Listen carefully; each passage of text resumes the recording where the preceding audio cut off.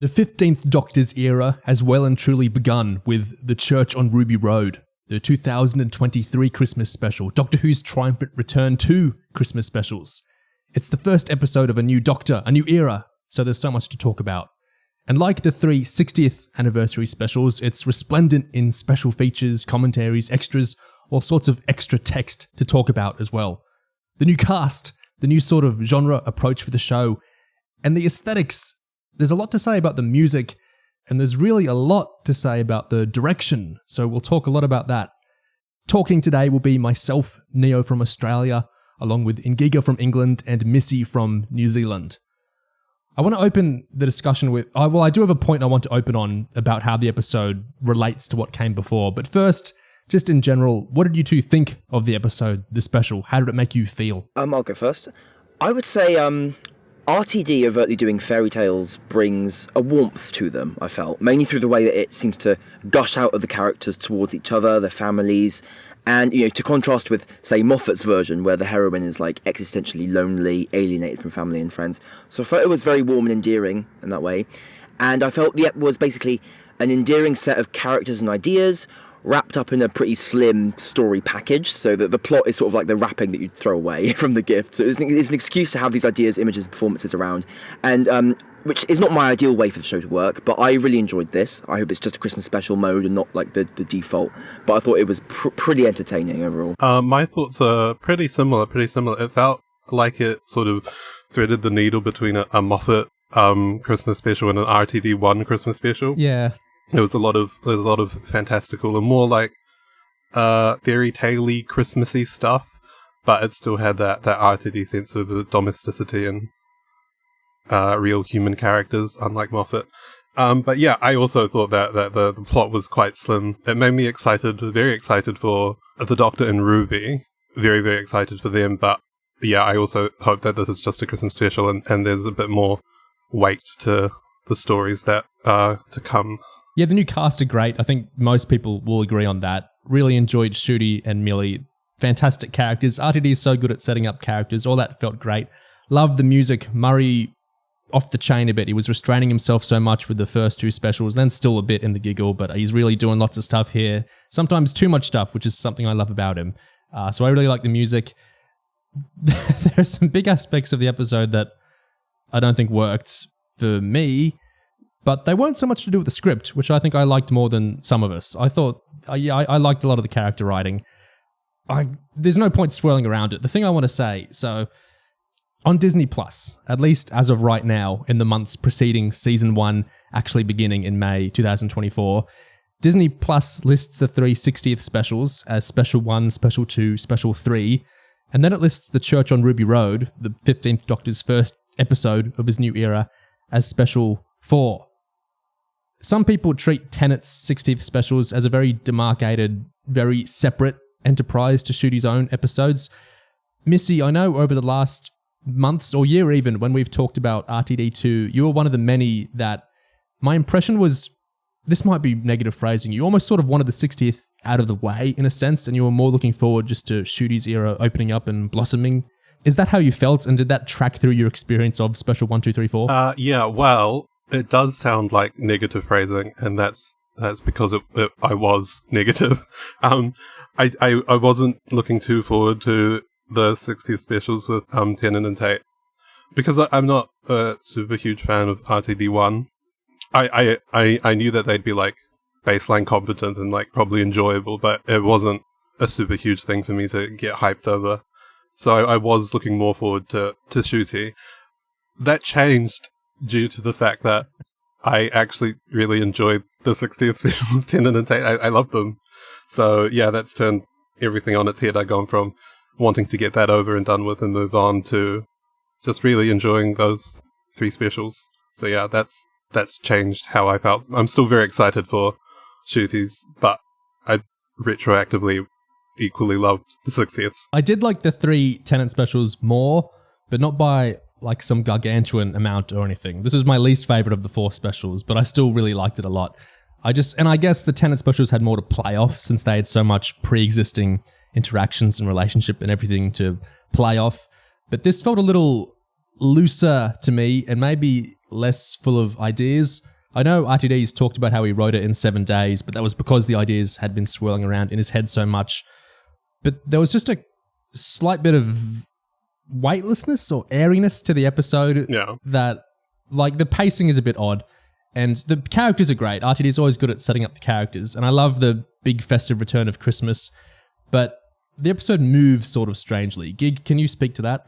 I mean, it's calling this special 4 and tagging it onto the 60th in that way kind of maybe isn't that flattering to it, especially when you've got like Wild Blue Yonder on the other end. Whereas something like this, I think it's quite overtly being, I think because it is so, I guess, excited about playing with loosening logic and making things work through symbols and magic and superstitions and things like that, and just having goblins in there because we can have goblins, you don't really get that much of a story driven by the weight of the ideas themselves. I think it is more just the superficial magic, I guess, of having these monsters and goblins and stuff in there, rather than getting really deep into the mechanics or things like that. So, for example, in this episode, the goblins are introduced, and the whole thing of them is that they operate with the language of coincidence and chance and luck, and that's a pretty huge idea. That's a really interesting, cool idea. But the way we beat the goblins in the end is we shove a giant spike through them. So the things don't necessarily derive from each other in a way that's super unified. If you see what I mean, I think that kind of typifies like what shape this episode has. It feels much more about, well, it feels like the sense of madcap fun, so singing and dancing and action and slow-mo and stuff, is sort of taking precedence a little bit over any really detailed story material. With this special 1, 2, 3, 4 thing, in Doctor Who magazine 599, the January 2024 one, RTD says, he says the next episode is completely different. So the Space Babies, the first episode of season 1, will be very different to Ruby Road. He says the story of the foundling on the church doorstep in the snow, that continues into the series. We come back to that church. There are people in those scenes that you don't know are there. There's a lot more to come. then he says, the magazine reads, previously attending a press conference in Cardiff in November, Russell said, the series is now worldwide on a huge international streamer. It drops on Disney at exactly the same time as BBC One. This has been a low-key launch, but Disney are going to launch it massively when Ncuti's first season comes along. That's going to be all bells and whistles. So the 60th specials weren't made by Disney. Yes, they were made before Disney, and then Disney did some post-production and, of course, distribution and stuff because Disney came on. But it's Ncuti's era that's actually being made with Disney. And so I think lots of us were expecting the first Ncuti episode to get a huge marketing push and be really glossied up and really presented to everyone. Look, it's the first episode of The New Doctor. Everyone watch. All the Americans, well, not just Americans, Disney Plus is, in so many countries. All these people watch. And then for it to be labeled Special 4 felt like such a weird positioning. And then I feel like it's almost like these goalposts are getting moved. Like the 60ths were marketed in this way, okay. Church on Ruby wrote, well, look, it's not quite actually season 1, so we get marketed in this way. But the season 1, trust us guys, in May 2024, we're really going to push it. Thoughts on all that? I was just wondering if it's like purely from a Disney marketing.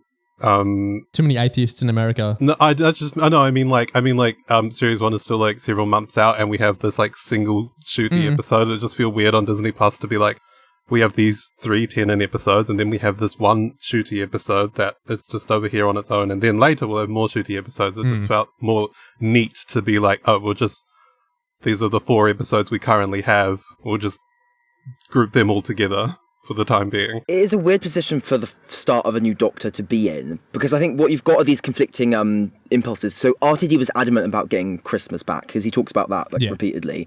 Whereas I think when you've got Disney wanting to package, I guess, a new, almost like a soft reboot of Doctor Who. Hey, here's start season 1, episode 1, hey. And, you're not really going to want that to be, like, at Christmas with a 5-month gap afterwards. So it's located in a really awkward way. And I think the story is trying to grapple with that by not divulging too much about what the new era is going to be shaped like, or what the story is going to feel like. Because by the end of this story, Ruby Road, Ruby hasn't even actually joined the TARDIS yet properly. I mean, it ends almost mid-sentence. Like, she walks in, she's like, oh, who are you? And the Doctor's like, I'm the Doctor. And cut to credits. So it actually feels like it's stopped almost in medias res, and season 1, episode 1, is going to almost have to be more of a proper introduction. But that is still fundamentally odd, because the actual start of the story is here in this episode. So I guess maybe they're hoping that people will go back and watch Special 4 after they've started Season 1, when it gets properly relaunched in May. Do you remember in 2018, we kept kind of pushing against this refrain of it's too early to judge when people felt Chibnall's era was getting judged too early before there was really enough episodes to make a statement? Yeah. Are we repeating history here? I would say no, because things are materially different. Like, there actually is a 5-month gap between this and the next episode, and this actually is a Christmas special, which of course, was completely non-existent during Chipu. I think lots of things are actually different, and for one thing, I think the show kind of does have redeeming qualities now. We're not waiting for them to appear. But certainly, yeah, there was a degree of preemptive, keep your expectations up, guys, that it feels like we're doing. Yeah. Should we move into a negative point or a positive point now? Because there's two roads I can go on. Well, we kind of started negative, didn't we? Maybe we should go to the posi path at the moment. Okay, let's do a positive point. By far, my favourite scene of the episode, it bowled me over. I found it really, really moving. I found it it really had a big effect on me. I thought it was beautiful. And there's a lot of bits of the episode I would struggle to... No, let's not get into that yet. Really beautiful scene of the episode. The Doctor dancing in the club. It felt like finally we have... Oh, what's the phrase from the Kill the Moon thing? Uncluttered by the old approach. Uncluttered by the old approach. This really felt like who was it a while ago that described Ncuti's Doctor feels like there's all the first 14 Doctors and then there's him. There's like a kind of dividing line in how different he feels in some ways. It really felt like that to me. Just seeing him, it was like so much on our giggle conversation, what we talked about in terms of like why the bi-generation really worked for some of us is the kind of unburdening and healing, just to see the Doctor so happy there. And not just that he's happy, but that he's completely in the moment. He's not distracting himself with an alien or a monster or a plot or anything. He's just vibing. He's just in the club. He's just happy. He's just dancing. He just looks beautiful and he looks so happy and full of energy. And I can totally see why Ruby's struck by that and, is really looking at him and is just enraptured by him. And the music, that's not something we'd get in Doctor Who, usually, anything like that. It just felt like we were in a new zone for the show and there was so much joy in that scene.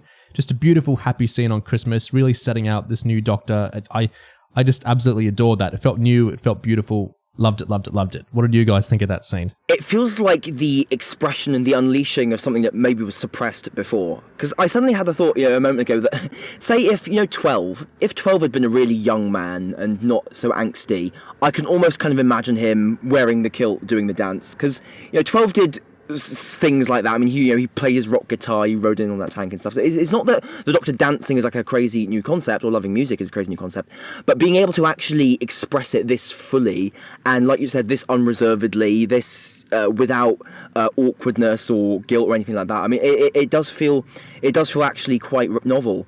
I think when we've had the Doctor kind of dancing in crowds before, you'd have it played as a gag, so 11 doing his ridiculous giraffe moves, and that was kind of the fun of him because he was alien, he was out of place.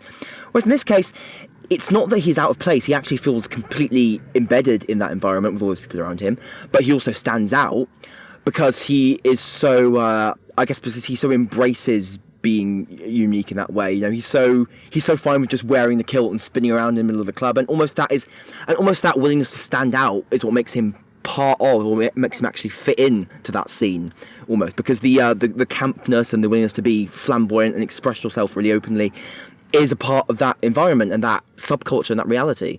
So it's really endearing, and yeah, it feels like we've expressed something that maybe existed in the Doctor before, but that never actually got a full showing. Yeah, I absolutely loved it. It's one of my favorite moments of the whole episode, and it made me a bit emotional sometimes when I watch it, but it's really good. And like you guys, I can see just how very clearly it builds on what was said at the end of the giggle, which we're not going to get into, but the way that 15 is like, I'm fine because you fix yourself.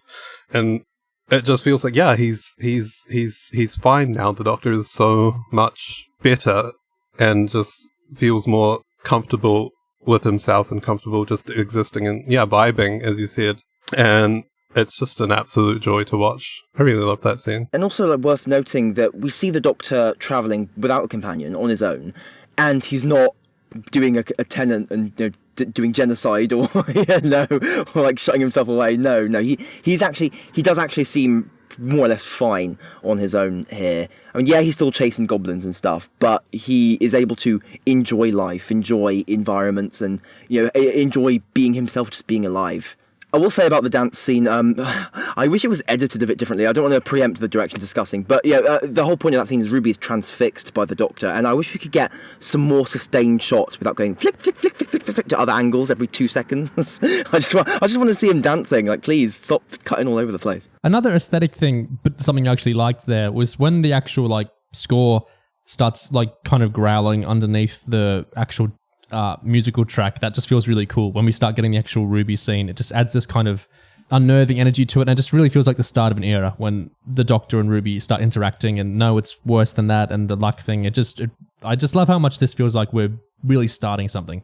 With the dancing, like you're saying, in the Envisioned commentary, they talk about how the choreographer did work through season 1 as well, so I'm really hoping that means we get more Doctor dancing. Oh yes, that would be perfect. There's another scene I really, really loved. I mean, there's more than 2, but another scene I really, really liked.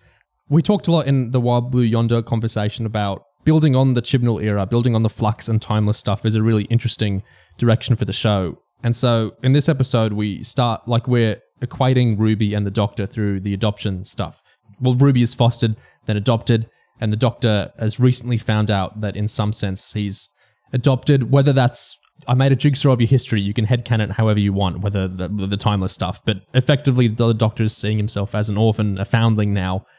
When Ncuti is looking down at Lulu Bell and there's that conversation about adoption, I felt we're doing something with the Doctor that I don't think, well, it hasn't been done before. That just felt very powerful to me, to have the Doctor look down at a baby who is being taken care of, but a baby not with their family, in that moment exactly. And to be like, seeing himself in the baby and their eyes meeting and just the Doctor opening up to people, just that felt like a really powerful scene to me. What did you guys think of that? I also thought it was, really powerful. And this isn't about like what's actually happening in the scene, but one thing that really struck me about, apart from how actually like moving it was how more than competent, how like assured the show was again in visual storytelling, which is something we've been lacking for a really long time. The way that like Ncuti looks at baby Lulu Bell in the crib, and you see his facial expression, and then it cuts to Lulu Bell, and like it doesn't. You don't need to say anything. It's so very clearly there, and the way that the show like trusts the audience to be like, oh, that is a big point being made. It's a visual storytelling, yeah. Purely visually, yeah. It's like it's a little thing, but it's been sorely missed in this show for a very long time. What I felt was really tasteful about the way that whole thing was handled, with the Doctor mentioning he's a foundling, and is that in paralleling the Doctor with Ruby especially being a foundling, it's kind of changing from the timeless child lore antics makes the Doctor super special to the Doctor being a foundling makes him like other people, kind of. Yeah. It's bringing back to really quite identifiable experiences, and having this whole story revolve around a foster mother who fosters lots and lots of children, and a human girl, presumably a human girl, who was just found, feels like it's bringing this storyline that was often quite abstract and airy-fairy and revolved around Tecteun and memory wipe, mad scientist wiping my memory of her, so I can't remember the fact that I had my memory wiped of my earlier life when I was a secret agent in the cops for the Time Lords and blah blah blah. Taking all of that and just stripping it down to the bit that is really identifiably human and has real parallels in real life with experiences. So I just thought it's exactly how you'd expect, I think, RTD to handle something like this. So it's a good way to move forward with these ideas, because it's focusing on the actual character contingent bit of the idea rather than the lore mythos wank bit. Yeah. So, I think that's pretty wise. This sounds mildly antagonistic. I don't mean it that way. I think the best, what word do you want to use it? Like story generators, lore tweakers of Doctor Who. Some writers were very good at taking something in the past and tweaking it in a way that it kind of operates really well with the story moving forward. Moffat's really good at it. Russell's really good at it. I swear I had a classic writer in my mind who was good at it, but I can't think now. It's not Sayward. Whittaker? I don't know if he counts. Holmes? Well, he was kind of making the law, wasn't he? Yeah, kind of. Anyway. Sayward? these writers that are really good at taking old stuff and kind of framing it in ways to generate new story, often what they do is they take the old stuff and they take kind of your memories of it and they actually often reverse it so that what the thing they're actually using is actually the opposite when it actually came out. But you haven't read that story or even watched that episode in ages. And so you kind of remember the superficial element and it feels like a very faithful connection that they're bringing it forward in the first place. But actually often they've flipped the thing on its head entirely. I can't think of a Moffat example offhand, but I know he did this with Classic Who sometimes. Russell did it with the Flux in that what Russell's done with the Flux isn't exactly what Series 13 is suggesting, whatever it's suggesting about the Flux, but he's kind of channeled it into something that feels respectful to that series now, doesn't it? Because it's talking about the events of the series, but he's actually kind of massaged it, and you could argue contradicted it in a way to make it work in the story. That's fair to say, right? Yeah. Like Gig is saying, what is happening to the timeless lore here, I think you can actually argue is flipping it. It's not disrespectful because to be using... Russell's always extremely respectful of Chibnall in interviews. And as a man, I'm not trying to intimate anything there. He's a good friend of Chibnall. They're friends. They respect each other a lot as, Titanic showrunners of Britain. What I think he's doing here is this very depth thing good Doctor Who writers do, which is he's taking this past lore and he's...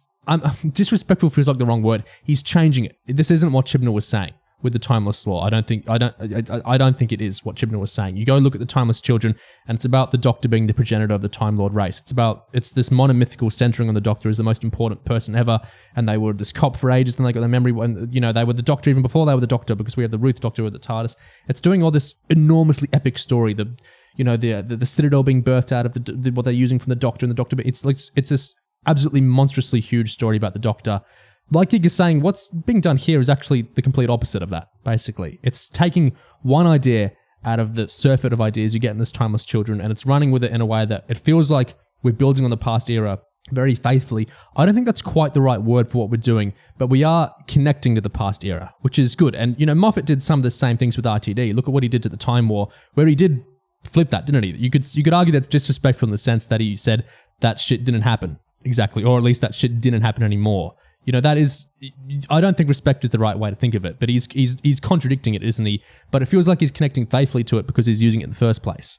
I think this is what Russell's doing with Chibnall, which I think is really deft storytelling, where he's using some of the stuff. Sometimes deftly he's actually completely and utterly flipping it and changing it, but he's still doing something with it, which makes everything feel connected, especially if you're not binging, the episodes in super quick succession.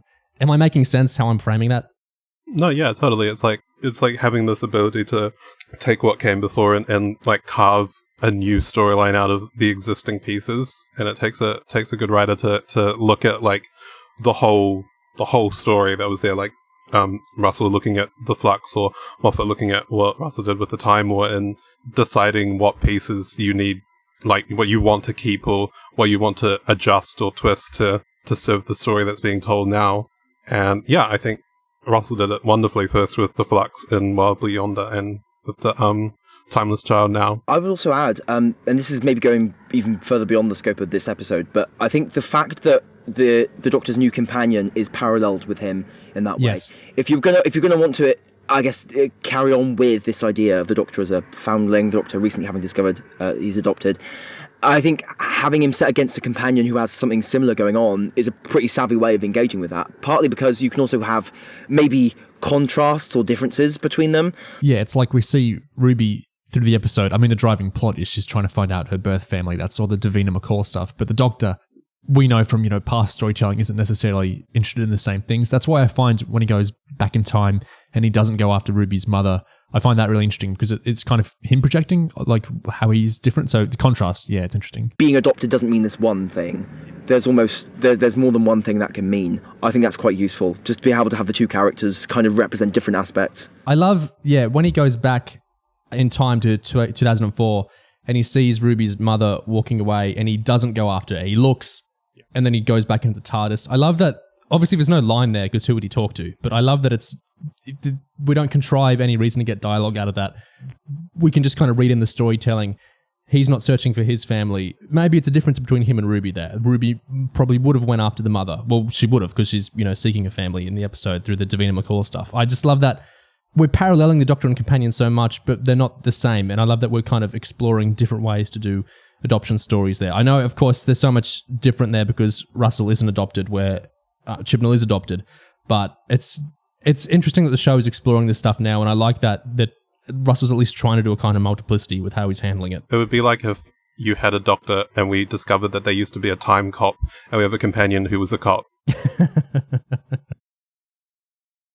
At the end. And yeah, a big thing in this episode, but before we move on, a big thing in this episode is that even though Ruby was abandoned as a child, and that's incredibly sad, and Ruby kind of wants to know, like, why did this happen? Who did this? How can I find this person who deliberately removed themselves from me? We see in the episode how this happening to Ruby has led to the creation of a life, and that's had an immense effect on Carla's life and all these other children's lives as well.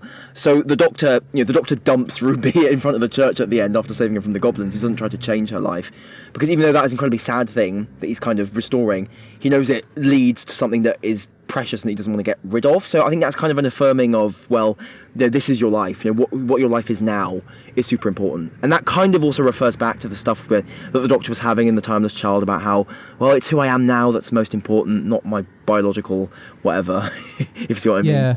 Russell says in the commentary that it was really important to him to show that, like, Ruby's not weak out of being adopted. It's actually her family, Carla and Cherry, that give her an enormous amount of strength. And then he kind of stops himself and he goes, but obviously people who grow up without, families, or who grow up in abusive situations can still turn out really amazing and beautiful and strong. But in Ruby's case, obviously having these two really supportive, mother figures really helped her. So I really like that the companion who is, the main character, as an adoption story, which is about finding a family, which is obviously a very tired way to do adoption storylines, but at least we have the doctor equated with that, and he's not trying to find his family. And I like that at least we're framing the adoption and the fostering in such a positive way with Carla and Cherry. It feels like this does feel like RTD 2 to me, because RTD 1 had these kind of families. RTD loves his companion families, and we had the Powell estate, and then we had Martha's family, and we had all these companion families.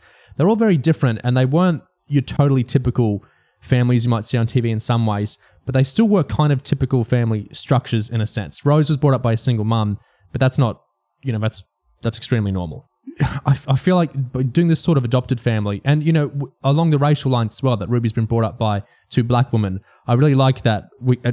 It feels, do you know what I mean by RTD2 here? I don't think this is something he would have done in 2005, 6, 7, 8, but it feels like it is really playing to his strengths with how much he likes diving into family with the companions, and I like that it's a different sort of family and a very positive sort of family. Yeah, I get it. It feels like he's deliberately going after and representing a very specific kind of family, rather than trying to, I guess, create one that is instantly, that everyone will instantly recognise, or be the mass obvious, super normal, conventional family or whatever. This is a very unique, specific kind of family, but because the emotions are so genuine, he is completely confident that everyone will love this family, because why wouldn't they? Also, worth noting, positive companion mother figures from RTD. That's RTD2 for you. I mean, the transformation of Sylvia in Star Beast was one thing, but this is on another level, isn't it? Because we've got the companion mother and the companion grandmother as well, just completely adoring, just completely positive and beautiful relationship between them and Ruby. Just complete, there's no trace of kind of the hectoring of even Jackie or Sylvia or anything like that. It does feel like a different sphere that we moved into, and that's really nice. I think it's nice that the companion's family does not feel like one that the companion wants to escape from in any way. So that's quite an important difference, I think. There's two thoughts I have there. The strength of Ruby's family is part of why RTD can really set off this soap opera plot line now of all through these different extras. RTD keeps saying, and the mystery of Ruby's biological family will drive the series, and we're going to find out this, and we're going to find out that, and who is Ruby's mother, who is Ruby's father. We keep watching the episodes. Ruby's such a hit character, and we love Carla and Cherry enough that I think he's very kind of proud of himself that he's able to hook viewers in to want to know about Ruby's biological family immediately, because we're so attached to her actual family already. I mean, the episode has flaws, but I think he succeeded there. Ruby and Carla, shine, and Cherry. So wanting to find out more about Ruby's family, it is kind of a tired story in some ways. I agree with, if we get Ruby herself from the future dropping herself back off in 2004 at the church, I fucking, no, please God, no. It would be, RTD's very lazy and RTD's very cheap sometimes, but I have to believe he's not that cheap, right? I'm not convinced, to be honest. I think it could totally be Ruby under that cloak. I think it's highly likely. I think that whole idea of her, she doesn't really have, her not really having like an obvious mother or dad figure, and then just having to make her own timeline, go back in time, fix her own history, and all that stuff. It's so tired, but it seems very plausible to me. I think we will find out who they are, and Ruby will make the active decision to not pursue them any further, and then go take herself, which still does result in her dropping herself off. I think she could be a test tube baby. I think it could be something like that. Very possible. That's the fact season 1 episode 1 is about babies is making me curious. But anyway, what I was trying to say is, well, yeah, we can start moving into negative stuff more. I guess we started there already. Let's move into some negative stuff again. With Carla, there's a scene, and this is one of the, like, I remember when I first watched Kill the Moon, I came away from that thinking that was one of the best episodes of Doctor Who I've ever seen. I can't wait to go online and see everyone else point out great things about it like I'm about to. And then, like, my genuine shock at the whiplash of, people lambasting it as one of the worst episodes ever and everything. I remember that moment super clearly as part of my Who fandom of just, whoa, I actually am 100% out of sync with, a huge amount of people here. I got that feeling again in the opposite way, where I thought something was pretty crap and everyone else so many other people were praising it to high heaven, including on the extras, Russell and everyone. The like Valeyard, like the evil Carla scene. What was the go there? I think you guys were the same as me and found that a bit weird, but I've seen so much endless praise for this along so many places. Can we try and unpack? So what is that scene, and why do a lot of people like it, and why don't we like it? The scene where Ruby's vanished, because the goblins went back to 2004 and got her, and now Carla is all cold and only fosters for money, and and there's not as many Christmas decorations up, and the color grading changes. Let's talk about that. I think for the people who do like it, they're not really approaching the scene in the same way that people like us who have issues with that whole sequence are. To them, it's cool, like timey-wimey stuff happening, and it leads to a cool emotional Doctor moment, and we don't need to interrogate the rest of that because there are cool things happening, and so that's what I feel most of the praise is centered. And so it's understandable to me why people are focusing like exclusively on like, oh my gosh, the cool part where the Doctor sees there's no photos and he cries and he's like discovers, and then he goes off and he does a big doctory thing, rather than focus on the extreme weirdness of the decision to have Ruby's impact be what it is on the screen. I would say there's also praise kind of centered on Carla's performance in that scene, and I think that's mainly because she appears really upset and heartbroken.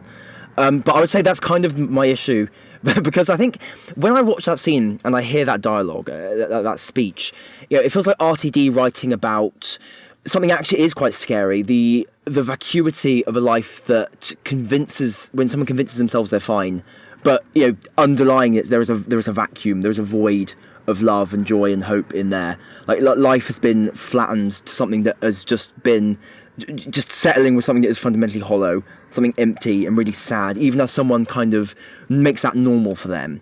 And I totally get the idea of that. I can hear a version of this scene that's actually great, because I think having that happen and having the Doctor witness that and be so mortified by it, and see someone who doesn't actually know why they're crying, all of a sudden who suddenly starts crying, it's like, why is this happening? That's quite interesting. But I think, unfortunately, there's something about the execution, because the way Carla speaks during that speech and the look she has on her face, she's very obviously absolutely fucking miserable. And she sounds like she's sulking almost. She sounds absolutely fucking like just in despair. And she talks about, oh, I'm happy as I am. And she literally sounds like she's in the most bleak depression of her fucking life. So it's not actually convincing at all that she's convincing herself she's happy, because she doesn't actually sound like she's convincing herself at all. It just seems really, why is she even saying this? Like she sounds like she's on the verge of tears. It just feels like something isn't actually working there. So when she starts shedding a tear, it doesn't come as a, it's like, why is she? It doesn't come as a twist or like a shock at all. It doesn't feel like a rupture from what's been coming out of her mouth. It just feels like this is a scene that I'm playing really sad because I'm really sad, and I just feel that flattens it in a way that it just, I think, messes it up for me. I think Ncuti is kind of having to carry that bit actually, because I think his reactions are, really, really, really compelling. He does an enormous amount of storytelling with his face and his voice as well. He's really great at sounding hoarse with grief. I really like that. And the stuff of him looking at the absence of children from the photo wall and feeling like these children's lives have been ripped out of existence. I think that's all really cool. I think I just wish that the other half of that scene was kind of doing the work, because I really think there's a vein in RTD's writing of, I guess, the horror of an ordinary life that I think could have been brought out really, really well here if we'd just been willing to lean into it, like Carla really not knowing what's gone wrong and not just make it more subtle. I think subtle is the word, which is ironic because on the Envision commentary, after he praises the performance being so subtle. Yeah, and you're watching it like this. What? This isn't subtle at all. She's got a face she's pulling a facial expression like someone just smacked her. Like what? It's not subtle at all. It reminds me of the very similar scene in Vincent and the Doctor where Amy's like, "Oh, I'm fine," and Vincent's like, "Oh, so why are you crying then?" And that's what we needed. It's like Amy had been there the whole time with Vincent, like making like a horrified face and being actively depressed. It would have been like a completely fallen flat with Vincent's like, "Why are you crying?" It's like, "Oh, because she's clearly sad." So yeah, but I was trying to think of how that scene could be played differently, and I think a lot of it is also the writing given to Carla, because she calls Lulu Bell a brat several times, and there's like, looking at just like the words on the script, it's like there's not much room to play anything other than completely miserable. Yeah, not much room for nuance there. Yeah. The language is not exactly being subtle either. And also, she calls the Doctor stupid more than once, which is like, what? Oh, stop being so stupid. Stop being so stupid. It's like, what? Come on. Where's the range gone? It's really irritating. I think it's almost annoying. It's like RT gets the chance to write, dark character being mean and unhappy, and just sort of makes them into a bit of a caricature of themselves, which I think is a bit irritating. I've seen some people complain about that whole story beat at all, because so the idea is, without Ruby in her life, Carla doesn't get as energized or as galvanized to be, the amazing mother she's been to so many children, and have that really positive relationship with her daughter Ruby that, as led to them having a happy family in 2024.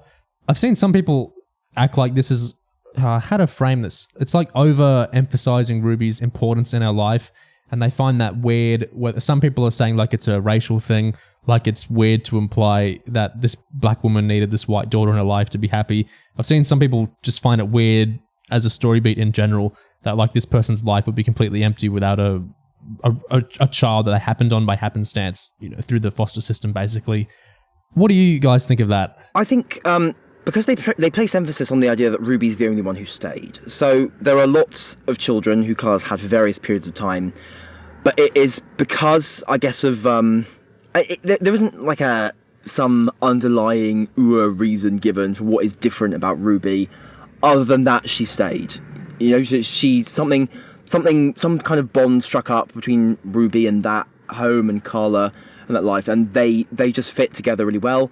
And that sense of having like a constant really changed Carla. I guess having an actual full-on permanent member of her family really had a profound effect on Carla.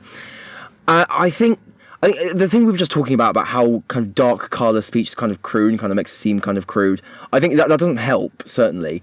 But I don't think the episode is really trying to make out that Carla is like a crap human being. I also think that dark Carla scene is actually deliberately being tinged with loss of something intangible. And I think that's intentional, because in the Envision, RTD even alludes to this idea that Ruby yelling "don't move" just before she's wiped from time might have had like a retroactive effect, like a symbolic effect, and it's caused Carla to be in stasis for in this whole alternate timeline. So there's that kind of thing is happening.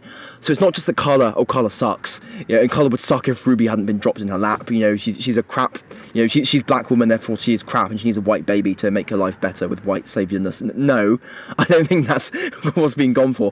I think it is just I think that sequence is trying to reflect the grief of something much better that was lost purely by the actual grief of what it would be like if you lost someone incredibly close to you, even though Carla does not realise she has lost it. I think it's trying to use that magical logic there. Does that make any sense, what I'm trying to get at? Yeah, well, it's in the commentary itself. One of the producers and RTD talk about how it's Christmas storytelling what would happen if, like what A Christmas Carol does or It's a Wonderful Life does. If this didn't happen or if this did happen, how would your life be different? So yeah, I 100% think that is what the scene is doing. It's like it's a negative sort of what if. And I really like, people talk about soulmates and they often talk about this like in a romantic sense of I can't imagine my life without my boyfriend or my wife or whatever. Like if happenstance hadn't drawn us together, my life would be totally different and that's so tragic to imagine. You can totally do the same thing with parents and children. Like to think my life would be so much worse if I hadn't had this child or found this child. So yeah, I get the idea. Yeah, I agree. Obviously that's what the scene is doing, but I do think that the messiness and the weirdness with how it's handled has opened the avenue for it to be like entirely valid for, I think, a lot of the more negative readings about it. Like, I don't agree with it, but I'm not surprised that people have landed on that based on what we get. That reminds me, speaking of racism in the episode, there was a self-own is a really intense way to say it. What's a nicer way to self-own? There was a, you know, when someone in their rush to proclaim something kind of tells on them. Well, actually, no, I know exactly what I compare it to. When, what's her name? The Osborne daughter. What she said on The View. Yeah. When on the many years ago now, in 2015, when Kelly Osborne was on The View and she was trying to, you know, make some statement against Donald Trump's racism against Latino people. And she said, if you kick out Latinos from the country, who will be cleaning your toilets, Donald Trump? And she clearly seemed very kind of pleased with herself for, you know, making an epic anti-racist statement against Donald Trump there. And then everyone else on the show, you know, understandably winced because what she'd done there was she'd kind of spoken to some of her own racial assumptions there, right? So it's a very funny moment to remember because of that kind of thing that sometimes happens when you're in your rush to proclaim something you kind of are telling on yourself in a way. A lot of people, well, I say a lot, it really wouldn't be a lot. Some people with the episode were quick to lambast Russell for racism, anti-Semitism, for saying that, you know, your use of goblins in this episode is extremely anti-Semitic, and, you know, how hypocritical it is to follow up, you know, the previous more progressive era, you know, by backsliding into this, or how awful it is to, you know, we're reminded of the good old JK line from your era, you know, from years past, you know, Russell, how could you, all this sort of stuff. But where, like, if you're the one equating goblins with Jewish people when you're doing that, you know, like there is, I feel like the furor over like JK Rowling stuff has kind of led people just to intrinsically associate some things that aren't always associated. Like if you look at the goblins in this episode, they look nothing like the Harry Potter goblins, which you can go after for being a racial caricature in some ways. And the blood libel thing, I feel like it's like they're evil monsters going after baby. I feel like what you need to do to contrive RTD being secretly anti-Semitic or unconsciously anti-Semitic in the episode is kind of making connections on your end in a way that kind of squicks me out. Like, I'm not Jewish, so, but for me, I just found that very bizarre when, if you look at these goblins with, you know, their very specific designs in this episode and you rush to say, RTD, how could you? This is, you know, anti-Semitic as hell. I find that weird on that end. It's a bit like one of the Toymakers games, isn't it? It's turning racism into a linguistic game where you look for like words and kind of play trope finder general rather than actually engage with, I guess, the substance of racism and the substance of like racial dynamics, prejudices and stereotypes and things like that. Because it really is completely divorced, I think, from any actual history. It's kind of a cheap kind of, how can we preemptively gotcha RTD for something that's not very tangible? You know, it's really worth engaging with, if I'm honest.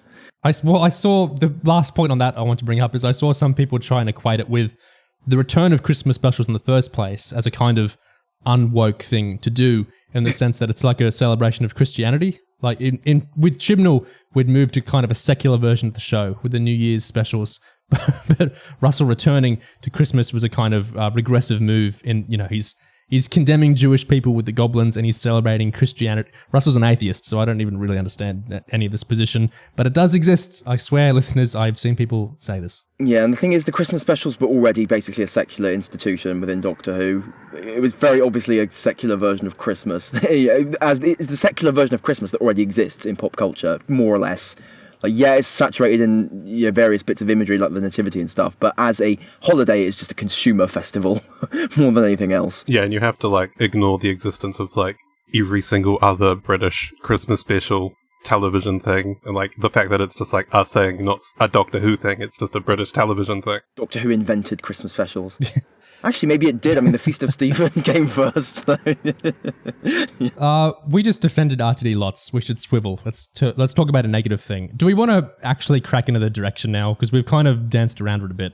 Okay. To open this up, because there's so much to say, one thing I want to point out is at the end where we have this beautiful Murray music. I want to talk about Murray heaps later, but not yet. The Murray music of Ruby becoming a companion as she's going to the TARDIS. We have this shot. We have this overhead shot. And I feel like it's kind of a metaphor for the direction in the episode in general, because the shot's pretty shaky, isn't it? It's shaky and it's also off-center. It's sort of a weird angle. And it shakes. It's off-center and it shakes, and it's in the final episode. It keeps randomly rotating, like with that overhead shot of the TARDIS. It's like looking at her and then just keeps randomly like twisting like a few degrees, then does it again. It feels unstable. Yeah, it looks drunk, I find, the camera at various points in this episode. What's happening with that shot is something I think I've noticed happening a lot in the episode, which is where it feels like it was filmed as a long take, but then insert shots were cut into it, and that made the long take feel strange, because it feels like it's just one slowly rotating shot gently following Ruby as she walks around the TARDIS, but then it's cut with the on the ground with her shot as she comes around the TARDIS, and so going from the looking down shot to being with her to looking down again and it being slightly different, it just makes the overhead shot just feel odd, and that happens a lot in the episode. I do feel like the editing, not even necessarily starting this episode, I felt like there's been weird editing all over the 4 specials, special 1, 2, 3, and 4. I feel like the endings especially. Yeah, certainly at the endings, the cliffhangers have felt really abrupt and like really dodgily. But I feel like maybe it's really most obvious in this episode. There are bits that feel like we've been going ham in the editing suite rather than really necessarily looking at it from a perspective of how much sense does this make to the viewer watching it for the first time. Like when you've got clips on the timeline and just kind of like rushing, like, and trying to get them together, get all the clips in, get it all, to somehow put the jigsaw of this episode together, this piece of video. And sometimes I think you maybe lose the coherence, and I think maybe sometimes that happens a few times here. When there's a few wobbles, literal wobbles, or just odd little issues of editing and direction in an episode, you don't tend to bring it up or even really notice when there's a few. It's when there's a lot, we start having these conversations. You notice when Ruby got off the bus? There's a big wobble. Big wobble. We had another wobble. What's with all the wobbles in the episode? What's going on? I don't know. I know that the director, Mark Tonderai, he likes to do a lot of handheld stuff, but it feels like there's also a lot of wobbling on what I presume are not handheld shots. It feels like that's on a crane arm, so just lots of wobbling.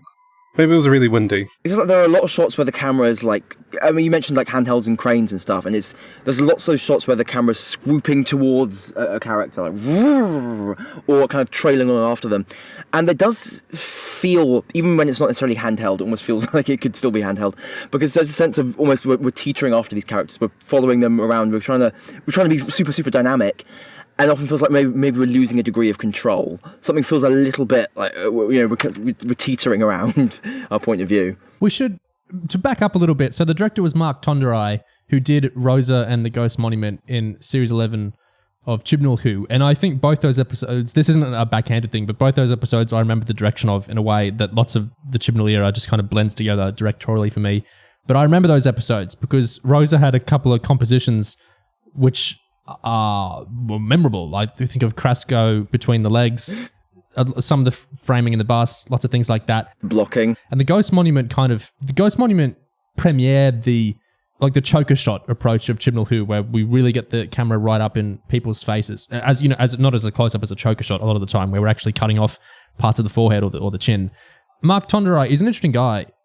He made a comment on the Elizabeth Sandifer's Hereditarium press review of the Church episode where he said, "Thank you for noticing my banister shot." That's the shot when 15 goes back to the future after in 24 and he kind of grips onto the banister as he's going back into Carla's apartment. I noticed that shot felt very like, what's the word, like emphasized to me. And so Elizabeth Sandifer points it out. Mark Tonderai says, "Thanks for pointing it out." He says, "Playing with focal points and using movement are just two of the brush strokes I like to use." And then he says, "Onto your next point about me being black, directing both Rosa and Ncuti. The truth was I reached out to the show, not the other way around. I'm usually the only black person on the floor, and I knew Ncuti would be. I also knew he would be under extreme pressure.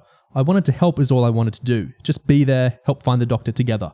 One of the first things I did was take in a series of 6 posters done by my friend Marcus Stamps of Ncuti as the Doctor to illustrate the point he was the Doctor.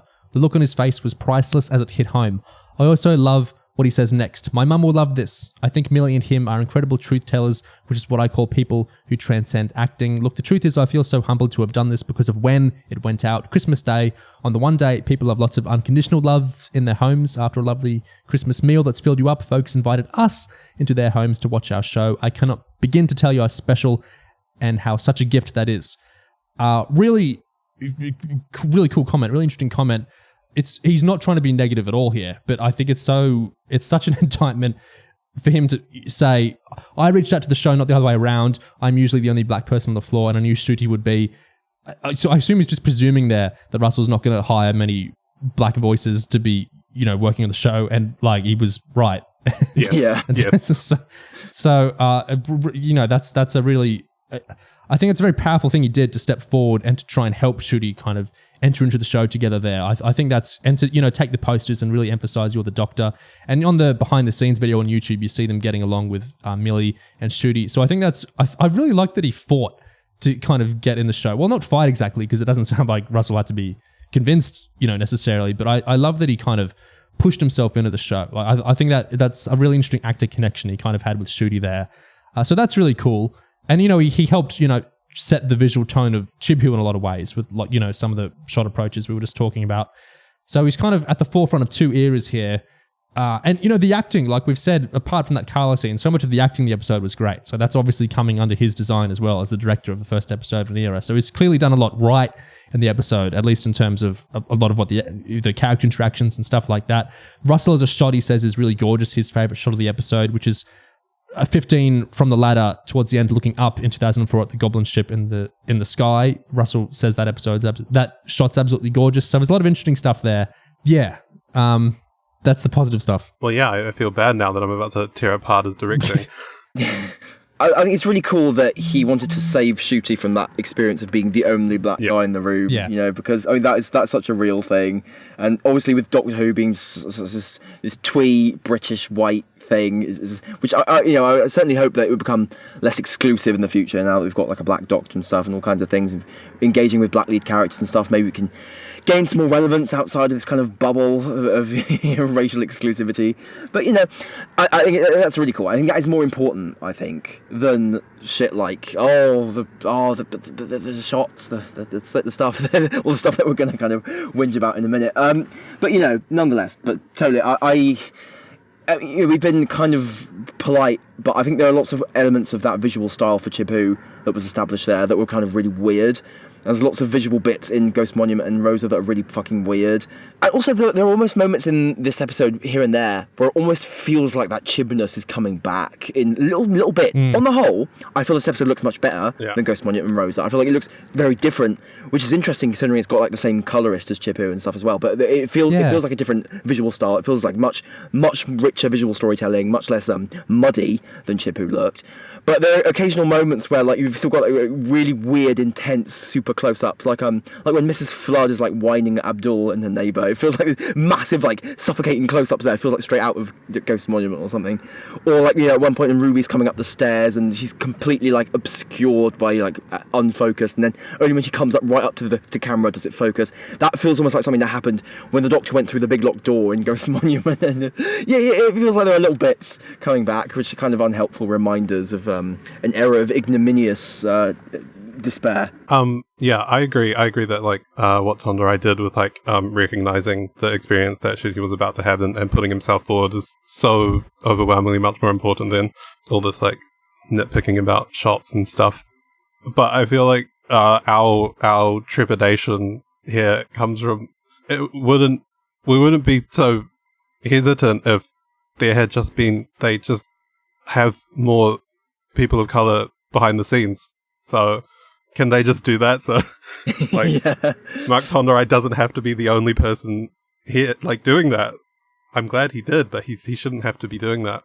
The stuff about how like occasionally there were elements of Chibu's visual style coming back, were made even weirder for me because of how different the episode was. So that like every Chiminal-esque shot that happened, like really like slapped me in the face with like, oh god.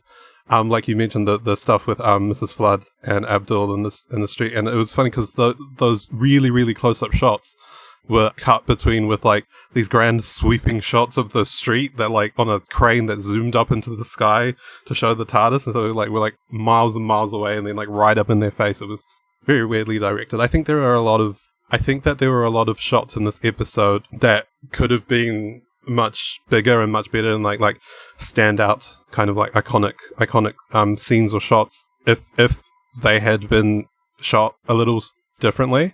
One that I noticed really recently is during the wonderful Goblin Song, during Ncuti's first line, the camera's like all the way up in his face, and then he does a hand gesture and a bow while delivering his line, and the camera being so close up is trying to follow his actions, and so it's on his face and then it's on his hand during the gesture, and then because of that it spends an awful lot of time on his chest, and then he bows and he just ducks completely out of the frame, and it's like he's like the shot is framed nothing. It's like his chest and then the space above his head, and I feel like having a clearer shot of Ncuti singing that would have been much more impactful than it was, and that happens a lot. I think the ending is the same, and yeah, there's quite a few shots like that. The composition is a lot of what you're talking about. I think there's a lot where I think it's actually the editing I'm more sort of irritated by, but I mean, like, the editor can only edit with the coverage they got, so I don't know, what and wasn't shot.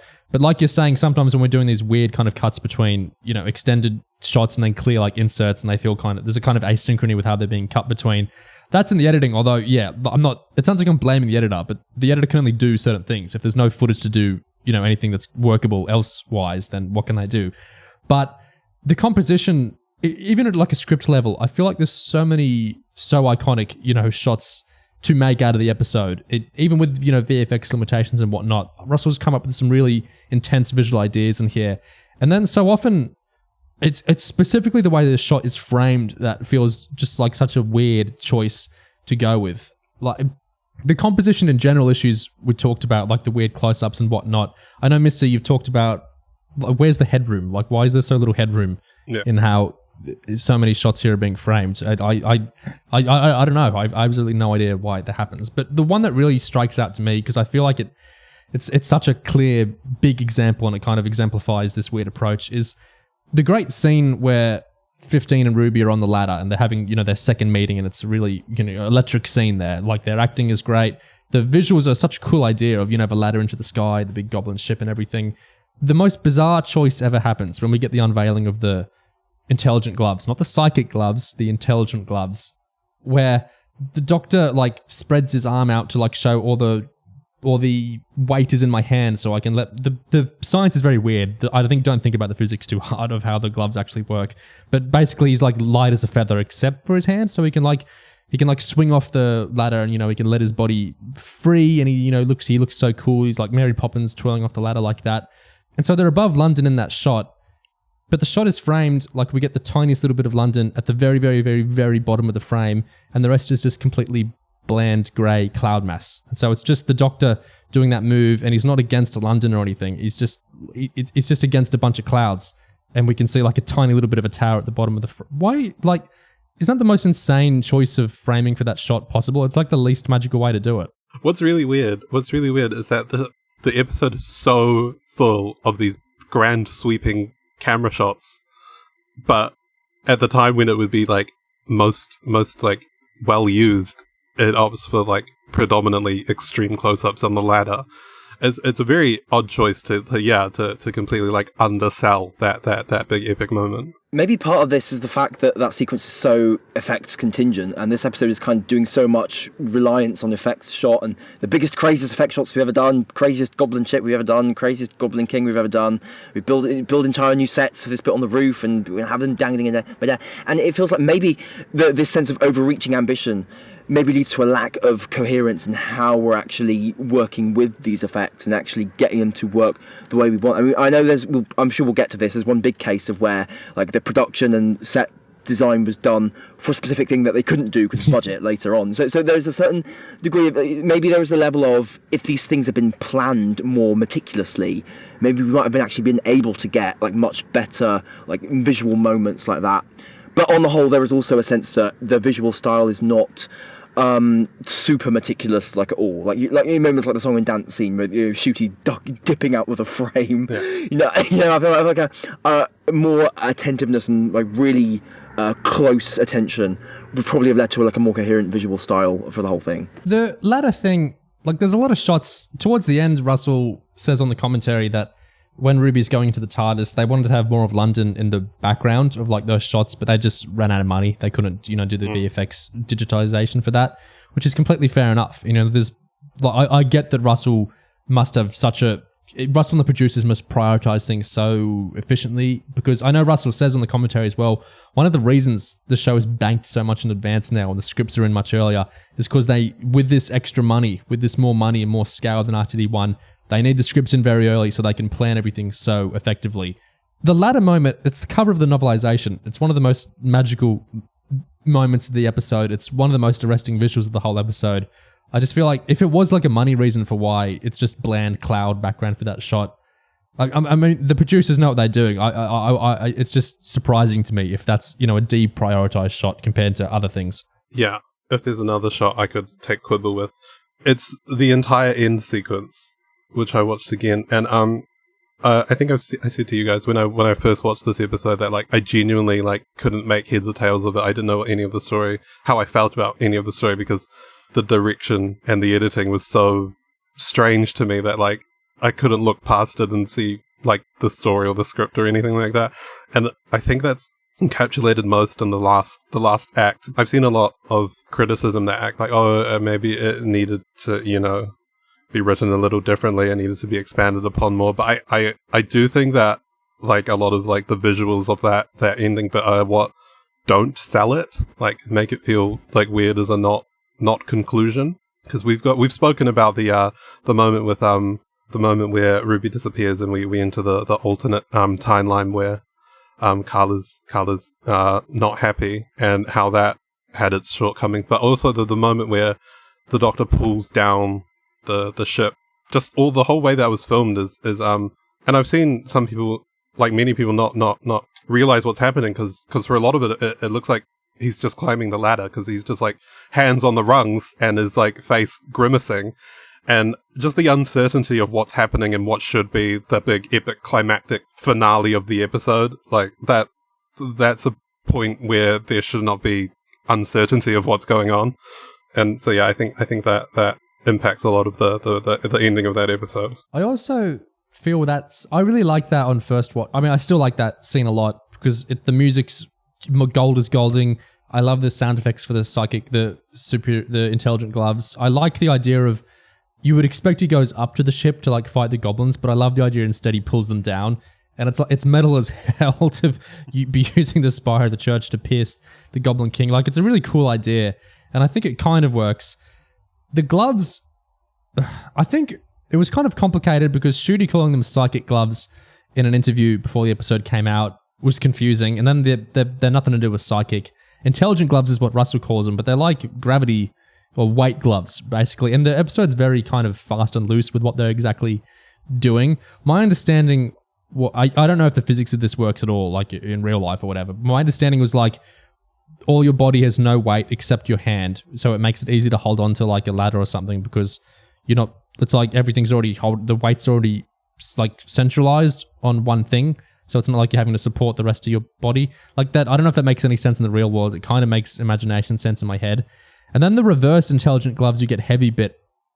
I didn't really understand when I watched the episode, but I got like at the end he's obviously pulling it down, so he's like using weight to pull the ship down. Like, I understood the idea, even if I didn't quite get what was happening. Now I think the idea is reversing the gloves, like instead of your weight going into the glove, it's the weight of the thing you're holding going into the glove. That's the only thing I can really think of for it to be making sense. Like, he's pulling the ship's weight into the glove, and so he's trying to pull the ship down with the ship's weight. I don't quite get, like it's obviously, it's hurting him and it's hurting the gloves when he's trying to pull the ladder down, and then he jumps off the church to like, but so is he adding his weight to the weight of the gloves, whether that's the ship or him when he jumps. Like, why does him jumping off help bring the ship down? This doesn't actually bother me. Like, the moment worked great for me, whenever I watch the episode. I'm just kind of curious if we're interrogating that moment a little bit. Well, he jumps because he needs to move low. He needs to move down very rapidly, doesn't he? To get, like, I guess, the momentum to smash through the boat. So he needs real gravity going with the weight of the gloves. Yeah. I think with the gloves, it's just like setting one, they make you light, other setting, they make you heavy. I think that's how it materially works. I think the technobabble around it is obviously, as misleading as that might be, I think ultimately the visual logic of it are how it's actually being communicated to the viewer.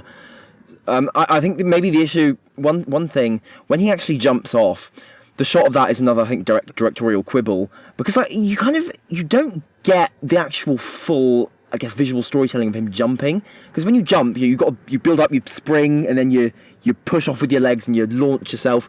In the episode, the way it's filmed, it's like he just sort of like, it's almost like he slips off the edge, and then you notice, oh, he actually jumped.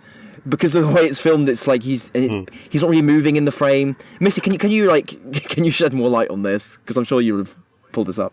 It's a slightly higher angle than Ncuti is, so that when he jumps, it doesn't seem like a jump. He jumps like straight into the camera, so it feels like a step, and it like when you're jumping, like we could take something like, I don't know, the fourth Matrix movie where Neo and Trinity do that wonderful jump.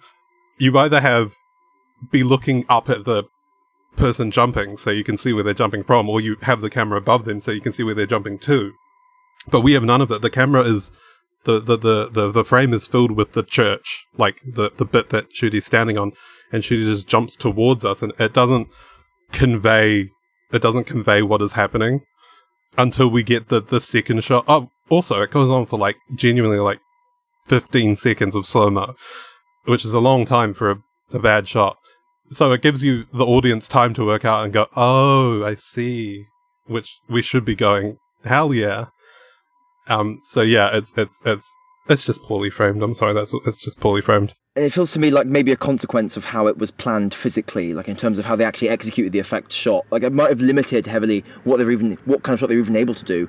And to get like the kind of much better shot that you're describing, you have to plan it very differently, like how you're using the set, how you're using, I guess, green screen or whatever, all kinds of things. So I think it goes all the way back, I think. Like it's not just as simple as where we put the camera in this one moment. It's like, how do we even build this whole set? How do we even use this whole environment? Yeah, you're right.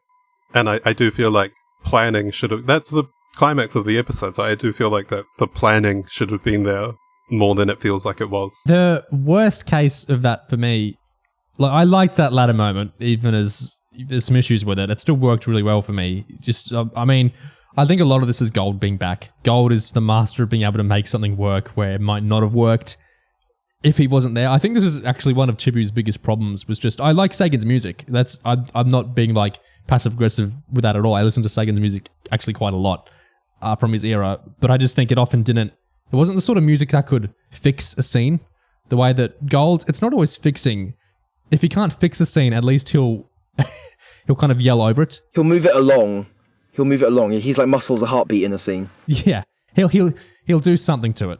He can do something to you. Whereas Sagan, I feel, and I love a lot of his music, but I feel like his approach, or how Chibnall wanted him to approach the show, often wasn't him. It was more him supporting, and I think his fans will actually agree with this. It was more him kind of supporting or underlying what was on the scene more than changing or necessarily improving what was on the scene in a way, which is just a different approach. But Gold can work Gold with fixing or papering over stuff, basically, because he's so loud, and Russell likes him loud. I think even more than Moffat, Russell really likes him bombastic.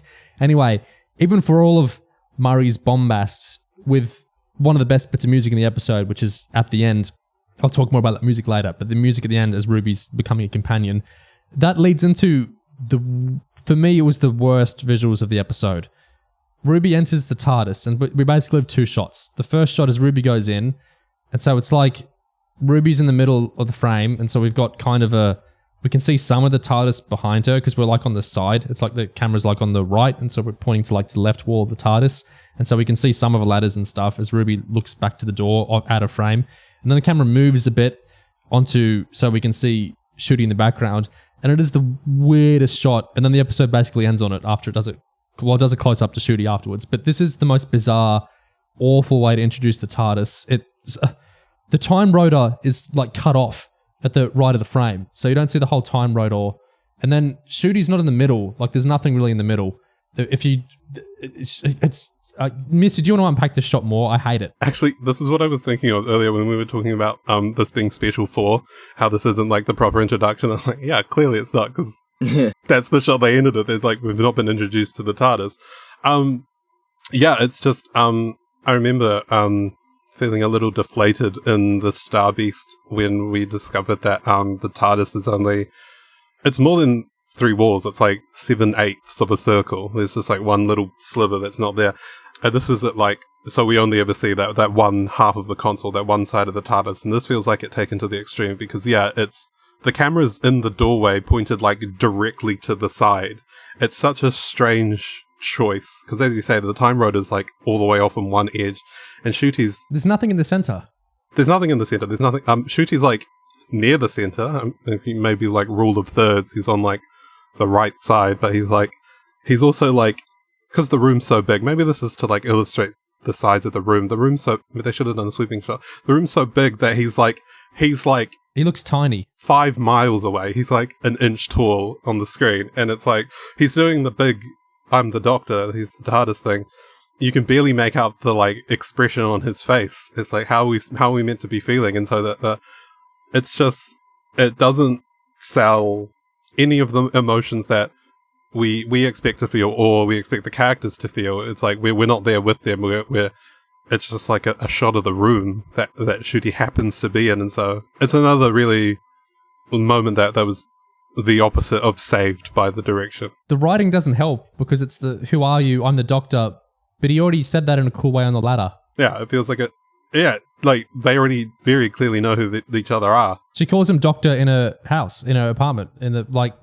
It's played as like a cool like trailer moment or like cliffhanger moment, but neither the framing nor the writing like lend itself to doing any of that. It's just a shot that, it's a god-awful shot. Actually, the Star Beast ended also on a god-awful shot. Is this what RTD2 is now? It's just like, the plot happens and then we get a really weird shot and that's the end. Because also, Wild Blue Yonder had that kind of awkward, slightly slow motion shot of them cowering behind the TARDIS. It's like, it just feels like the episodes just stop on a random shot. And the giggle had Destination Christmas instead of a ending shot. The Matt crossover. Yeah. I also, the flood reveal, I like in a vacuum. Like, I like the idea of this mysterious character. Ooh, who are they? They spoke to camera. They know about a TARDIS, maybe not the TARDIS, a TARDIS. Like, that's all cool.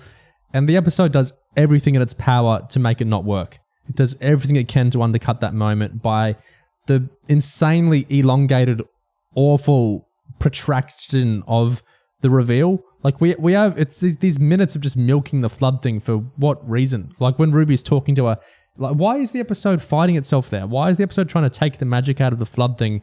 And by really underlining, ooh, what's changed about Mrs. Flood? And now she's talking. It's like we keep going back and back and back with this. I was so confused by that. When we actually get the post credits, or for me on Disney Plus, it wasn't post credits. It was just like, there was like a weird little thing of saying new who, new home, and then we got it. But I know in England it came after the credits, like a Marvel thing, because RTD describes it as like a Marvel thing on the commentary. Anyway, that comes after we've already gotten like so much weird flood stuff before that it didn't really work, and I wanted that to work. I watched the episode knowing that Mrs. Flood would reveal something at the end of the episode, and so that whole time, right from when Ruby runs out of the house, like before the even scene where it happens, there's the shot where Ruby's looking around for the doctor, and Mrs. Flood points her in the direction of the TARDIS, where the camera like oddly hangs on her, and I knew that it was the end of the episode, so I was waiting for it. And so even before we get to the scene where it happens, there's so much just hanging on Mrs. Flood. And then when that post-credit / post-Disney Plus thing happens, it hangs on her so much that I genuinely, I have no idea how that must have played for someone who didn't know Mrs. Flood was going to say something. It's like, it feels like that only works if you know that something's coming, because like, it's just hanging on this random one-off character for like a decade. It's such an odd choice. Those bits with her are just paced very badly, I think, just on a second-to-second basis. And I feel like it's not even just editing. I just feel like the rhythm of the way like her and Abdul kind of speak to each other in that last bit, and the way that the camera just like takes ages to get round to her looking in at it, and then it just feels like everything needs to be shorter, snappier, quicker. Get it out the way, like surprise us, hit us with this. Don't just fucking protract it for ages and just elongate with aren't we clever having a random old woman be secretly know something? Aren't we cool? Like it's crap, and it makes me super not excited for whatever gets revealed there, to be honest. And on that note, by the way, I don't think it's going to be anything clever. I actually think that Mrs. Flood was just pretending to be a random old woman. I don't think it's actually going to be contingent on the timeline changing in this story at all. I think it's actually going to be that Mrs. Flood, she's the Rani or some shit. Like, I actually don't think it will be anything clever or specific that requires people to come back and rewatch this episode. That's the thing. So RTD, on the official podcast, he did like a thing going, is this just like a boozy, funny fourth wall breaking I've done in the episode, or am I doing a larger arc here? And then in all the extras, he's saying there's a big arc with Mrs. Flood. You're going to see Mrs. Flood more. What are we doing here? Oh ho ho. What's going on with Mrs. Flood? So it's an RTD arc, so it's not going to be good. But what confuses me, and like, I don't think people are stupid for this, because it's obviously what RTD is playing with, because he's playing so much to fans with, who is it? So if you're saying, is Mrs. Flood the Rani, I don't think that's a stupid, because I think that's what RTD is trying to stoke with, doing like a mystery like this. He's trying to make you think, who is it? That's part of, the driving the engagement with the show and everything. But also, Special 4, this is the show on Disney Plus now. It's going to be years before the contracts with other streamers expire, so Disney can theoretically get new Who, let alone classic Who, onto the show. Right now, Disney's just got the 60th and Ncuti era, which makes me think, I don't think it's super... I have trouble conceiving, and I could totally be wrong, but I have trouble conceiving of Mrs. Flood being... If she's so important to the series, like RTD is hyping up, I have trouble conceiving of her being a character kind of gated away in something that's not on Disney. Am I thinking too mechanically there, or do you guys kind of see what I mean? No, I agree. Yeah, I don't actually think she's going to be the Rani or anything like that. I think it's probably the right bet that she'll just be a new character. And I think it's also entirely possible that RTD hadn't even decided who she'd be when you wrote that scene. To be honest, I think just the madcap nature of how he writes things. I just don't have real expectations for it being anything particularly clever or cool or deep. I think he just loves his mystical old women. The weird thing is, she doesn't recognise the blue box as a TARDIS at the start, but then she has the line about a TARDIS at the end, never seen a TARDIS before, and she sees it warp a lot, in the third act of the episode. And then her personality, it seems to change, but that's not necessarily like a timeline changed her thing. That could just be she's happy because it's Christmas and, it's been fun seeing the TARDIS warp around. Initially, I thought this has got to be there's reverberations. As 15 went back to 2004, he's changed something, and now Mrs. Flood's been a companion or something in the future. But now I think it might not actually be anything that big. It might just be she's happy. Like, because she was angry at Abdul before doesn't mean she hates him all the time, necessarily. That's true. It's kind of hard to pass what's going on. I just had a thought now that if RTD is also thinking mechanically and sticking to just what they've got on Disney Plus, it's entirely possible that she either is or becomes part of the Toymakers Legions. Oh, she's a god. It could be. He's really hyping that up. Yeah. Oh God. Yeah. Something like that. Oh, you know what that just reminded me of? The fucking Neo, the fucking Torchwood box set where like God starts walking around and she's like this twee old lady. Oh. With Donna's mum as the actor for God, yeah. Yeah, maybe something like that. And there's a flood in that box set, in that series, yeah. Yeah, there is. Yeah, and Russell would know what happened there because it's James Goss's Torchwood, so he gets consulted. Would be the most insane place to take any inspiration from. Yeah. So Mrs. Flood is a god. So that's our theory. Okay, fine. Yeah, it made me think of this is new Who's Wolves of Fenric. Yeah. The Legions of the Toymaker. I think we'll see Fenric again. I think he fits in so much with, maybe not like actually when you think about it, but just the vague idea of, remember Fenric? Remember that episode? I feel like that fits in so much with that we're doing fantasy monsters and gods and pantheons now. Gig will get to enjoy a Fenric sequel. I think the gods of Ragnarok fit into RTD2 more than Fenric would, to be honest. And they have mentioned Ragnarok, so I hope they just do that and leave Fenric alone, please. I don't think they will. We're getting at least 4 seasons of this. We're getting both. Yeah. I will just say one more thing about the ending before we move on. I think it feels like because we know this isn't the real first episode and the real first episode is in May, we're just not putting any effort into that final moment. It almost feels like it could have been like rushed to be assembled in the editing suite. Like, it just doesn't feel substantial or real at all, and it feels like that has leaked into how it is like shot, how it's presented, how it's edited, and it's very frustrating. I think it's a shame, for Ruby's first episode and for Ruby's first moment in the TARDIS to be like whiffed in this way, like a dress rehearsal for the real thing to happen, I don't know, presumably in a few months. It's just a bit of a pain. Because that shot does fucking suck. It's not a real TARDIS introduction shot at all. If you remember the pilot, when Bill first goes in, we get that amazing wire shot revealing the whole room. Oh, you know, that's the kind of thing we can do, you know? Let's just not forget. That's what I want to talk about. Yeah, the pilot. Am I overusing the word liminal to describe it as this? I feel like we're in a weird sort of pre-era now. Like, the 60ths are RTD2. Like, the 60ths aren't New Who.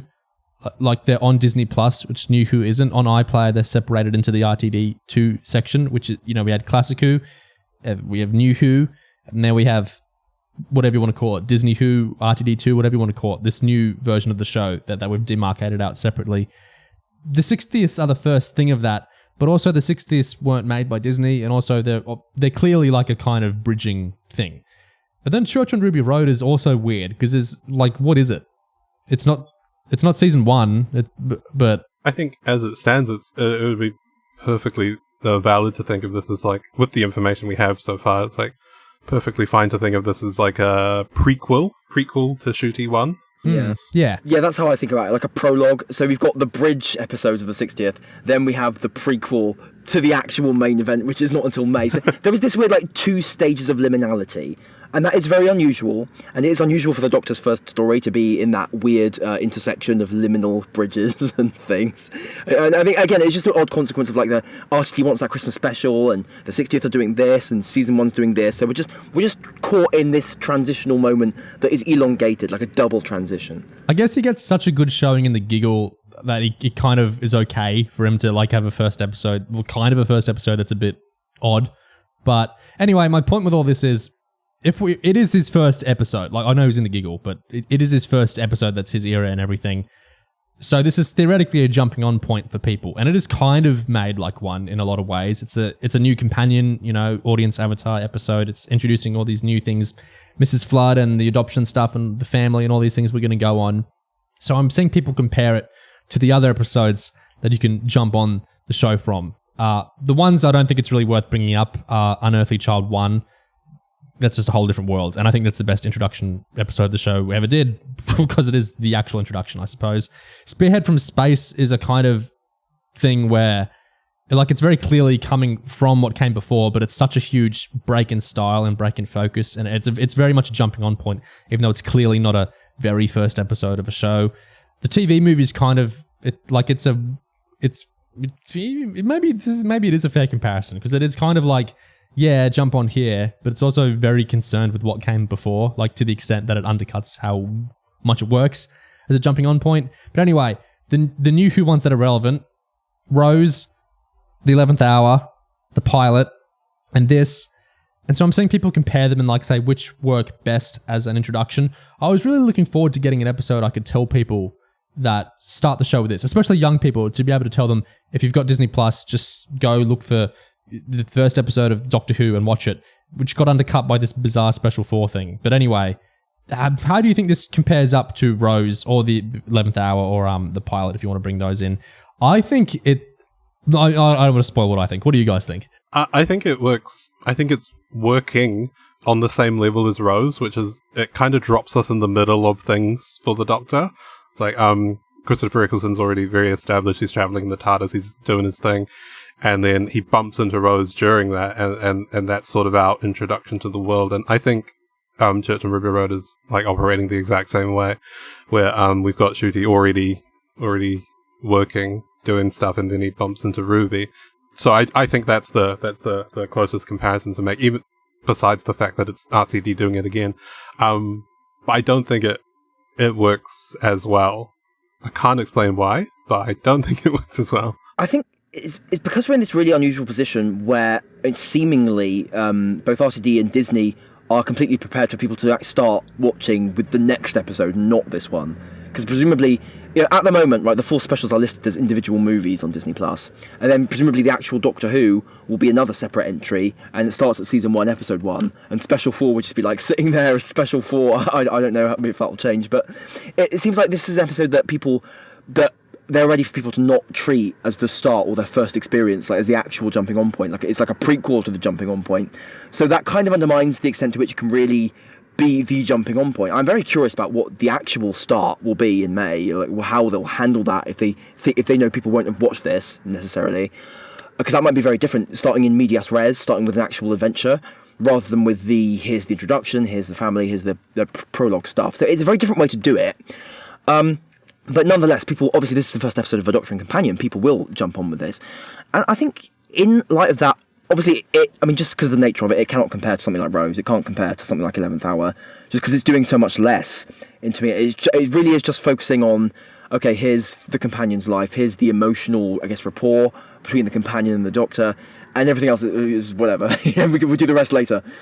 So, I think in that sense, I think it introduces both them and the, I guess, fantastical tone in a way that is potentially quite appealing, because you've got the Doctor singing and dancing and doing all this kind of wacky shit, and you've got the establishment of a universe that runs on, well, whim, really, superstition, magic, symbols and stuff, and a completely unpredictable universe that the Doctor is having to figure out. I think all of that is set up in a way that's pretty appealing. I think what happens here is that this episode kind of demonstrates that rather than doing the whole shebang like you get in Rose, where Rose has her heroic moment, she does a big swing, she references the fact that she did gymnastics, and like even in her humble life, she has things that she's proud of, and she kind of establishes that she can be the hero of the show, and she does have a big moment. And that's kind of how she proves herself as a companion and enters the TARDIS and all of that, and all of that is expressed within that one episode. This episode doesn't bother with that. This episode kind of shows that actually, if you just have a companion be an entertaining character, just have them be an engaged, willing participant in the antics, then it just kind of works. They can just kind of appear and they can do all the character arc stuff much later. So it's like, well, we can just have kind of a half intro for the show and the companion, and it still basically works. But yeah, it's never going to be like the full, like, complete package. But I would also question what actually the necessity of a complete package in the first episode even is. Because there's always going to be different bits, and like your jumping on points like 11th Hour and Rose aren't actually showing what the show is like on a regular basis. They're just kind of showing they're starting stuff, they're starting the companion story, but they're also kind of doing a separate thing where they kind of try to teach you certain bits of what the show is kind of like, but not teaching you everything. Yeah, I think it's kind of like a whole field of semantics that Who fans kind of develop, even though it's not necessarily that important that you do it the same way every time. Yeah, it's kind of interesting to think of them like, not so much, other than an unearthly child, of course, interesting to think of them more like checkpoints. Like, this is, you start with Rose, like, this is, we're introducing this kind of Doctor, this kind of companion, a hint of, like, dark, edgy backstory. It's, like, priming you for what, RTD1 will go on to do.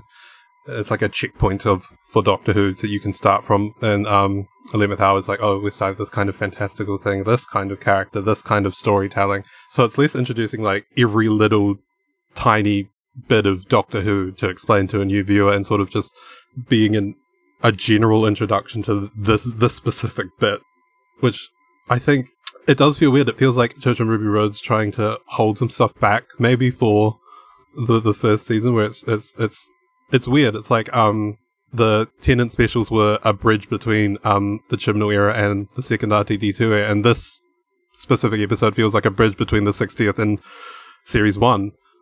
And so what it's trying to do feels odd and like all over the place. Holding back is exactly how I put it, because it is. It is literally holding back. It ends mid-sentence. Doesn't go as far as telling the whole story. Ultimately, though, the role of a jumping on point, if there is one, is just to make people want to watch the next episode. Ultimately, that's all it has got to do. It doesn't. That's its ultimate task. Everything else is just in service of that, and make them want to keep watching. Yeah. Don't make them give up after this one story. I think if that's the bar that a first episode has to clear, I think this one is I think you can say this probably clears it, because I think it's pretty likeable. People seem to like this episode. People seem to really like Ncuti and Millie. I think there's a lot to like, even if it's not like an example of the best of Doctor Who. I'm going to do a self-own here, because I'm going to explain why something is stupid, and then I'm going to do it.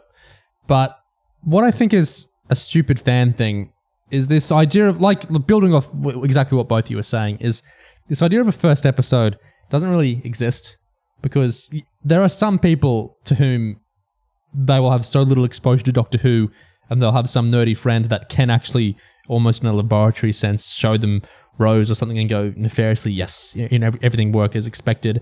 And there's a whole little cottage industry of streamers and tweeters faking this, just to kind of jerk fans off. You see this all the time, don't you? There's people going, what?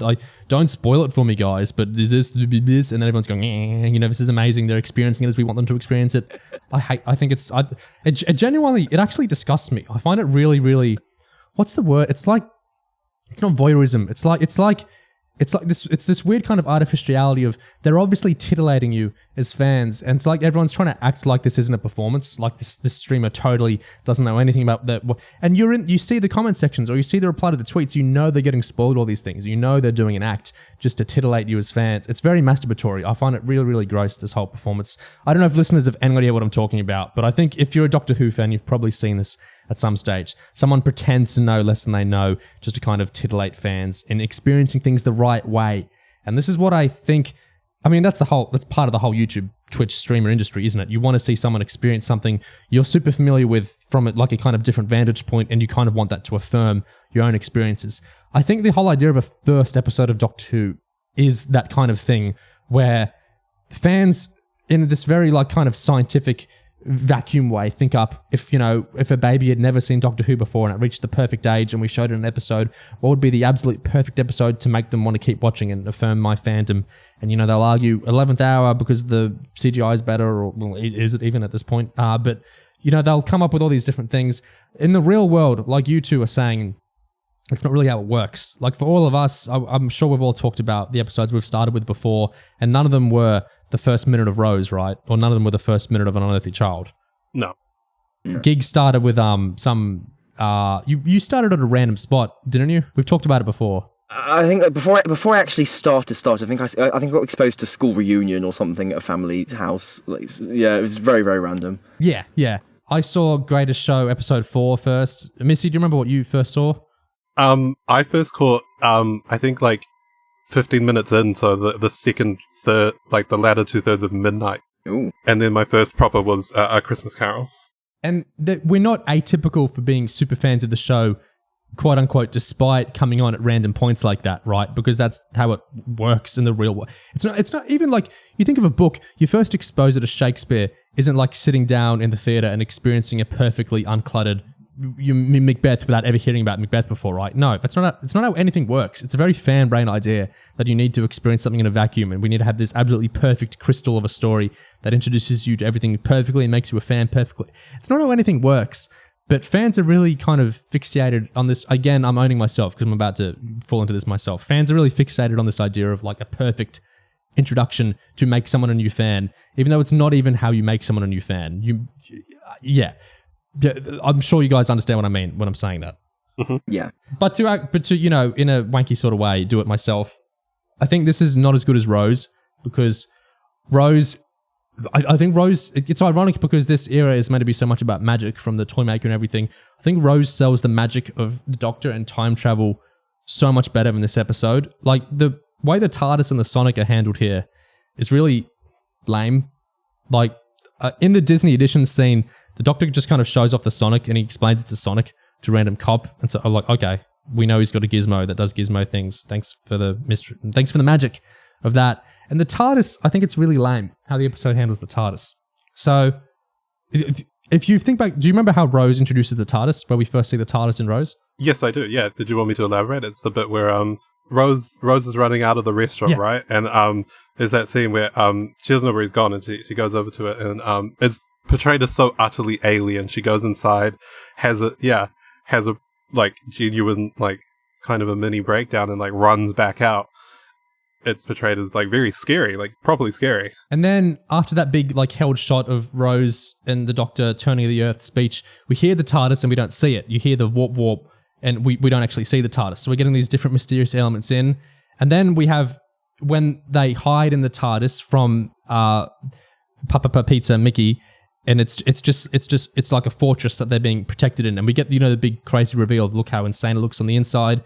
And we get the Rose running around the back, like Russell says, it's only been Rose and Ruby that have ever done like a little loop outside of the TARDIS before going back into it to check that it really is bigger on the inside, right? Yep, just them two, definitely not anyone else. Only them. The thing, people bring up Clara, but it's not just Clara. Donna does it as well. I think Martha does it too. It's very weird that Russell's forgotten all of this, but he doesn't rewatch stuff. He didn't rewatch Toymaker, so that's the issue there. Anyway, we go into the fortress of the TARDIS. We get the hordes of Genghis Khan line, and so we have the big, it's so amazing that it's big on the inside. Then they use it to travel elsewhere in London, and so we get that it's space travel there, as they go near the water, and we get the anti-plastic vial, and we get all that stuff happening. We finally see the TARDIS warp away properly with the effect and everything. And then it's the end of the episode hinges on, did I mention it travels in time? And that's why Rose comes with it. So the episode really like stakes out meticulously the kind of sequence of what's so magical about the TARDIS, and it lets itself kind of really, like, you get all the lovely goo out of the different bits. Why did I phrase it that way? It lets you really milk. It lets you really enjoy the separate magical aspects of the TARDIS. It's a weird blue box. It's bigger on the inside and has a really cool interior. It can teleport around in space and it can teleport around in time. And it gets a really cool beat out of each of those four things. And it does them in the road that makes sense to kind of escalate RTD stakes. In the Church and Ruby Road, like I feel like even more so than 2005, people know what the TARDIS is. There's not like Americans, I mean there are some, but it's not like there's tons of millions of Americans that have absolutely no idea what this could possibly be. It's a huge brand icon. But at the same time, I feel like in the fan brain kind of way, it is kind of nice to come up with a crystal of an episode that, even if it's pointless, does reveal things in like a way that would work, like a platonic ideal of an intro episode. And I don't think this really does it with the TARDIS, because it's the Doctor says it's his address in the Ruby, in the Disney edition scene, and then he also explains the Sonic in that. So we kind of remove all the magic there. I like that scene, but it really takes a lot of magic out of the episode. We see it dematerialize then, so that's really early, and it's in a kind of random scene with the cop. And then when it shows up outside Ruby and Carla's place, well, we know it's the Doctor. How we know it's the Doctor's house, so there's no mystery there.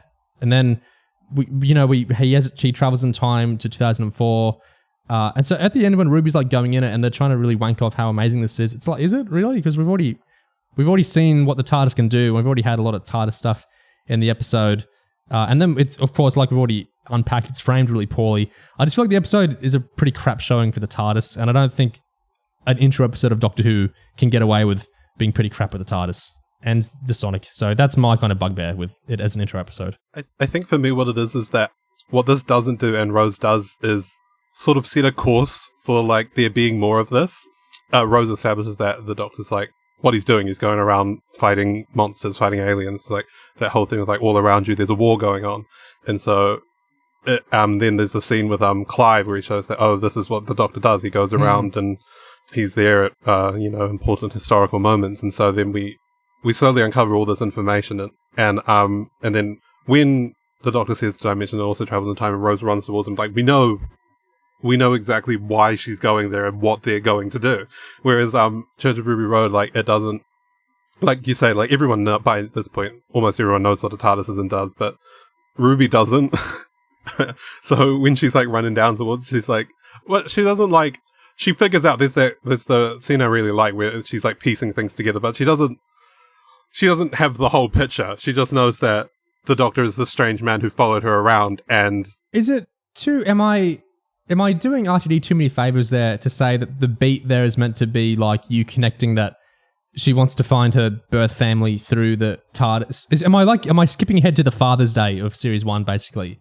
Because that was how I read the scene. That's actually a good point. She's like, oh, he was there. Yeah, because I took it as just Do you remember in the Chibnall era when the fam at the end of Arachnids are like, oh yes, we'd love to travel with you, Doctor. It's so wonderful, amazing, and it feels perfunctory rather than it feels like because that's what Doctor Who does rather than that's because that's what these characters want to do. That's what it felt like for me. It was like, oh, this is the point where Ruby decides to go to the TARDIS. I wasn't thinking of that. That's actually a good point. But yeah. Gig, you've got to be the tiebreaker here. Whose take did you fall on for that? Well, the weird element of that scene is that she doesn't just follow the Doctor when he goes out the door. He shuts the door and Ruby just stays in the flat to talk and think and pace and think and work stuff out, which is very strange. Because if she's so relentlessly curious about this incredible man who just keeps dropping in and out of her life, why doesn't she just go after him and find out what's going on and go tell him, ask him directly? So it feels a bit contrived.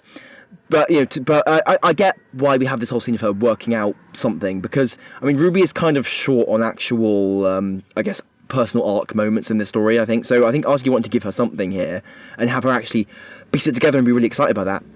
And again, like the magic of it, like you kind of alluded to, is kind of deflated by the fact we've just seen the Doctor time travelling and we're just kind of waiting for Ruby to catch up on stuff that is kind of obvious at this point. But I think regarding whether she wants to go and use the TARDIS to find her family, I think it's very, very possible and plausible that could come up in Series 1, that could be like a hidden motive, kind of like it was with Rose. I think it's totally possible. I think in the episode itself, I think it is interesting because they put a lot of emphasis on her being so excited by time travel. It's the fact she works out that he's a time traveller that makes her go and run after him, rather than her just doing it beforehand. So I think... And Russell says we'll revisit the church scene. He says that a lot. Yeah, so it does seem to suggest that the idea of time travel really, really, really galvanizes her. But also, I mean, wouldn't it galvanize anyone? Basically, there's something crazy impossible thing happening. So there isn't a sense that she suddenly has some dark, kind of cruel, crazy idea that's just occurred to her. It's like, this is just really exciting, I just want to go check it out. So it seems a bit like kind of neutral. I think that was one of the best bits in Russell's first Series 1 was Russell's idea that it's kind of ambiguous whether... Then this would have been Russell's idea. It was ambiguous whether Rose joined at the end of Rose, the episode, just out of, oh, this is amazing, time travel, and, I regret staying with Mickey instead of the Doctor. I get a second chance, and it's a time machine, yay. Or if there was kind of I feel like ulterior sounds kind of negative. Like, I don't think there's anything wrong with Rose thinking, and I could see my dad again. Like, that's not bad. Like, as Nine seemed to get a little irritated by it. But I like the kind of ambiguity of 2005 series with, Rose. How much did it affect your decision in Rose to join? It would be interesting in season 1 in 2024 to maybe not do it ambiguous, like to actually do some drama out of that. That kind of more full-on confronts it. Could be interesting. Yeah, I'd like that. Like, I don't think 15 has to get irritated by it, but he could, on my perspective is I don't want to find out my bio family. I don't think it's important for me. It's kind of building on that moment when he doesn't go after Ruby's mum in this episode. I think that could be a really interesting engine for the show to explore a bit. Like disagreement on whether it's a good idea, more than like how dare you have a motive for joining me. You know what's just occurred to me about, I guess, the magic of the TARDIS stuff that we were talking about? I feel like the kind of almost cheap and a little bit toyetic way and kind of dismissive way this episode treats the TARDIS and the Doctor's gimmickry and gadgets and all that stuff, all those conventions of the show that usually get introduced in a quite hypnotic and fantastical way. The way that the episode kind of tosses those off quite casually seems to me to not coincidentally align with the show kind of pushing really hard in other avenues of magic. Saying actually it's the world that's full of magic, so actually we're fine with the TARDIS just being like something that's normal and expected and prosaic at this point. Yeah, it's the TARDIS, whatever. Hey, goblins! So it seems almost like this push for more magic in the show, and having the tone of the show be more fantastical at baseline, seems like maybe a way to compensate for the, if you like, over-familiarity of stuff like the TARDIS. Yeah. Also, I feel like, and I think this kind of gets memory hold a little bit, I don't think RTD likes... No, it's insane to say. I think RTD is less interested in the TARDIS than... Well, no, actually, I'm completely 100% correct. RTD is less interested in the TARDIS than Moffat. That's not crazy to say. Because Moffat uses time travel in the storytelling much more than as it to get you to the story. I'm phrasing that the most confusing way I can. Moffat does stories about time travel. Russell tends to use time travel to get to the stories. He wants to tell more. And Moffat has way more scenes in the TARDIS. Characters in the TARDIS, talking in the TARDIS, using the TARDIS as a home. Entire episode set in the TARDIS. Yeah. Russell does much less of that, and he uses the TARDIS as a vehicle. Moffat uses it as a home. Neither way is correct. They're just different ways, but Moffat's is better. Moffat's is more enjoyable. So I think, like, if we're all vaunting the magic of the TARDIS and why is RTD doing it less magical and whatnot, I think a lot of this might just be, he's just less interested in that. He's got other things he wants to explore. He's got other magic he's more interested in putting into the show. And that's not a homey TARDIS at all, is it? Look at it. There's not even a chair. The Giggle itself talks about that. No, it's a corridor. It's a hospital. It's a fancy corridor. The exciting stuff's out the door. Maybe we'll see in series 1, maybe they get that lighting grid going, get that jukebox going, and might get a bit more comfortable to exist in. The jukebox, I want to bring up to you guys. The Doctor Who magazine 599 has revealed the songs in it, and I'm kind of confused. I'll just tell it to you. The jukebox was Russell's request, says Phil Sims of the TARDIS's new onboard entertainment system. We talked about armchairs and hat stands in previous articles that have been on the TARDIS before, but Russell landed on a jukebox early on and stuck to it. I'm sure he knew that music was going to play a big part in the coming season. While on set recently, Doctor Who magazine had a quick poke about through the Doctor's record collection, which turns out to be packed with musical memories of former adventures, a veritable, now that's what I call Doctor Who bangers, including Ticket to Ride by the Beatles, of course that's from The Chase from 1965, Tainted Love by Soft Cell from The End of the World 2005, Never Gonna Give You Up, which is from Father's Day, we were just talking about, 2005, Mr. Blue Sky by ELO, Love and Monsters, Voodoo Child by Rogue Traders, Sound of Drums, I Can't Decide, Scissor Sisters, Last of the Time Lords, and what is the most iconic use of music in the Chibnall era? Oh, is it Rise Up? Yep, Rise Up is on there. Oh, not Rasputin? Okay. No, it's Rise Up. It's Rise Up. Oh, I forgot Rasputin happened. The jukebox also contains I'm Gonna Be 500 Miles by the Proclaimers, Starman by Bowie, War Pigs by Sabbath, and Twist at the End by John Smith and the Common Men. They've gone from 19 to 2, you know. Why is it all old songs? Why is there why... That's like a greatest hits. I don't want to overstate the importance of that, because ultimately they say they're poking around through the record collection. This is just set decoration. If they want the jukebox to play a completely different song, they just always get the MP3 and put it on in the background. Yeah, it's not actually contingent on what physical records are there, on the set, or what's written on the prop or whatever. At the end of the day, so I don't think it's that important. I think that sounds like one of those things that's the kind of set designers having fun and putting in little references. Yeah. It would be so bizarre if every episode of season 1, Twin Peaks 3, every episode ends with a song and the credits go over it. Yeah. If we had a random song from Classic Who or New Who ending every episode or something, and it was just a greatest hits package, that was kind of, I think, the fear there. But yeah, probably just props. I guess it's also indicative of the fact that it tells us that the jukebox is not going to be important to 15's character at all, because it would have had songs relevant to him, or there would have been choices made by RTD to put specific songs in there, like he did with the song he chose for the club scene. Yeah, which maybe they'll change it up for later, but at this point in time, it appears to just be fun fan stuff. Something we have brought up a little bit, but not really gone into, is when we talk about the Disney scene. So around 6 minutes into the episode, after Ruby in the club and 15 and the kilt dancing, we go outside, and that was a scene filmed much, much, much later, because Disney said it's a long time without the Doctor in the episode. Can we bring him up a little bit sooner? And so Russell said that's a good note, and he did that, and so he did this big pickup. This is a really ambitious pickup scene. It's even saying a pickup feels, kind of minimizing it. This is a really big scene to do. There's kind of set piece with the snowman thing falling. We've got new stuff with Ruby and the Red Notes. That's her band. Explaining the Sonic, with TV movie-esque interaction with the policeman. Lots of big characterization stuff for the Doctor. 2 questions there. Did this scene feel inorganic to you? And did you like the scene? I felt when I first watched it, but before knowing anything about the fact that it was a response to test screenings that Disney had done or whatever, I felt like it was kind of, I don't want to say clunky, but I felt like it was doing an overtly, this is setting up who the Doctor is and what the Doctor is like, even though it's not super relevant to the story, the main story. And this is not really relevant to the main story. This is just to show off that the Doctor does doctory things in a way that's basically nice, and we like the Doctor and we like fun, and sure, it's fine.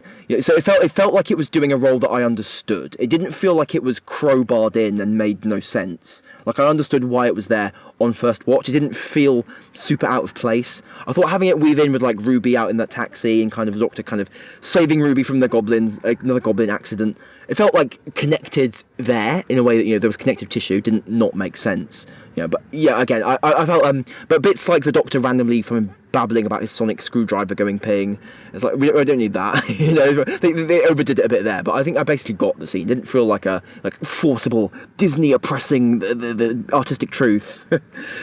Yeah, when I first watched the episode, it didn't stick out at all. It just felt like that beginning montage continuing on as normal. But after I found out that it was a late add-in, I can't, like, it sticks out so much in my mind, because we get the really cool, interesting introductions of 15. We get the gin and tonic division scene in the club, and then and the dancing, and then we get the shot with them running on the rooftop, shouting at Ruby. We get these cool, interesting introductions to 15, whereas the one with the police officer feels like boring and mechanical, like normal introduction, like a less interesting one sandwiched in. And so I didn't like that bit, and I didn't like the mechanicalness of it, but I did just find the bit with the police officer quite neat. It was just cute. I think it works. Like, it felt just to me like a rule of three thing. I'm probably forgetting another beat here, but like Davina McCall, Goblin Attack, Red Notes playing, Goblin Attack. Oh, actually no, the club glass dropping, is that because of the goblins when Ruby drops a gin and tonic? Okay, so this is the fourth beat of... Yeah, the goblins do that too, so it's rule of 4 now, isn't it? Yeah.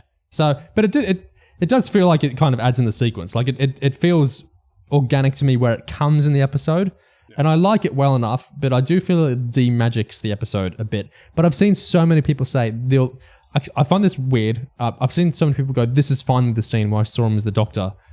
And but like, what do you mean 9 minutes in the episode? Like, yeah, that's so weird. It's like saying the end of the 11th hour, I finally could see Matt Smith as, it's his first episode. That's the idea. That within the first episode you see him as the Doctor. Like, when were you meant to see him as the Doctor beforehand? Like, I guess the end of the giggle, but it wasn't his, yeah. Anyway, the scene clearly really worked for a lot of people. It did what Disney wanted it to do and what Russell wanted it to do. So it's a success of a scene, I suppose, but it is just one of those, I don't think it's super clunky, but I think it's very in your face. Like, look, he's the Doctor and he's so amazing and wonderful and he's a magical man and everything. There's nothing wrong with that, but like Russell himself says in the commentary, he did like how it felt a little bit when it originally took 20 minutes to really get the Doctor into the episode properly. But yeah, what can you do? I think what you just mentioned with fans being like, oh, finally, I can see him as the Doctor now. He's truly become the Doctor now that I think that is all rooted in doing almost ritualistic things, like kind of the twee habits and tropes and cliches and recognisable like signifiers, rather than the Doctor actually being like a real character. It's like treating the Doctor as a panto character, like a panto role, who just does these like habitual things and has these moments of, oh, I'm so wonderful, I am the fountain of goodness. And I think that moment where he kind of casually... Sherlock style. Deduces what's going on with the cop. Yeah, he Sherlocks the cop, but in a way that's really wholesome. Like if Sherlock wasn't like a sociopath, if Sherlock was like really nice to people, yeah, he does that. And I think also, he mentions his Sonic and stuff as well, stuff like that. I think for a lot of people, maybe a lot of fans in particular, maybe this is, because that's a good point actually, this is the moment I finally saw him as the Doctor. That's something only fans say. New viewers don't think about that at all. This is only people who are already familiar with Doctor Who, right, who need like the new Doctor to map on to old things somehow. So it's a particular fan pathology there. So I think that's kind of weird. It feels like one of those things that it feels like that's what that scene is for, almost, pandering to those people who are already like, oh, I need a Doctor, or give me more Doctor wiggling a Sonic around and saying ping and doing techno-babble, please. Yeah, especially when I saw a few people saying it specifically about the bit at the beginning where he says to the Doctor, he's like, oh, I'm the Doctor, my occupation, traveling around, my home over there. It's like the bit from Waters of Mars is like, that's the exact bit that they found. I was like, oh, that's the bit you liked, not any of Ncuti doing like his own stuff. Let's not bring the bi-generation into things, but it's related, isn't it? This idea of you have to do it in the way that most others have done it. Yeah. Otherwise, do it the way Tennant did it. do it the way Tennant did it at least once. Yeah.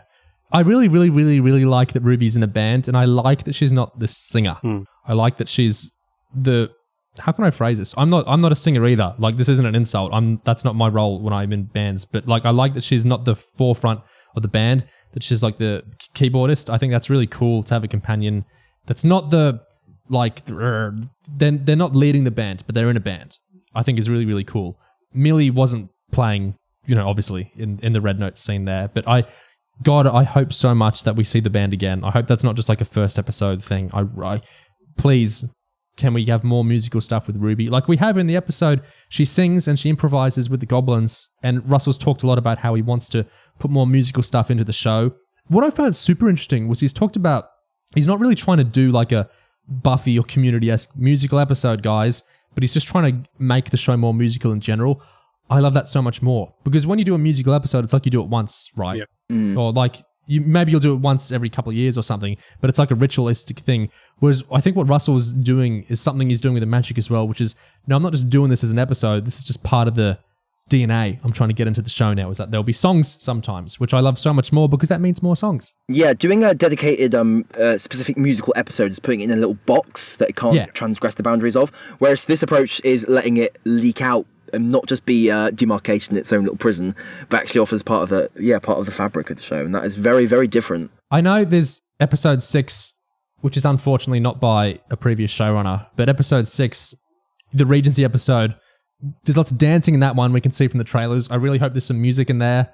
Wouldn't it be amazing if Ruby's like playing an old piano and like in front of other people, and there's like, I really hope we get more keyboard stuff and piano stuff with her. That's a really good idea. Yeah, it's cool that I think part of why it's cool that Ruby is the keyboardist rather than the singer is that it's not trying to, rather than her being like a pop star kind of figure. I think there's something fundamentally different, I think, about having a tool like a musical instrument that is separate from you, that you learn, and that you kind of, I think by not being like the front figure, it becomes more about the instrumentation and more about just the, I guess, the technicality of music, if that makes any sense, rather than simply rather than just producing like this. I don't want to sound like I'm denigrating singing and singers. Yeah, again, like just, but I think it is a different thing. I think it's almost a bit nerdier, isn't it, to play like a keyboard compared to singing? Yeah, because singing is something that you can do like any a karaoke session. Singing is something that people, it's very immediate, it's accessible, it's part of our bodies. It's part of how we work. Whereas learning how to use like a musical instrument like a keyboard, it's like a whole different dimension of practice almost. So it's really cool, I think, to have a companion with a really like a real like passion like that is just a little bit introverted, if that makes sense. I think the show's been getting more confident with music as a whole, because obviously Russell has this incredibly strong relationship with Murray Gold, and Murray had like the original songs he did in RTD1, in Ncuti, on our Runaway Bride discussion. We talked about Love Don't Roam a lot. And then in Moffat's era, of course, Clara's theme became diegetic within the show, and part of the Hellbent hinges on the Doctor remembering Clara musically through her theme. And it's like we're really stoked up how music is working on the show is like this huge actual force that's not just a supporting thing, but it's actually part of like the text. I really like that we're kind of staking it up again by having these musical sequences of like singing within the episodes. I just think that's so cool that the show's getting more and more musical in a way.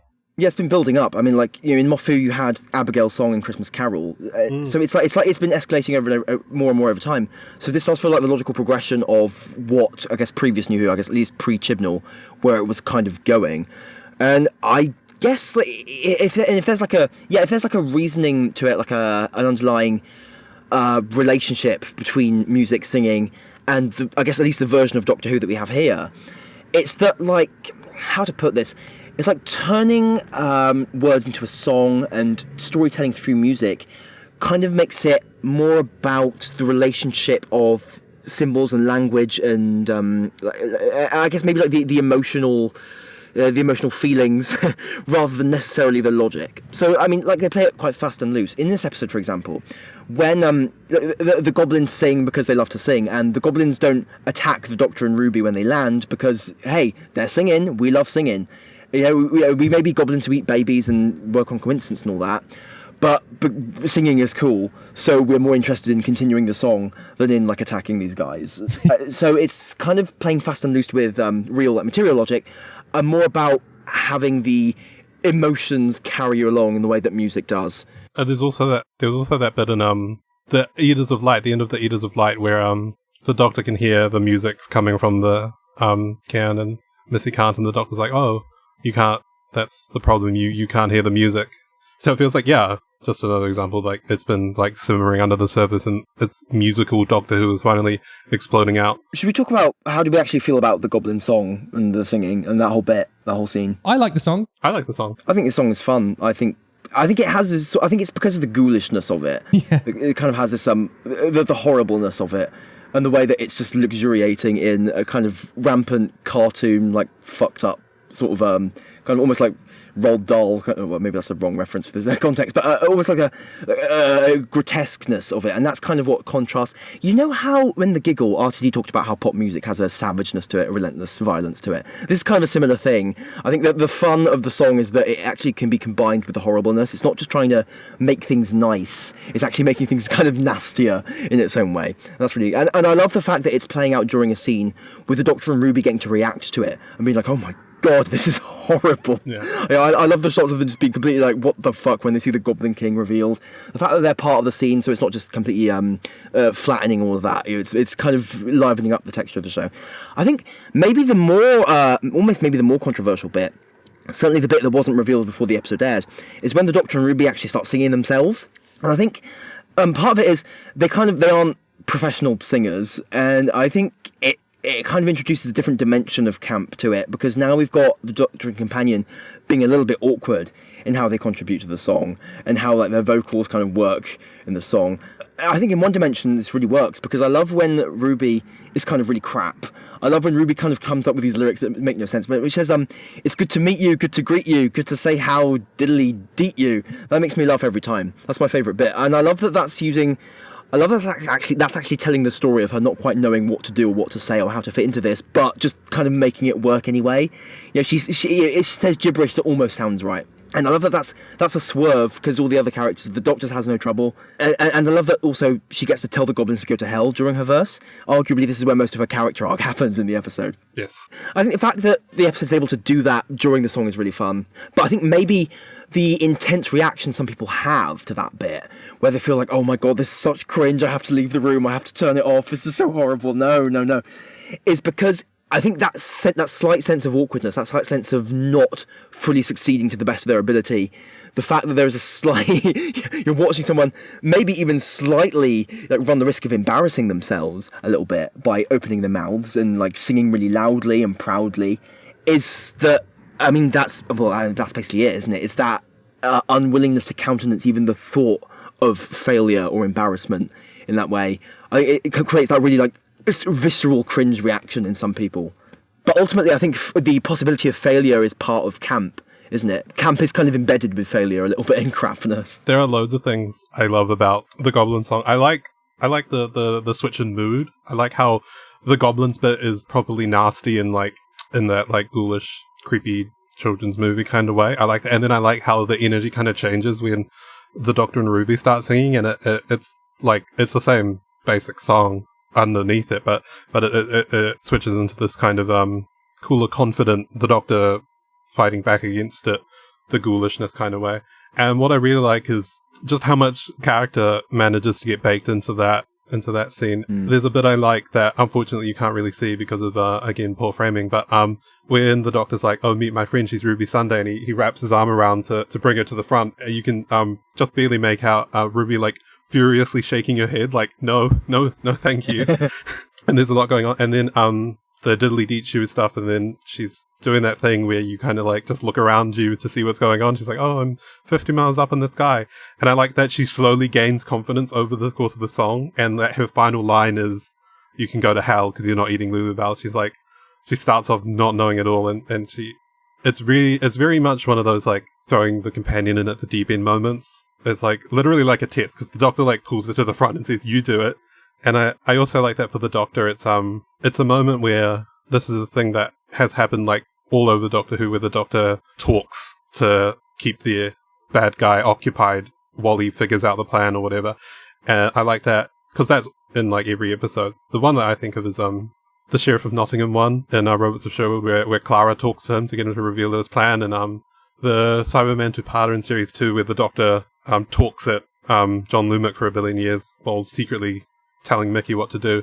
There's all these scenes of the Doctor talking to the enemy to get them to move the plot along to get something to happen. And it's the exact same thing, but with singing. And I thought that was just a wonderful spin on a classic. Because, like, it's not the kind of thing you usually think you could put a new spin on. Like, there are some traditional things that happen all over Doctor Who, like we were just talking about, like, TARDIS reveals, like how RTD and especially Moffat were continually trying to, like, experiment and figure out how, like, oh, how could we do this scene that we've done 1 billion times but make it fresh and interesting. And I thought that just, what if the characters sung to the bad guys instead of talked to them, is a wonderful way to do it. Oh, and I really love how the Doctor doesn't just pull Ruby to the front just to get her to sing. While she's singing, you get these really cool shots of Ncuti, like, his eyes darting around the ship, and he's clearly, like, we learn that he's looking at the knots and stuff, so that, like, it's all this, like, there's stuff going on while they're singing, and the Doctor's actually, like, using it as a plan to, like, stall until the master knot unwinds or whatever he's doing. I like how much is going on in that scene in addition to the singing. It's a great scene. Yeah. The Goblin thing, I don't want to talk about this too much because I could talk about this forever. What Gig was saying about Cringe, I feel like there's two kind of positions on Doctor Who Cringe, and I hate them both, where one of them is, oh my god, the show is doing a cringy thing, and your head is in your hands. I can't believe my family had to see this with me on Christmas. I'm so embarrassed. I'm a Whovian or Whobie, but they saw the show was cringe. Oh my god, how could the show be cringe? Which kind of then metastasizes into a bit of venom or anger at the show, doesn't it? How dare you write a cringy Christmas thing? Now I look stupid in front of my family. There's that kind of position, which is like, I hate the cringe. There's cringe in the show and I hate it. How dare you put Goblin cringe in the show? And then there's another position I hate nearly as much, but in a different way, which is like, Doctor Who is so cringe and awful and bad and terrible and cheesy and it's stupid and it has the cringiest dialogue you ever heard and it's always going to be so stupid no matter who's writing it. It's just the stupidest show and the cringiest show you've ever seen, and I love that so much. And I feel like both these positions are like implicit positions of defeat, and I think they're both wrong. And that, no, it's actually good. It's not bad and therefore it's good, and it's not bad therefore it's bad. It's just good. The Goblin Song isn't bad at all. like what are you embarrassed about? Like, it's a funny song about like eating Harry Potter and this goblin like having a sexual thing for the Goblin King and like pronouncing scones wrong and stuff like that. Like, it's just a funny song. I don't think this needs to be it's so bad and because it's so bad I love it. I don't think this needs to be it's so bad and because of that I hate it. It's not bad. It's good. Yeah, I feel like a lot of Doctor Who fans, maybe of certain generations, maybe kind of have a really dodgy concept of how to articulate what they like about television or what good television even means. So when you get something that violates these really weird arbitrary boundaries of what can be good, so goblins singing and the Doctor kind of being super enthusiastic and singing away, and this idea that this is inherently bad, this is awful, this is cringe. It seems to be really undefined what is actually bad about it, and it seems to me rather than it being bad, and rather than Doctor Who being inherently bad and RTD1 being inherently bad because of all these cringe stuff that's happening, rather I think it's more accurate that it was just good in a different way. Like, it was good in a way that is specific to it. Like, it is, it wasn't Lost. It's not Breaking Bad. It's not The Sopranos. It's not all these different shows that are doing very different things. It's doing its own things in ways that are successful because you are enjoying it, and many people are enjoying it. It's doing these things deliberately to be enjoyed. But people have just invented this weird concept of, well, this is badness because I have this imaginary rule book in my head that says if you do this thing, then it's bad. And it's got absolutely no relationship to what works and what doesn't work, and what the emotional narrative of the show is trying to do. So, and it's like you say, it's a position of defeat because it nullifies any attempt to criticise or understand. It's about not understanding what the show is doing or why it's doing it or how it could do it better or differently. That's the thing. It is a position of, I will not internalise any analysis or understanding or criticism or even praise, really. Like, I don't appreciate what is good about the show. I don't understand it myself, so I will just give up on even trying. It reminds me, it's the same kind of thing, this position of defeat as well, for like, oh, it's a children's show, therefore I'm kind of inherently in this kind of cowering position of, oh my god, if my family doesn't think it's serious, then oh my god, they think I'm watching a kid's show and I'm so mad that it's a kid's show. And you see this a lot, and it's part of why I think some people love like Series 8 trailers and stuff. Oh my god, finally the show is dark and serious. And I mean, I love that stuff too. But I think part of it is like we're reverting and we're not being a CBC, we're not being a kid show right now, we're being an adult show, and that's good. Now I don't have to be embarrassed in front of my family about it or whatever. You don't need to be in this position of it's cringe and it's a kid show and this is so embarrassing that I'm watching it and I can't believe my family's seeing the sharks flying in the air or the goblins singing. Like you can actually be right. It can actually be your family being embarrassed that's wrong. It can be you that's right, and Russell that's right, and Murray Gold that's right, and Ncuti Gatwa that's right in, enjoying the scene. And it can be them being wrong in finding it cringe. You don't have to double on the cringe and say, I'm cringing because they're cringing.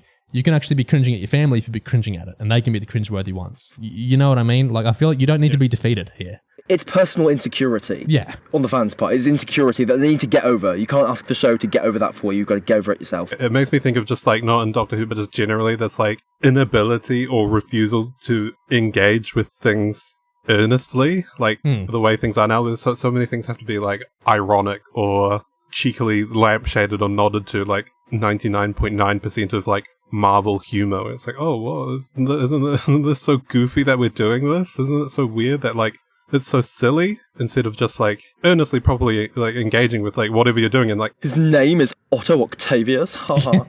Exactly right. And it's like it's just thing that's like pervading culture now. It's like it's not cool to earnestly engage with anything. You have to do it with a sense of irony. And so like when Doctor Who, because Doctor Who is almost always being ridiculous, but very serious about it, like taking it very earnestly, very properly, especially New Who, the way it balances like the ridiculousness and the silliness and the, some would say, childishness with like these proper serious adult topics a lot of the time. And that just does not compute with this idea of having to only like cool things and like things ironically and no earnestness, because that's cringe and weird. And so it's just a complicated thing. But yeah, like you say, you just need to engage with the stuff because it's good. And that's a great thing with this episode, is it is so sincere. Like, there's big emotions, as Chibnall might put it. The characters are very sincere. This is why we stick to them so quickly. Even though there's a lot of issues with the episode going on, Russell's telling these characters with such sincerity and they're being acted with such sincerity.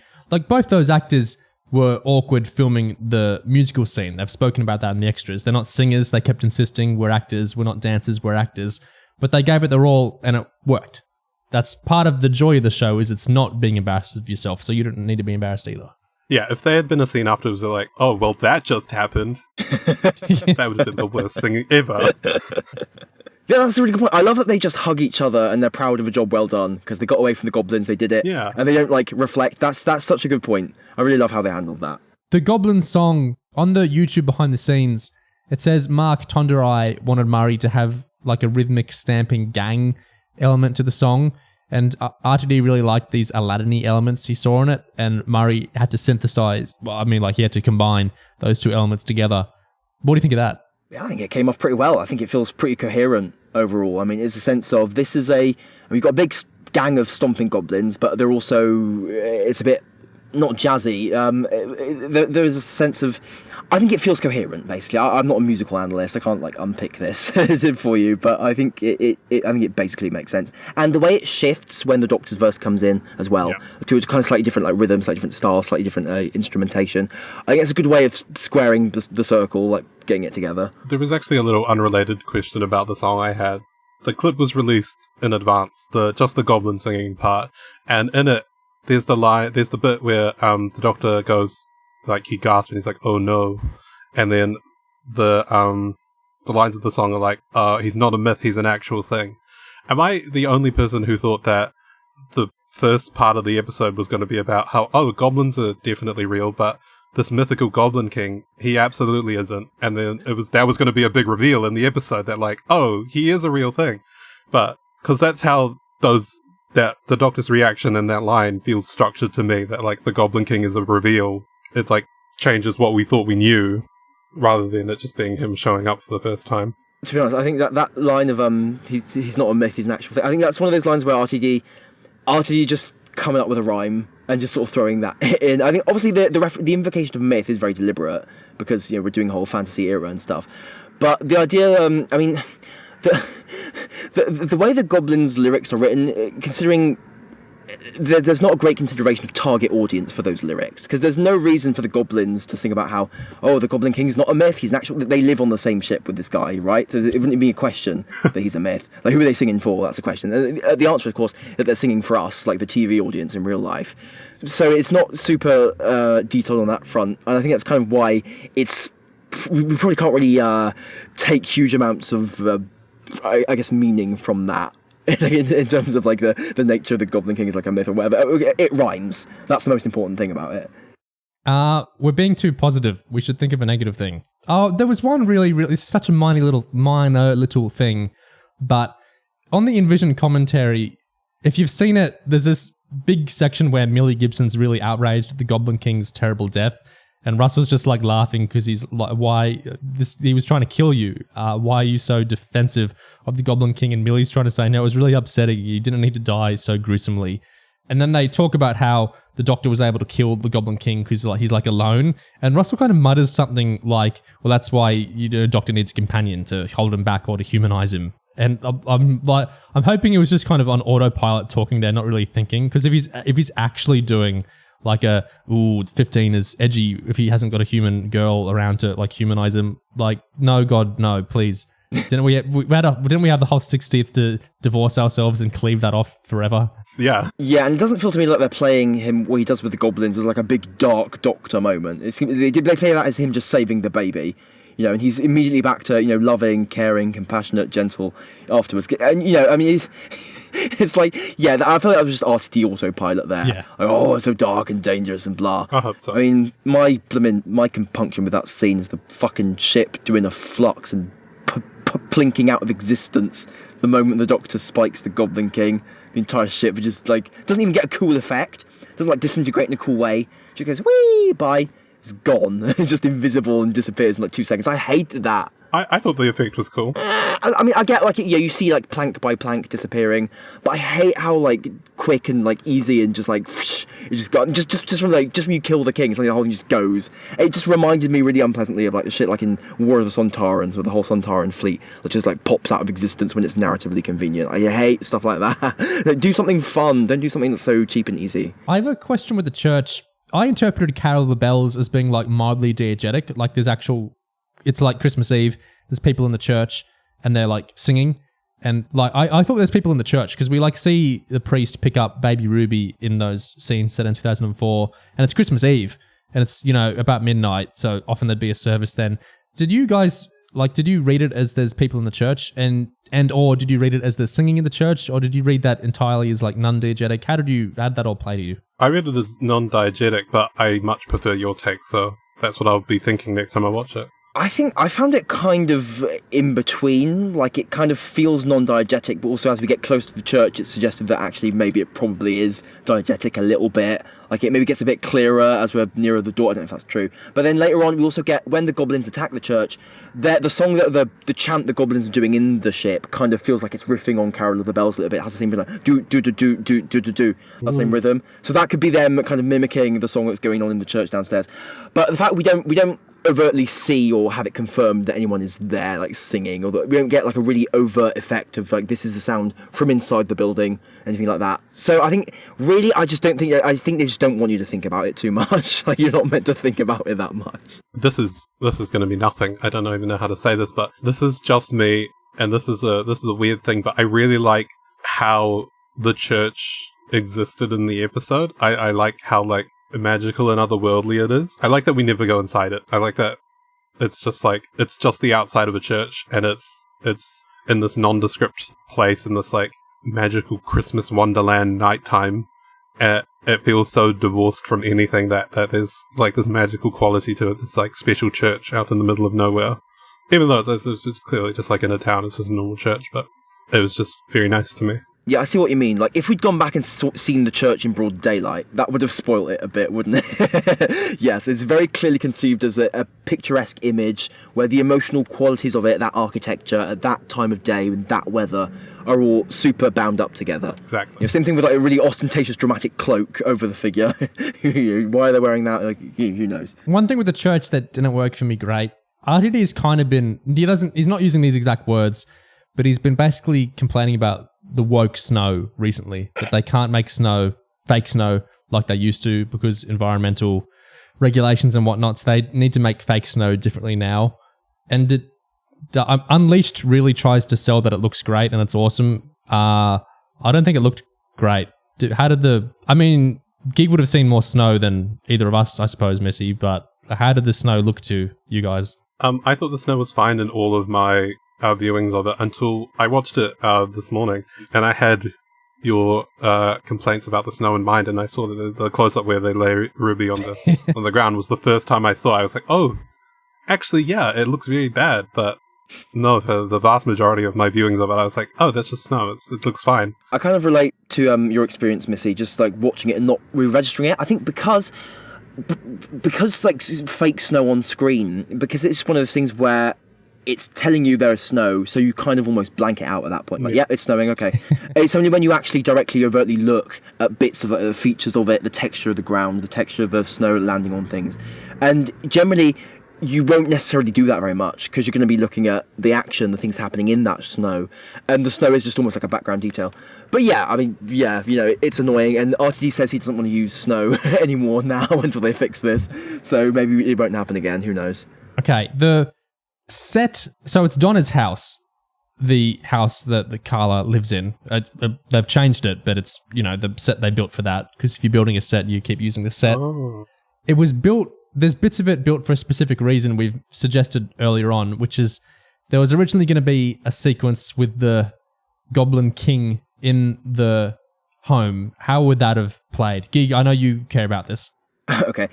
So yeah, I think in the Envision, RTD describes this whole sequence he had in mind, where like the Goblin King would appear in the flat, and the reason that kind of flat is so is built to be so long and narrow is that it would have been the basis for this whole action, maybe scary sequence where the Goblin King is advancing down the flat towards Ruby, and Ruby has to fight the Goblin King off using luck. Basically, she picks up loads of scratch cards that maybe Carla bought or whatever, and she scratches them like frenetically until she gets one that's a winner, and through that burst of luck, that is enough to ward off the Goblin King, like, oh no.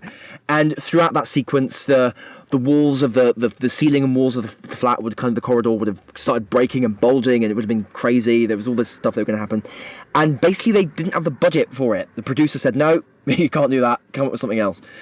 So RTD, it was like, yeah, okay, strike that. And but he did say they did a previs version of it to get a sense of what it would look like had it been done, and he wants that to be released as an extra. At time of recording, it has not. I'd like to see that one day. I hope we do, but it's not anywhere to be seen. And one thing, hearing about that, it kind of clicked some things into place, because there's a whole bit in the episode where something like that would have gone that feels a little bit empty. When the Doctor and Ruby get back into the flat, and they start doing things like, okay, let's goblin-proof our flat, let's put some items here, let's avoid some accidents, let's bicker with each other about things. And then Carla comes back, and then they kind of stop bickering over stuff. There's some good stuff there with when the whole foundling conversation, and then there's a bit where this massive crack appears in the ceiling of the flat when Ruby disappears, and this really weird beat where the Doctor's like, oh, this crack is a good thing because it means the goblins are just saying goodbye and leaving forever. Bye, woohoo, great. Oh shit, Ruby ceased to exist. I forgot you weren't there, Ruby. Oh no, the crack's actually really bad now. That whole bit feels a bit vague and a bit awkward and paced strangely. And if in roughly that moment of the episode, that bit, there was a moment that was instead focused on Ruby, and Ruby having to actually save the day, using the logic of the goblins against them, that would shape this episode differently in a way that almost feels more conventional. Like, here's the conventional companion steps up and does something heroic scene. Here's something where the idea of the enemy, of them being around luck and coincidence, is used and kind of solved and used against them, used to save the day in a way. It's all those bits that the episode feels like it's missing would have been in that sequence. But because RTD didn't know how to manage his fucking budget prospects properly and wrote it as this insane effect sequence, they couldn't do it. And as a result, we kind of get nothing. And the only use of the set being long and flat is ultimately the big crack in the ceiling, which is certainly an arresting visual, but the nature of it and why it's there is so muddied by the Doctor having these kind of ambiguous and kind of unclear responses to it, that it's kind of well, why is it even there? He says, oh, they cracked the timeline. Like, what the fuck does that mean? Yeah, earlier it's established that the goblins can surf the waves of time, and they spot a coincidence in Lulabelle, and they go back, they ride the waves to create lots of accidents for Ruby, to make the baby even tastier, okay? And clearly they're doing the same thing when they go back to Ruby's baby Ruby, because she's a foundling and that's a coincidence with the Doctor. So why do they need to make a giant crack in the ceiling? Like, fuck knows. So yeah, it is a whole bit of set design and construction that, due to weird planning and like a planning misfire, just feels like it's at a loose end now. So it's really strange, and it's kind of a shame. I really love the idea of that non-existent version of the episode where we have this big second Goblin King attack, but they just couldn't do it. So it's one of those things. I think this episode is always going to have that slight feeling of unfinishedness to it. I have a question. This big Goblin King attack down the hallway, was that meant to be the conclusion of the episode, or do we then also get... No, my impression, it's meant to replace the crack scene, then I think the ladder's meant to happen anyway, was my read. I see, okay. Yeah, I don't think it would have been like that. It wouldn't have been the culmination anyway, but it kind of annoys me that in this episode, the climax is just the Doctor doing a thing while Ruby's not existing. Yeah. It just feels kind of a shame. Like, you want Ruby to have moments and big moments and stuff like that, especially in the first episode. But again, I feel like that's been kicked down the road to season 1. So it's just it's a bit irritating. Not fatal, but just a bit annoying. I do agree that whole chunk of the episode does feel like there's a big thing missing. And it's sort of muddled and uncertain in where it's going, and the Doctor's like, oh, the crack's good, the crack's bad. I'm going outside, where's Ruby? Yeah, it just sort of feels like, God, what's the word? Like, directionless. Like, it's like wandering aimlessly until we can get to the next, like, actual, like, proper bit. Which is a shame, yeah. If we're being negative, I have a complaint. It also applies to the 60th. RTD is money now. That's not the complaint. One of the reasons RTD came back to Doctor Who in the first place was because he loves this idea of being able to do huge, big budget stuff that he couldn't have done on RTD 1. So that's a big part of the appeal to him, is that we can actually build stuff now. I can do a big crazy ship. I can do a big Goblin King. That's awesome. In our Starbase discussion, we talked a lot about how all the physical and practical and in-camera stuff was so cool for the show to be able to do that and to be doing that. That's awesome. There's a kind of catch though, isn't it? Have you ever been watching one of these RTD2 episodes and thought something was CGI and it turns out it wasn't CGI? So they make these incredible creations. Like the Goblin King is real. I mean, not in reality. I mean, they built a thing. There's people inside, like, moving the Goblin King. The Wrath Warriors were real, and they looked real. The thing is, it's like they make these things physically, but they're not totally in camera because they're doing so much CGI scene they're putting over them. Like, they're doing the CGI expressions over the faces, and they're adding the CGI thing to here, and they're dressing them up with CGI, and they're adding more CGI here and there. It's like they've made these absolutely beautiful creations, and then they're kind of obscured. It was the same thing with the Meep, which is so much of the Meep is physical, and it's just like the face that's being CGI'd. But it's like being... I'm sure there's reasons they've done this, and I know there's VFX experts working on it, but you look at the behind-the-scenes extras, and it just comes across... You see like the goblins or the Meep's face move, and it looks like enough, but then they add this CGI stuff on top, and then it looks CGI. It's I don't know. Like, Gig, what do you think of all that? I totally get what you're talking about. I think there are, like, at particular moments, this incredibly amazing real prop feels less real because you have that moment, that combination of it with CGI, and it kind of takes away some of the in-camera physical reality of it. And with the Goblin King, there are shots when you get like a close-up on the tongue flopping around, and that's really clearly, obviously, a physical thing, and it looks great, it looks fantastic and stuff like that. But I think whenever you get something that's clearly, okay, we've just kind of overlapped it with CGI here, I think something about CGI animation within episodes always sticks out and always feels a little bit like we've made a concession to unreality, a concession to physics not being there, a concession to just kind of becoming a bit cartoonified. And it's really irritating when you have these beautiful like costumes and prosthetics and animatronics. I get like the frustration there. Ultimately, I think it doesn't really. I don't think it really matters to like RTD and the team. I think it's just like whatever. You know, it looks like goblins. That's what counts. I think it's really like it's a fan, not fan brain. it's not Doctor Who fan brain, maybe it's more just TV and film fan brain, because you want things to look as cool and real as they possibly can.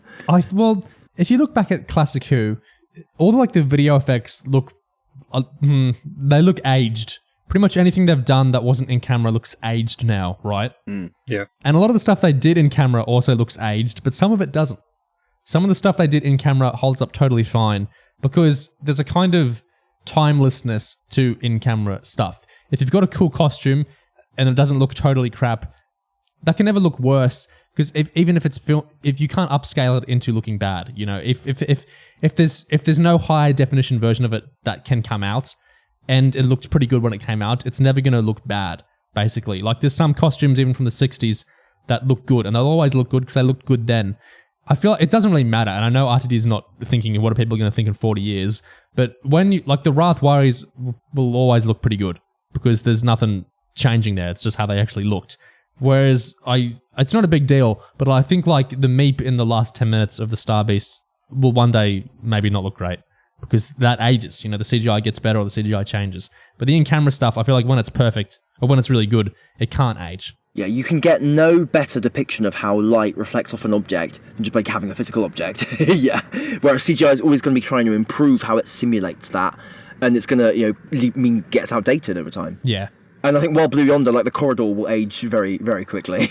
Whereas the robot in that episode looks beautiful. Yeah. I think it's a similar attitude as towards the editing and directing we spoke of earlier, whether this is seeming compulsion behind the scenes to maybe overwork things a little, do more cuts, add more shots, sheen up the CGI stuff a little more, and not always with a positive result. Sometimes that didn't need to have that much going on with it.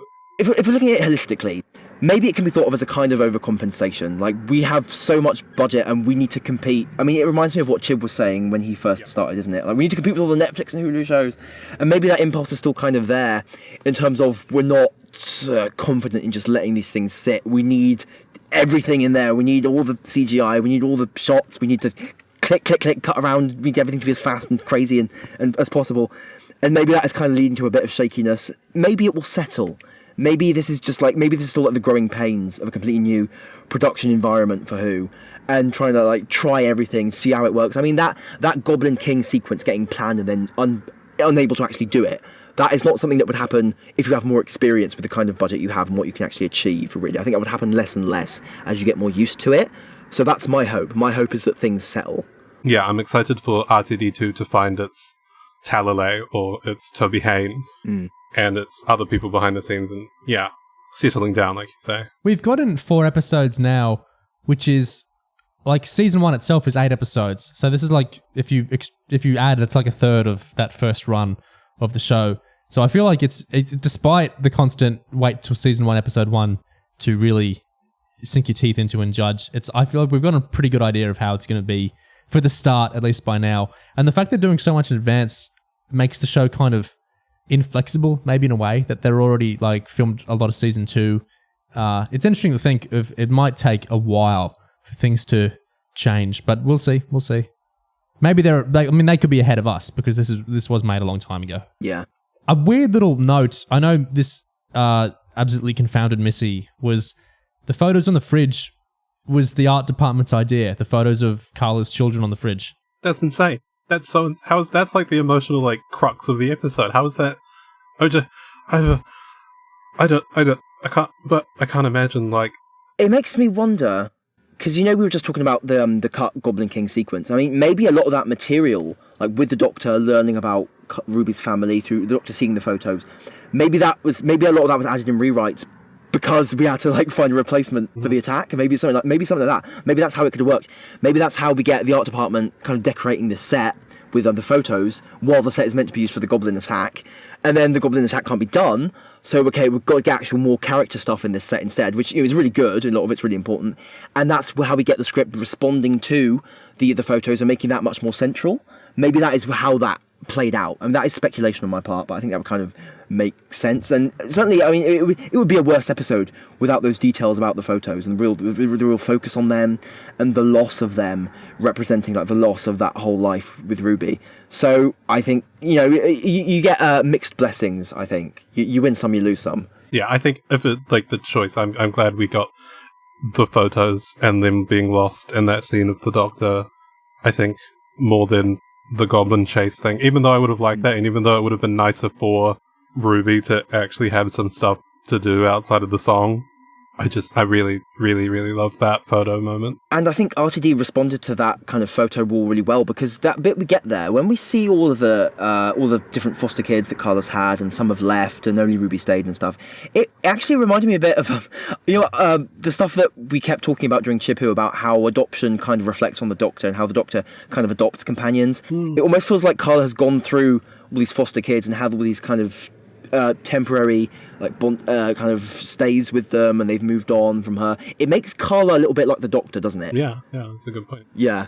You know how Ryan and Yaz were 19? Were they? Only in the very technical sense. It's interesting. RTD talks up how cool it is to him that Millie Gibson is actually she's a teenager when she was filming this. She might actually still be. I think she still is a teenager.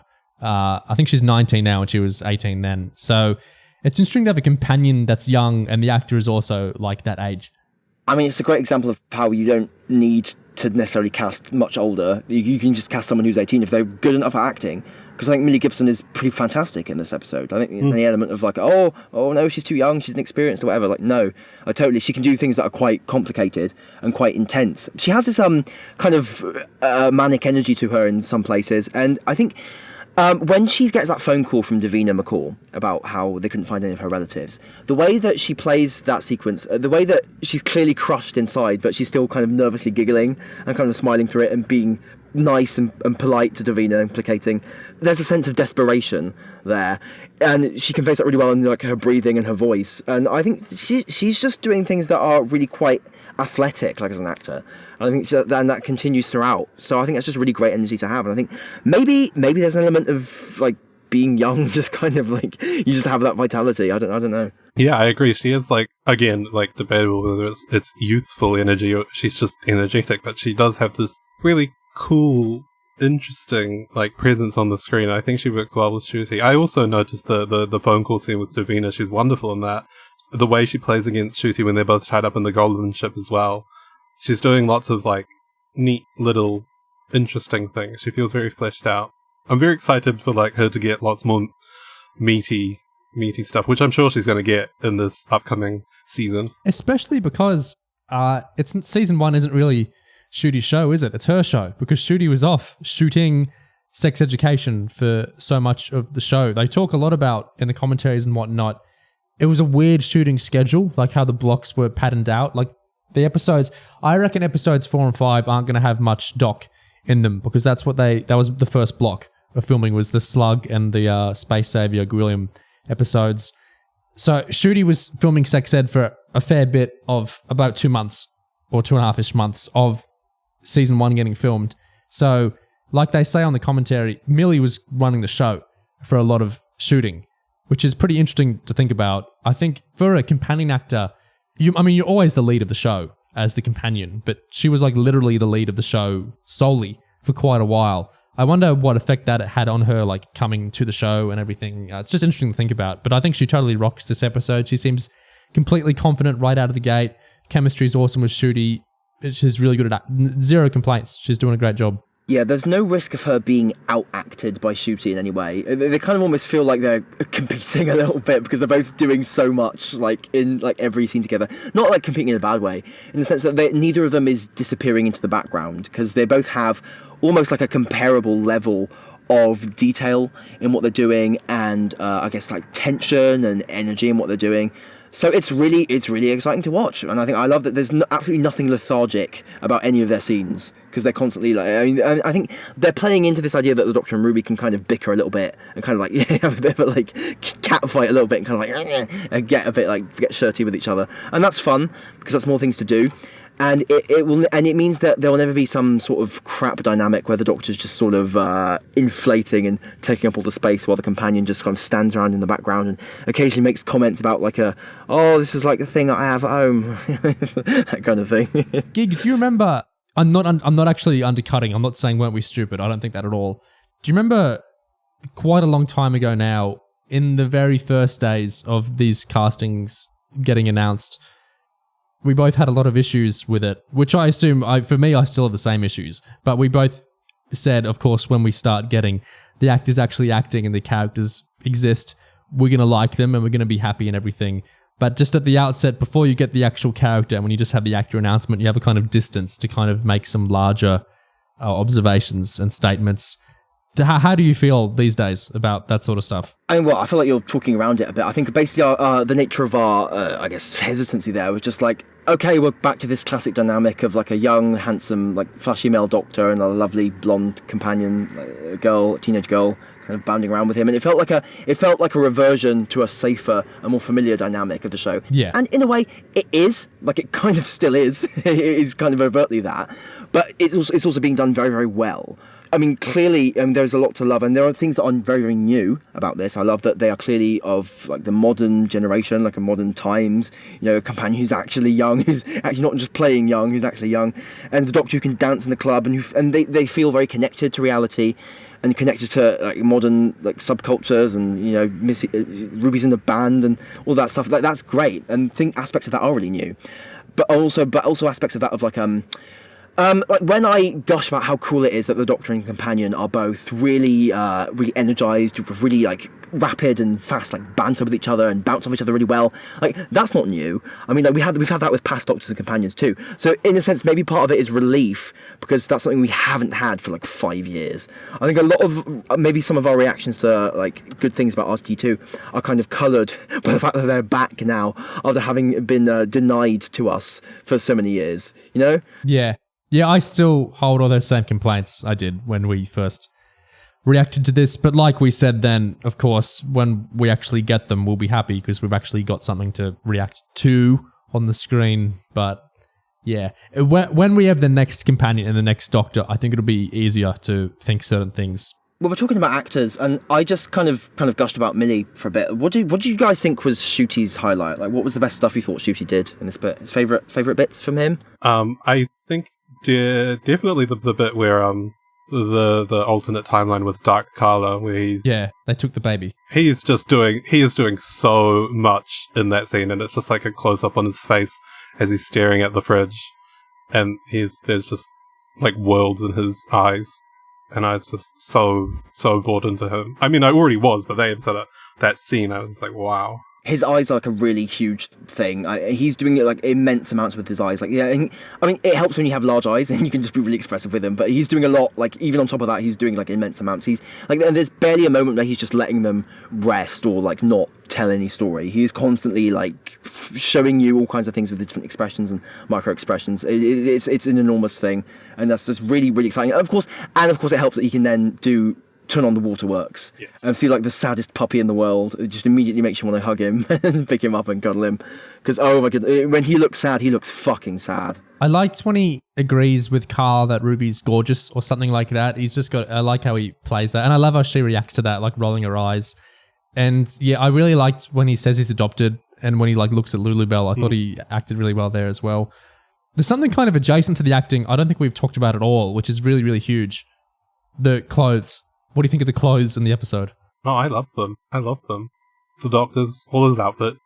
Just based on all the set pics and teaser pics and trailers and stuff we've seen, I think that this big brown overcoat is one of my less favourite ones, but I do like it quite a lot. I like how lived in it feels for him. I like how Ncuti runs around with it and how he plays with the jacket fluttering.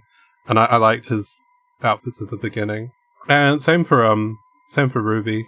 She's wearing similar stuff, but again, it just feels like, you know, she feels real character with real clothes, like what a young person would wear. I kind of prefer the Doctor's look in the Disney mandated scene to his look in the rest of the episode. I think it kind of feels a bit... Yeah, me too. Yeah, it feels a bit more like in your face there, like the black jacket, like the kilt, like all that stuff. And also like earlier in the club when he's got the vest on, stuff like that. It feels stuff like that feels less. This is your grandma's Doctor Who. It feels like something different and actually a bit like confrontational. Whereas when he's in the big like flowing overcoat and like the stripes and the stuff, it's like, okay, yeah, this is. But again, I like the retroness of it, and it feels not like just retro Tom Baker or whatever. It feels like retro. This is like a 70s like black detective hero. Yeah. Yes, very much. That kind of thing. That's really exciting. Yes, I love the different dimensions of fashion that are now able to come into the show much more. And it's cool that this first episode shows them in a variety of outfits, just to kind of establish that there's not just one costume here. Yeah, I also vastly preferred the club costume. I forgot that existed for a second, but that's by far the best one. I love we're back to the Capaldi era. Yes. No costume or little costume thing. Lots of different outfits. Some that repeat, but often many that won't. I much prefer that mode of the show. I really liked Ruby's outfit. It was a really cool skirt. She said on the commentary she was in thermal tights because it was freezing as they were filming. And when they were on the Goblin ship, they kept ripping because scurrying around on the floor hurt a lot. So she had to wear knee pads when she was crawling around. But yeah, she looks like actually, here's another thing I hate. When when fans get like a new character and they go, this character's like a combination of X, Y, Z, blah, blah, blah, blah, blah. When people are like, we have one episode of Ruby and I've seen people go, God, it's like she's a combination of Clara, Amy. And Bill. It's like, what? No. Actually, it's not. She's not like that at all. What do you even mean? Like, what does that mean for her to be like, well, she's got Amelia's, she's got Clara's, and she's got the vivaciousness. That's just things people have. That's not what? Like, you can say she's a combination of Mel, Dodo, and Charlie. Like, it doesn't mean that doesn't mean anything to like say she's no, she's her own original. She's her own character. If she's like anyone, she's like, I don't know, she's not even that much like Rose, really. She's blonde and she's a teenager. But like, I don't really agree with, as much as all the New Who girl companions are kind of similar, sure, but I really don't see this. She's like a combination of Bill, Clark. I just feel like I'm slightly crazy when I read stuff like that. I think it's, maybe you guys can explain it to me, but to me it's just like that Doctor Who fanish sorting through, Ncuti performance, it's got a dash of Tom Baker, it's, you know, he's slightly using a touch of Pertwee, he's like, is he? I don't think he is at all. I think he's just doing his own thing. I don't think it is this, but like, I don't think that what you just said, but I was trying so hard just before when I was describing Ruby's costume not to say any other companion, because that's like, to me it's just like, I don't like, if I were to say that, I wouldn't think that literally she's like Clara or Amy or whatever, but it's just easy like shorthand for like, you get what I mean, right? She's like, oh, she's Clara-esque.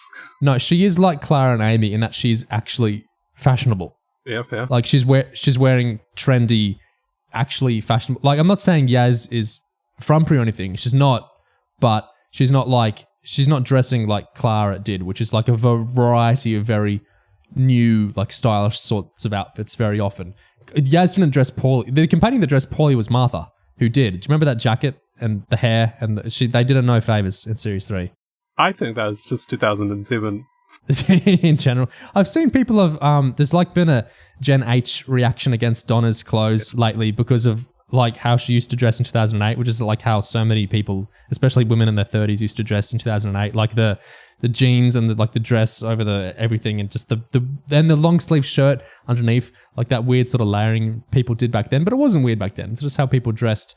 It's like a lot of companions are just dressing to their time. Maybe that's what Martha did. And I think Yaz dressed in a sort of, Yaz and Ryan, they just dressed in a vaguely, it's not totally timeless, but it's not like they're not riding the wave of anything really, are they? They're just kind of wearing clothes that scan as normal for the time period they're in. Whereas Clara was, you know, she wore a lot of very expensive stuff and subtly expensive stuff sometimes. She must have been so much fun to dress as the costume designers. But Clara and Amy were fashionable. What Ruby's wearing seems fashionable in a similar vein. So on a clothing level, I would agree. But on a character level, I don't see any Amy or Clara and her beyond like a general. They're energetic. They talk to the Doctor. There was one line, I can't remember it now, but there was one line that stuck out to me because Millie Gibson delivered it and it sounded exactly like Jenna Coleman. And it was like, oh, that she sounded like Clara in that 1 second. But yeah, other than that, she's her own character. She has similarities because she's also a companion, yeah. But yeah, Yeah. I think with the combination shit, with a show that's been on this long and has so many reiterations on the theme, stuff's going to remind you of older stuff constantly. And I think fans react to that by trying to fake science it out, basically pseudoscience with, like a dash of poetry here and a combination of this and that. But I mean, so, being reminded of stuff is valid because stuff will remind you of earlier things. And I think if there are any parallels, maybe the sense of how Ruby is so immediately throws herself into it and is so kind of immediately competent in a way, because like the way she immediately slots herself into the Goblin Song. Obviously she's a bit shaky, but she works it out, and she just she doesn't really have compunctions about grabbing the ladder. She's not like, oh my god, what's happening? She has some lines like that, but I think the way that she is completely immediately at ease with the Doctor, pretty much, I think maybe if you wanted to, you could say that parallels Clara a little bit more than it does, say, even like, Amy or other RTD companions.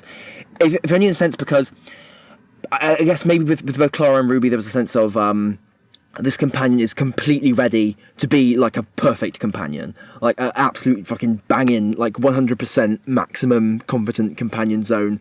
There is no like teething process with this companion. She just dives straight into it, and that is more maybe out of a necessity for how the show's going to work than a really like, oh, I'm specifically modelling this on Clara here. This is so unique to Clara.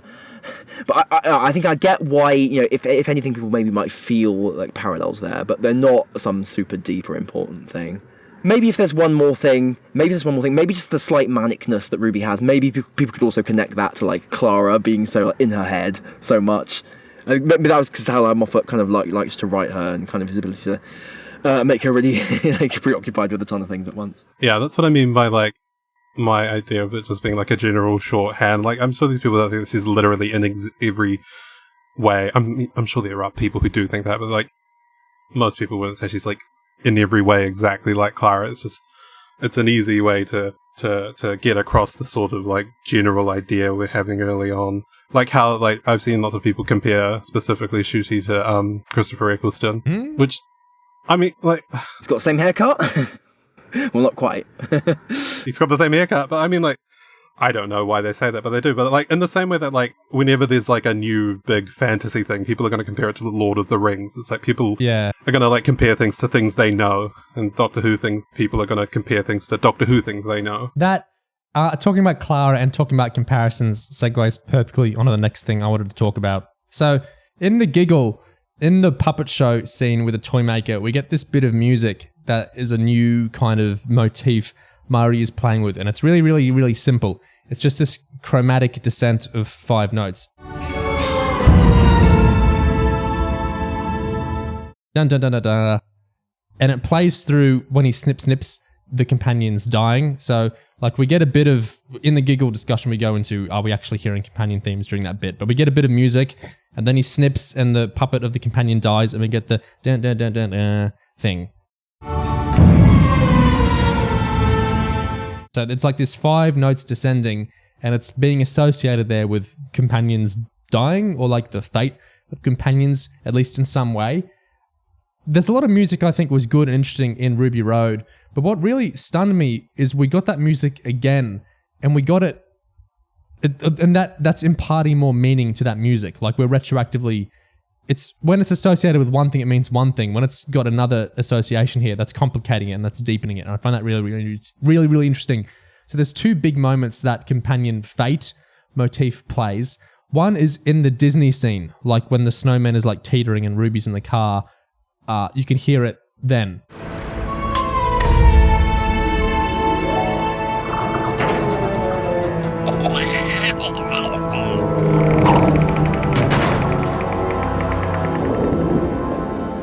It's kind of a frothier version of it, but it's unmistakably the same bit of music.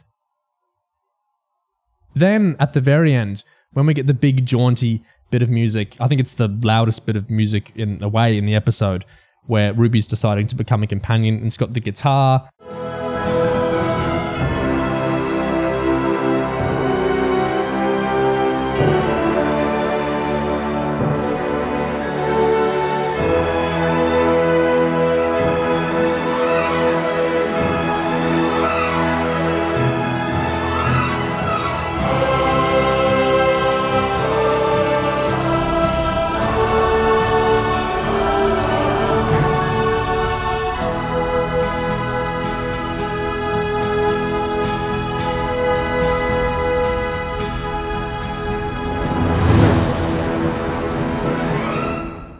Millie Gibson and Russell complement it a lot on the commentary.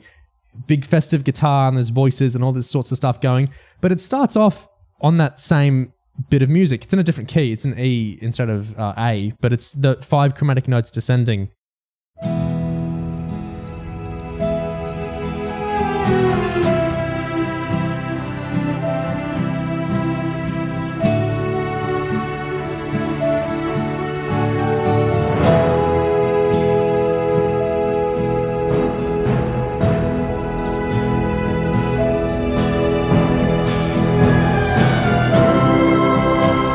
And it's framed very differently with the sort of music going on there, but it's unmistakably the same idea. It's the exact same thing. It's the exact same sequence of notes going down.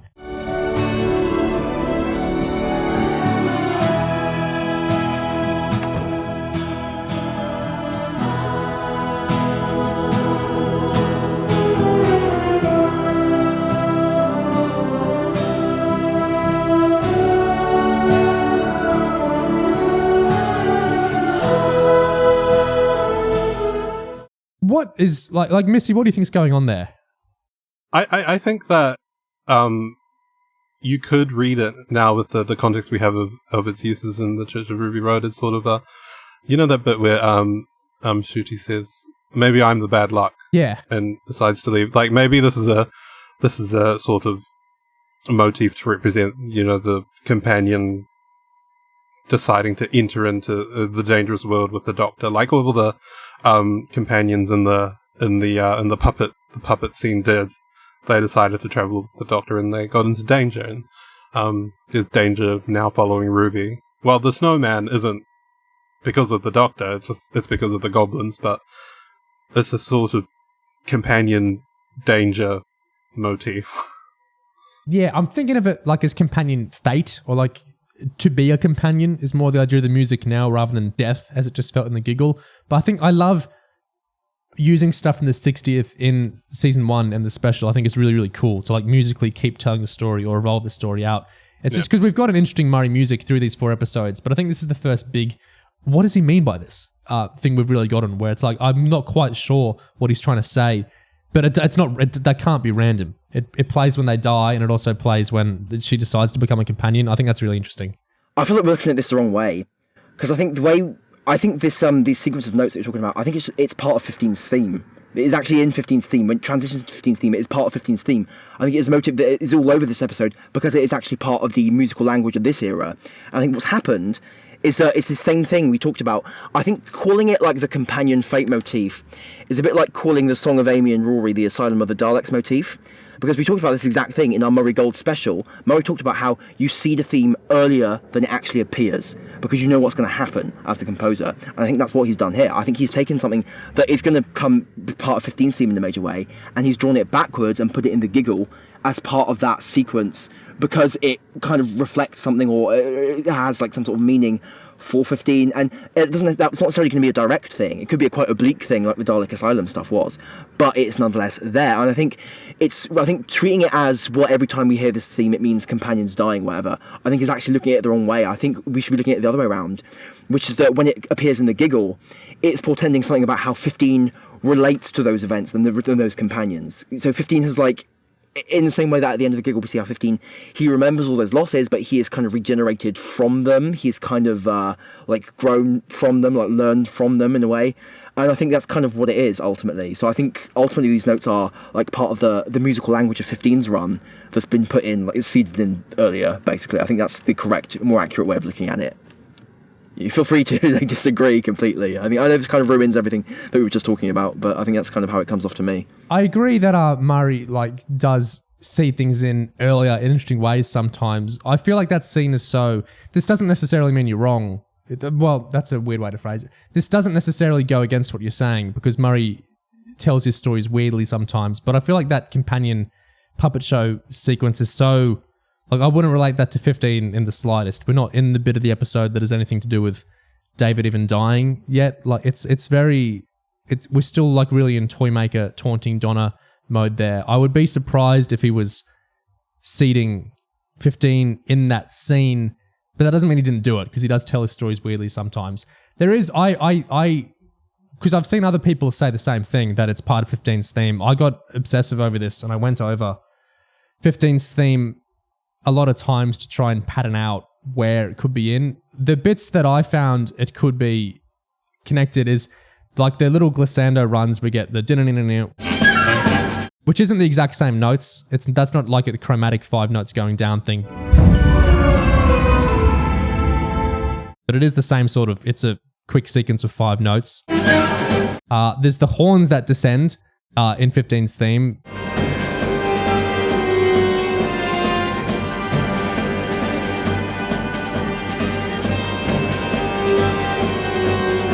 But that's not the full thing. But it is the idea of like we're staking out notes descending as a thing. And then there's a kind of chromatic section in general. I think that's the bit you and I like a lot in the theme, where it's like building up to the second part.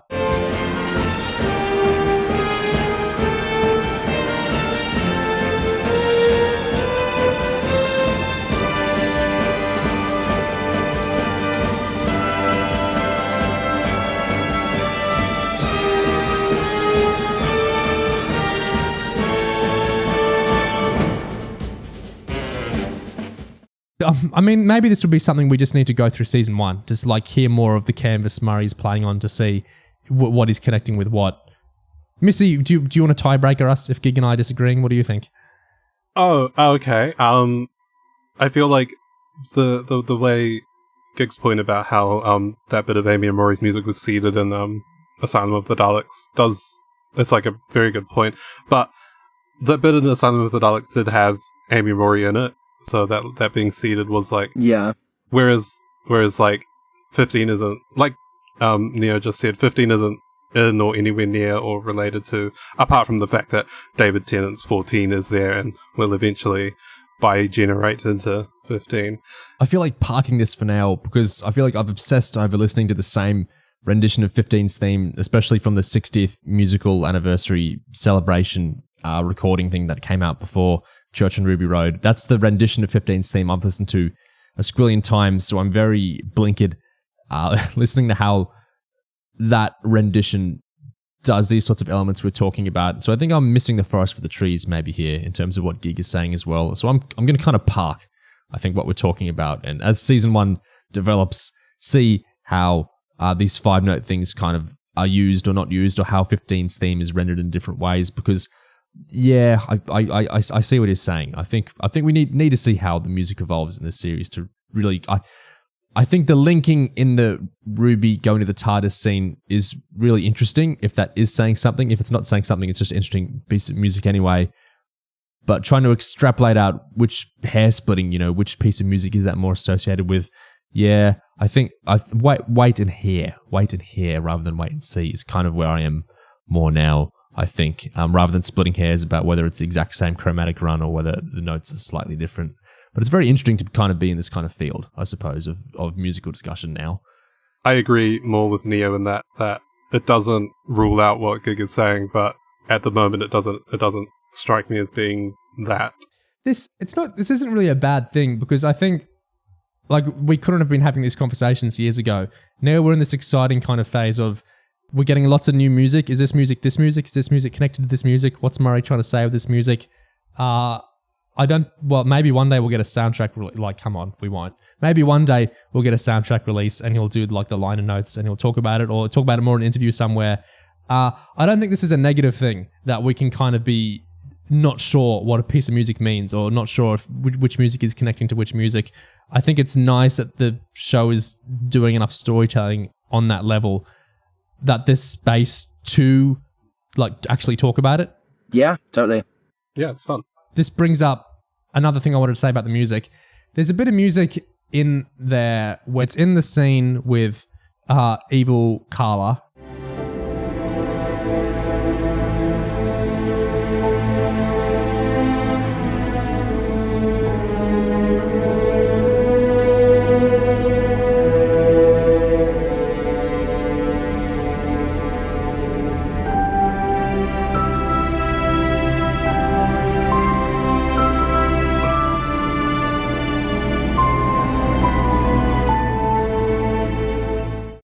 And it sounds to me really similar to some music in Heaven Sent, this motif that goes through Heaven Sent a lot. Does this sound the same to you guys or not?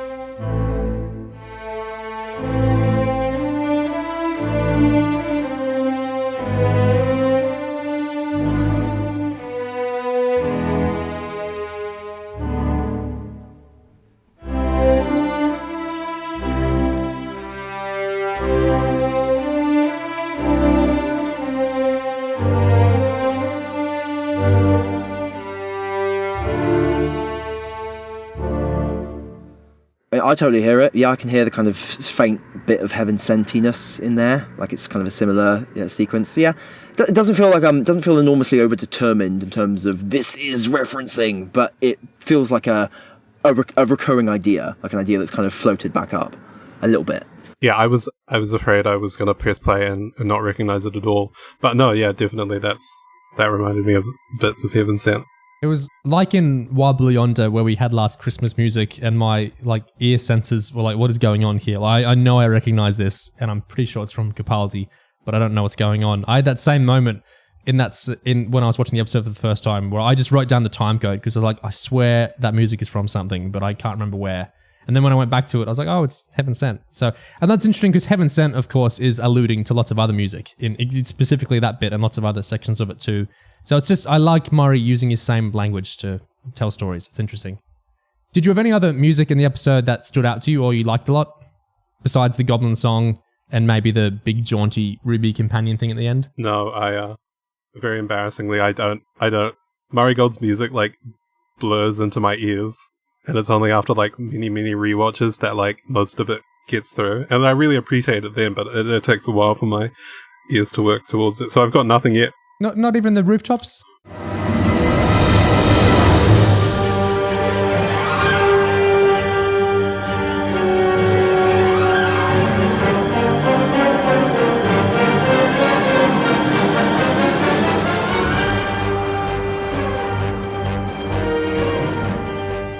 The rooftop scene?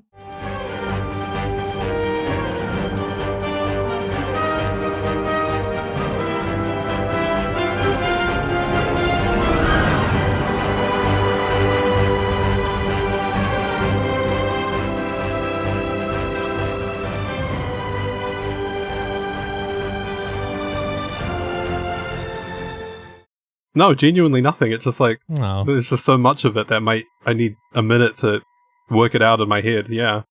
Honestly, the bits of gold that I remember the most tend to be the subtler bits, and there wasn't much of that in this episode, so I think it's kind of inevitable. Well, we get lots of Ruby in 15's theme. Ruby's theme is in this constantly, as it would be.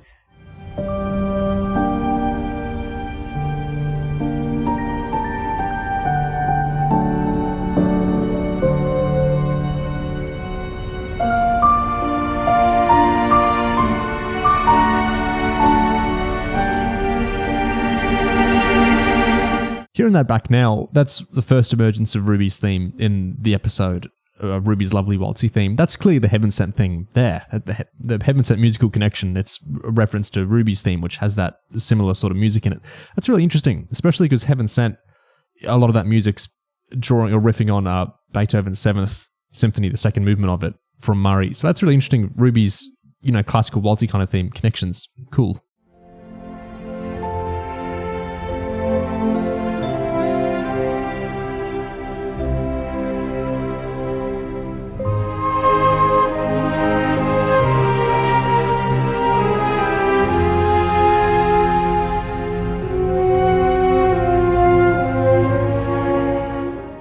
Which is lovely, that waltz. It's really, really cool. What I love about Ruby's theme is it's not short.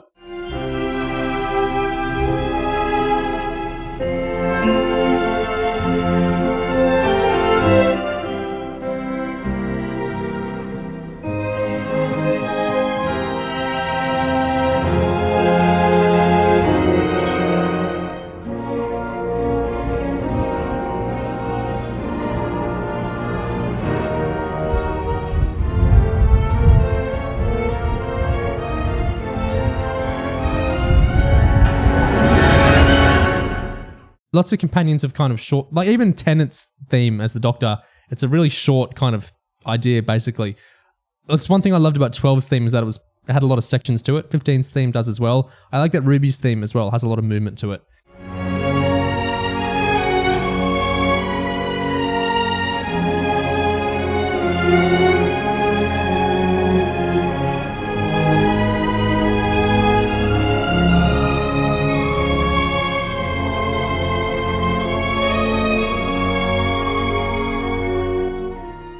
And we get lots of 15's theme very loudly in this episode, like on the rooftops and at the very end.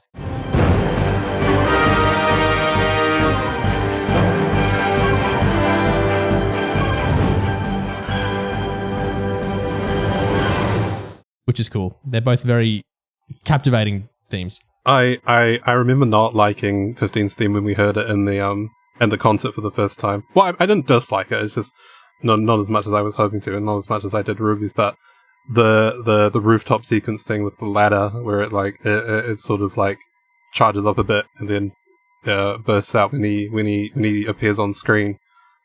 I really liked it then. It really worked for me. So yeah, that was a musical bit I liked.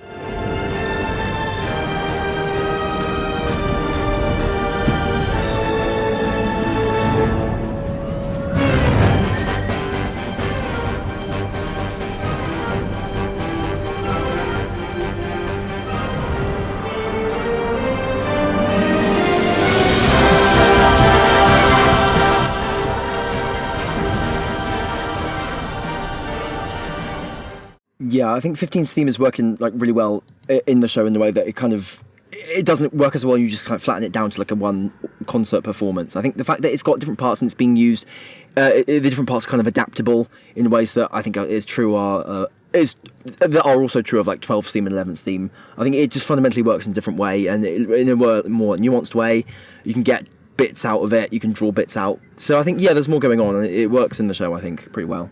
I think my favorite musical part of the episode was when we're in the dark Carla sequence of, and I really like how that it's not like we have a lot of issues with that sequence, but what I do like is it's not all at once. It's not like the color goes sad, but it's not like the color just drains out all of a sudden. Like Ncuti's moving around the set and it's like things are kind of changing in sequence. It's not like all at once that everything suddenly turns evil and bad, right?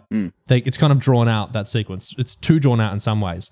But I like the music there has a couple of different sections to it. It starts out a lot of bass guitar going on in this really cool little bit.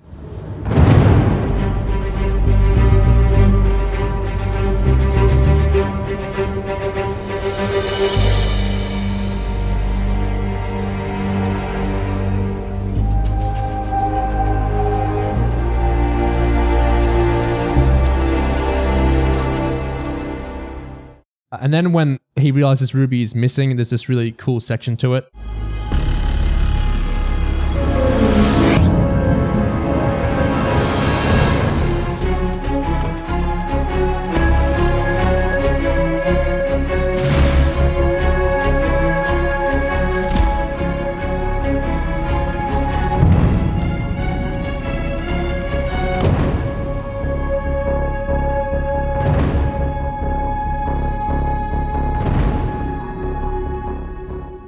Then that goes into the...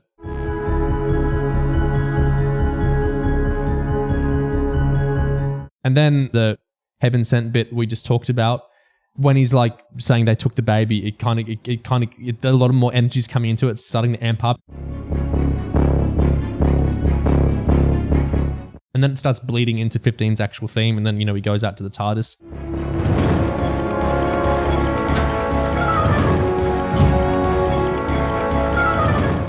I really like that section because I think it was Murray doing different things. We had like some growling synths. We had bass guitar going off. He was kind of using different musical texture that wasn't just big loud brass or strings like he was doing in a lot of the rest of the episode. So that was my favorite stretch of music. The dark Carla realization bits. There was silly music in there again. I love Murray's silly music very much. I know lots of people really, really hate it.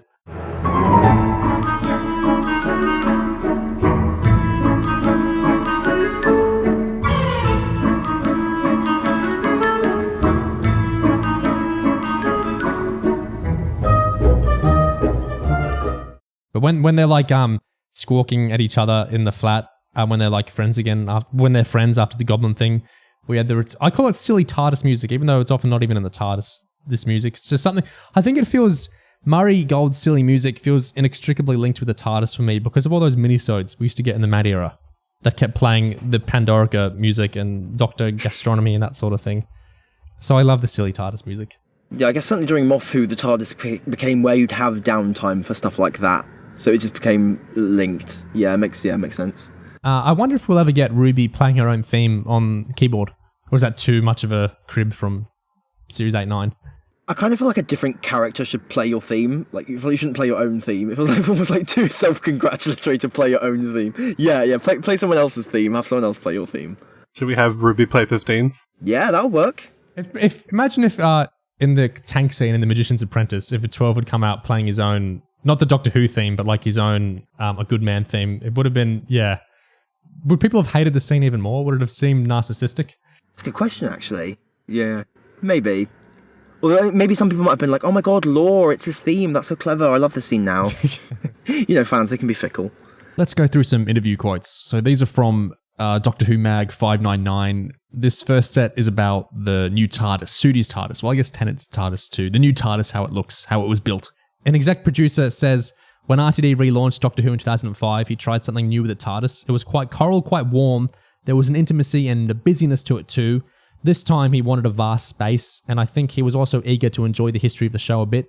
If you look at the way we've redeveloped the Diamond logo, it's much the same thing.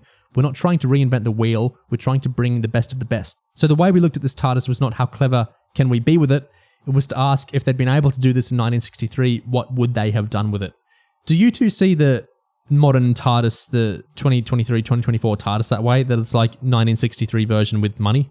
Not quite. Yeah, not really. Just with the colour. Yeah, I can see how they superficially think that, because it's got that kind of sci-fi sheen to it, and it's like, okay, this is a vast kind of cool machine.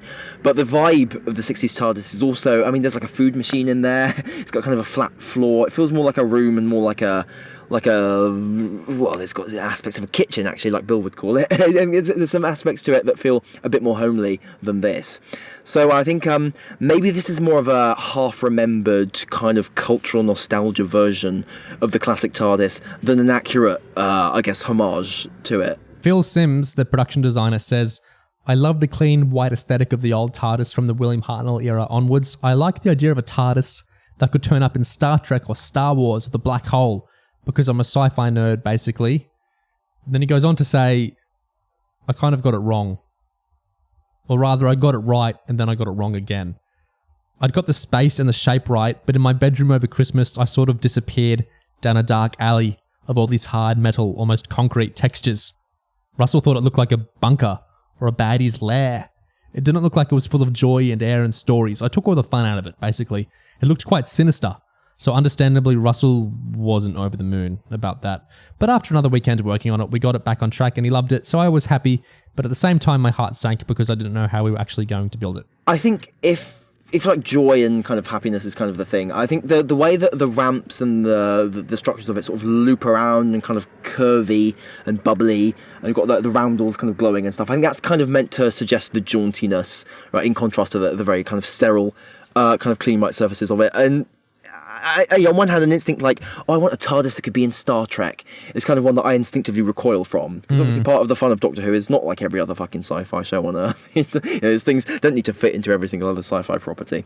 But yeah, I think I'm kind of glad that there's still a slight feeling of a sense of a playground in the new TARDIS. Not massively, but I think it's kind of there. It's a little bit quirky, and just a little bit. I think there's a grain of quirkiness in there still. That like playgroundy playness, it just reminded me of, I think it's Kim Kardashian's house.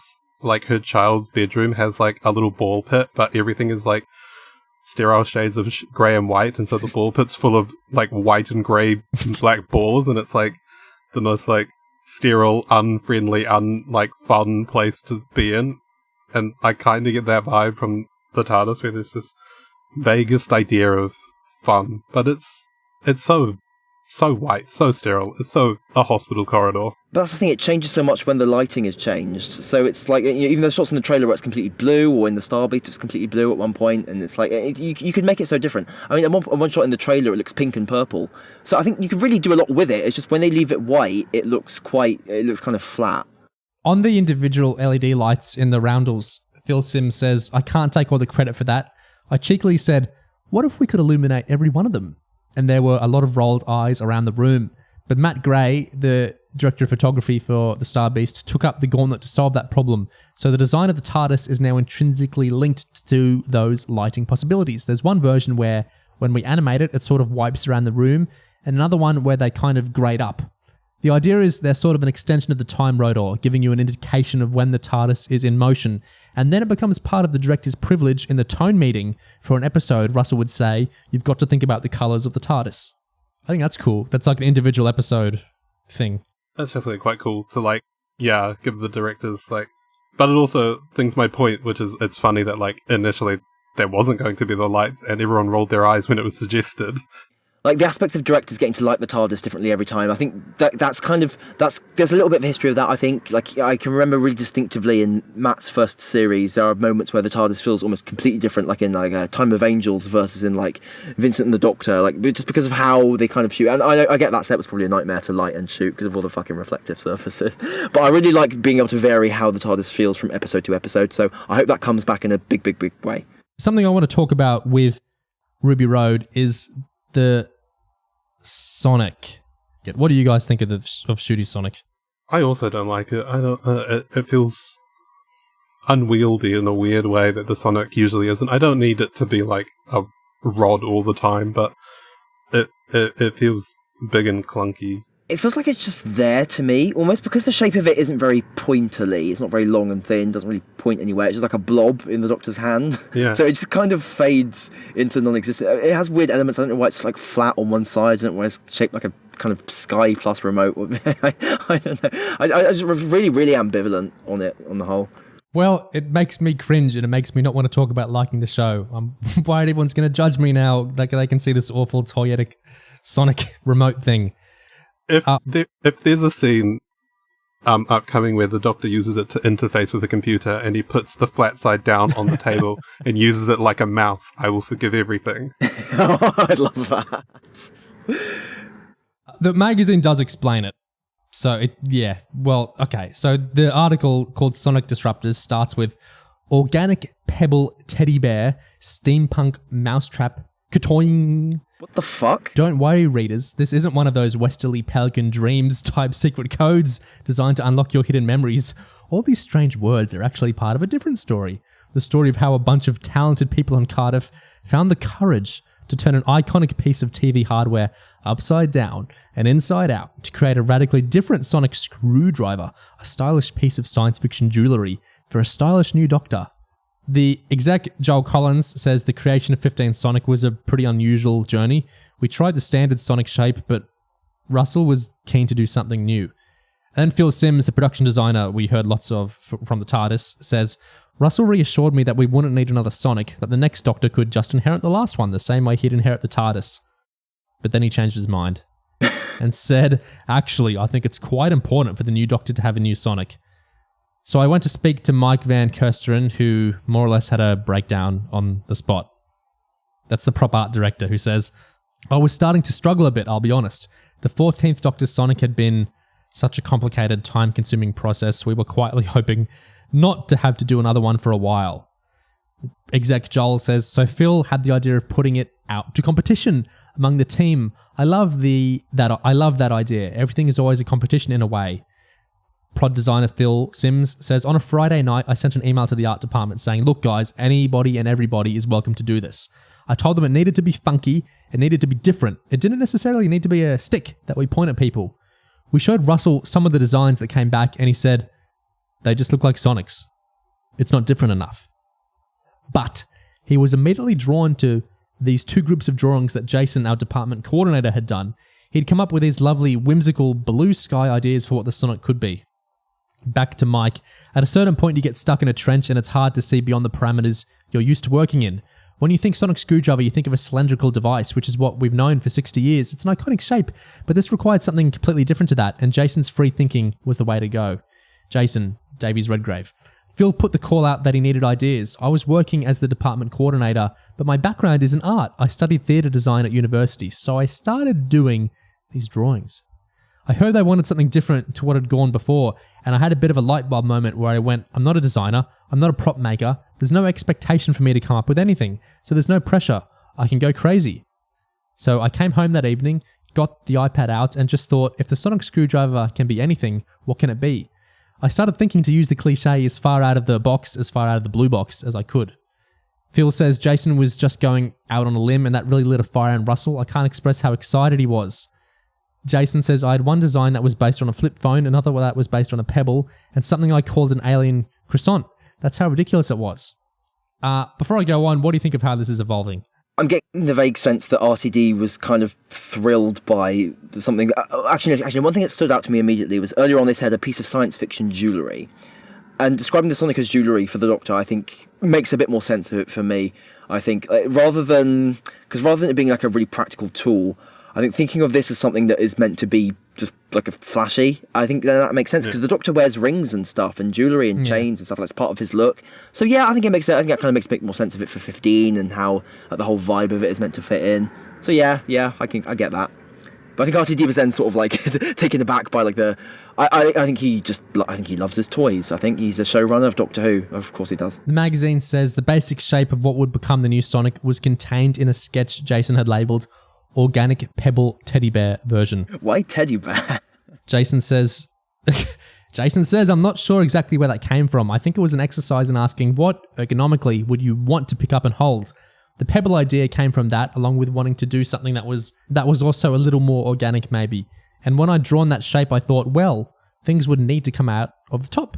And it just seemed very natural that the things that would slide out would look like teddy bear ears. Phil Sim says it kind of divided the camp, to be honest. When we presented the drawings in meetings, there were a few gasps in the room with people going, is this a joke? So then I went to poor old Mike with good news and bad news. The good news was we had a steer on the Sonic. The bad news was I was worried that if we ever put anything like that on camera, none of us would ever work again. Mike and I both tried to push it in more of a sci-fi engineering area, but Russell rebuffed us every time and kept directing us into this organic, compacty Swiss Army knife kind of thing. Yeah, it makes sense. I can see RTD kind of pushing it away from sci-fi hardware and more towards fantasy blob, like magic smartphone, not flip phone type of thing.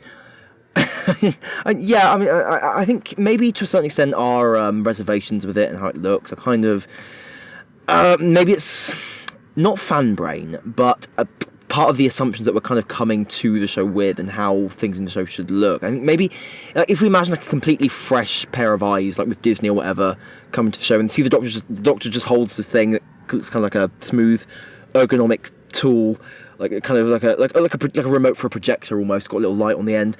Yeah, maybe that would just make complete sense. You know, maybe it's because of how we approach it as kind of thinking, well, this should be a pointing device. This kind of should have like a more of a practical logic behind it, that we kind of bounce off it more. Yeah, I mean, I wasn't like the only grounds I'm against it on are that I just visually don't think it looks that nice.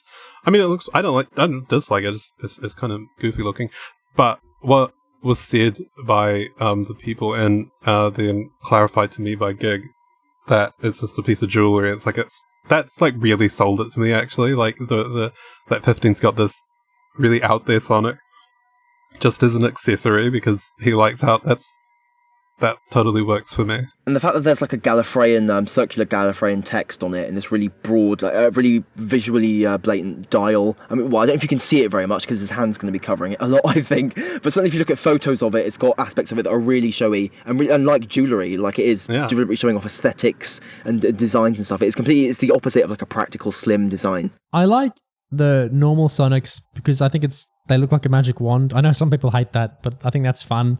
There's just something cool about cylinders. I think there's a deep-seated... It's like how kids... Well, everyone really likes sticks. You find a cool stick. It's fun kind of pointing around the stick, right? There's something about rods that I think is just cool. I love the Sonic sunglasses because they're really fun and they're like a really cool subversion. And I like that it was just a fun reveal in the Series 9 premiere to have those, and it just suited Capaldi's characterization so much. And I like the whole anyone can wear the sunglasses thing.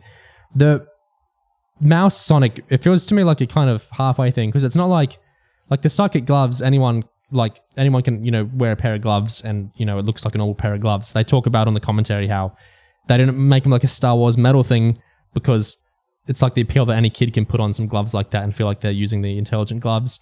You can do that with sunglasses. You could I think Ben Cook said you can imagine kids doing it with like a remote or like a mouse for this Sonic. So I guess, yeah, that's true. I just think it looks bad. That's all it is.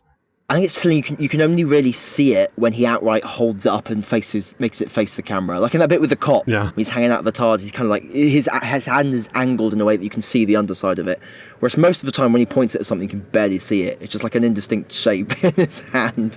So I think it's just not that conducive to visibility is the basic thing. It looks like a toy, and sometimes the other Sonics do as well, but usually the show is good at making him not look too fragile. And there are a couple that actually look not too toyetic, but that actually looked kind of solid. Like I thought 14 Sonic actually looked like a real kind of piece of hardware. It didn't look, sometimes 9 and 10s, depending on the prop, would look more toyish or like more or less toyish. 12's Sonic I thought was disgusting as well. Like it's not like I've just started disliking this shooty Sonic. I thought 12's was horrifying and just looked like a cheap toy. So I don't like the ones that look like toys. I like the ones that look a little bit more in the world like some sort of actual piece of hardware. But who knows, maybe they'll slightly revise it like they did with some other Sonics, and if not, it's really not a big deal. But still, I think it looks like a weird mouse. I'm glad that at least as far as this episode goes, the Doctor is not relying on it constantly and swinging it around in broad circles and making a huge fucking deal out of it. It's just a thing that's just kind of there, so I can just ignore it mostly. I was just about to say, we need to have more scenes of the Doctor swirling it around and making a big fucking deal of it, so we can see what it looks like properly. Because, you remember how, I think, especially with Matt Smith, when he was whirling around his Sonic, he made it really his own, and even though, some people who might have been against it when first seeing it were like, oh, it works in his hand really well, and I don't think you can get that with Ncuti's because his hand's covering it. So even, if he's doing a good job with it, it's just gonna look like a blob with a light coming out. Yeah, there's no physicality to it the way there was with Matt, because he'd do the flick and he'd flick it at the same time as he releases the prongs, so it'd be like ping out. And so that was a really great way of it actually feeds back into his performance and his physical movements. And yeah, the new one doesn't do that at all. It's very bitty. I understand the new one, you can kind of split it into 2 bits or something, or it has bits that come out, or what. And that's all very fiddly, but it's not very stuff. It's stuff that you have to sit down and look at really closely, rather than stuff you can just immediately do and tell the story with one gesture. I want to see what it looks like when he reads the Sonic. Yeah, that'll be my final judgment. To end the Ruby Road discussion, I guess just the last question to kind of capture where we are in January 2024 is, we have a little idea of what's coming up in season 1. So we don't know precisely where everything's going, but we know season 1, episode 1 is something to do with babies, and it looks like there's a horrifying monster on a space ship or space station or something. Episode 2 we know is going back in time, and it looks really fun. The Beatles, music, really cool costumes for Ncuti and Millie. Episode 3 is what I've been waiting for since 2017 Boxing Day. It's The Return, so I'm very, very, very excited about that one. Episodes 4 and 5 they were the first block of filming for season 1. They seem to be these slightly political focused episodes. We've got the space savior, William politician guy election thing, maybe in one of them, and we've got the interference of the slugs in the other one, which there's been lots of funny set pictures for that from ages back. Episode 6 is bizarrely not by a previous showrunner. It's by creatives from Loki, and it's the Regency one with Jonathan Groff, who I love. Jonathan Groff's he's a great singer. He's a funny guy. I wonder if he's playing I wonder what's going on there.